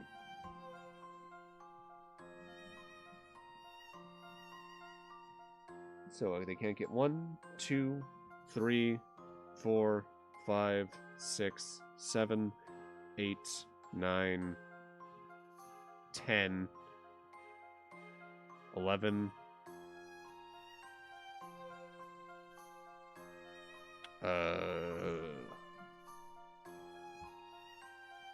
Oh, my brain hurts and I'm tired. I didn't want my last one to be math. Hint coins, help me. Yeah, we can probably make 1 through 14 pretty simply just using that combination. 15 as well. 16, 17, 18, 19, 20. Ooh, can you make 21? You definitely make 20. Oh yeah, you can definitely make 21 and 22 and 14.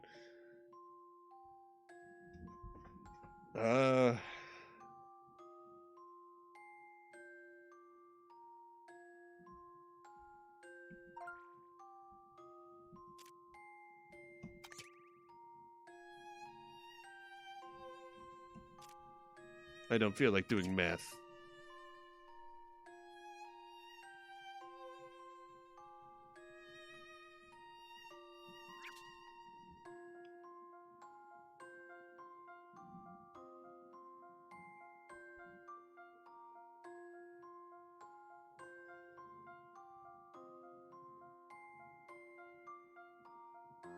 Oh, wait. I get it. I get it. If you add 15 alongside the numbers before it, you get, I think, 29? You can't make 30 without these numbers. Okay.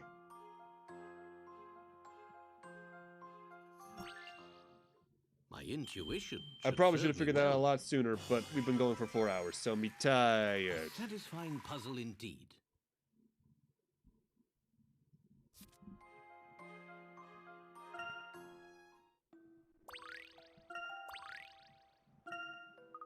Great, looks like we can take preventative measures in this case then. Thank you for your assistance, sir. So you want to know why the museum is closed off, correct? Truth is, there's been a robbery. I assume the crime will be closed to the members of the public during the duration of the police investigation. We expect the main galleries to reopen as soon as the detectives have completed the search of the area. I see. Thank you for the information. I wonder if this is why Inspector Grosky was running around a tiz. A robbery? Are you people not content with their own possessions?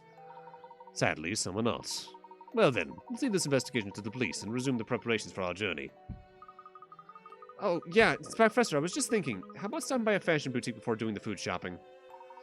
Well, we still have the time, I suppose. Was this something you needed, Emmy? It's not for me. It's for Aurora. We might end up hiking through some rough terrain. She could do something a little more practical. And besides, people keep commenting on her dress. Maybe she'll blend in better if we get her some more modern clothing. For me? Good idea, Emmy. There was a place back on the high street. Let's try there. Alright. With that, though, I think we're gonna do Bloom Burst and then it off for the night. Ooh.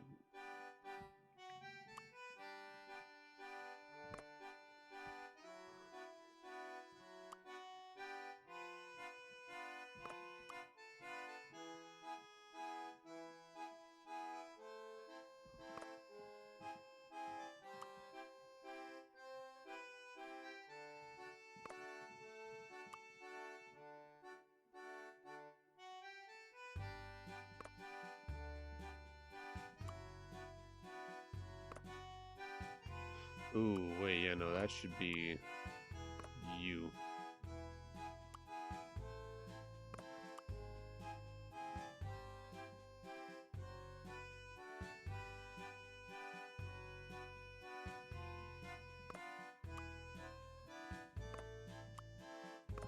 What are we missing here? Well, we're missing that right off the bat.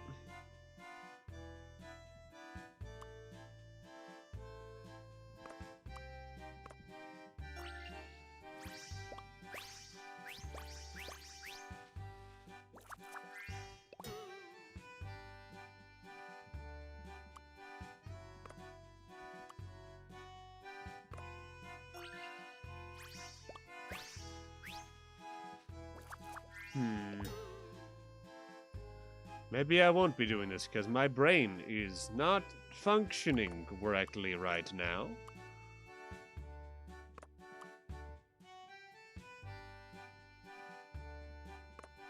Yeah, fuck it. Kyle tired. Alright. So I'm going to make a save state, but that's just for preventative things, because we're going to be loading that save properly so we don't get that bug like we did last time. But I think that's going to be it for tonight. I want to thank y'all for coming by tonight. Kaito, Sanachanto, Citrix, anyone else who's still working from either Iggy or Satch's raids, thanks for stopping by. It always matters a lot when we're this small of a streamer. Next stream is gonna be on, remembers the day of the week, Saturday night, so tomorrow night at this point in Eastern, where we're going to get through more of the game. If we figured out about 24 puzzles tonight, we're probably gonna end tomorrow night, probably, at least pacing wise, around the same amount, maybe 50 to 60 puzzles solved, and then we'll figure out what to do from there. Alright, so tonight we are going to raid. Yeah, we're gonna raid Prof. Actually, I'll let you guys decide. Do you guys want to go watch some Sonic Mania or some form of Minecraft?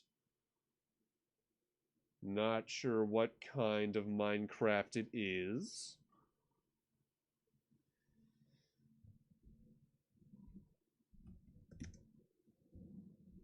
Because frankly, I could go for either. Prof's pretty chill. He also got a really good layout done by someone who I'm very on the nose about, because no shit. Whereas Yuto's just a chill homie.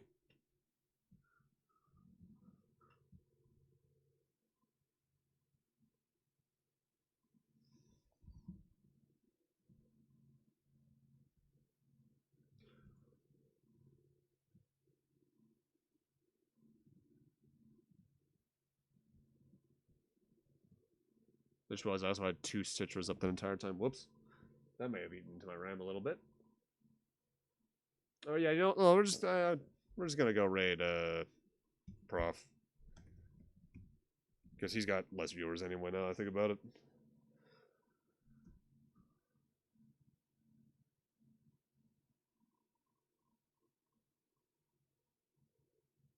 Have a great night, take care, and I'll see you guys Saturday night. See you guys then.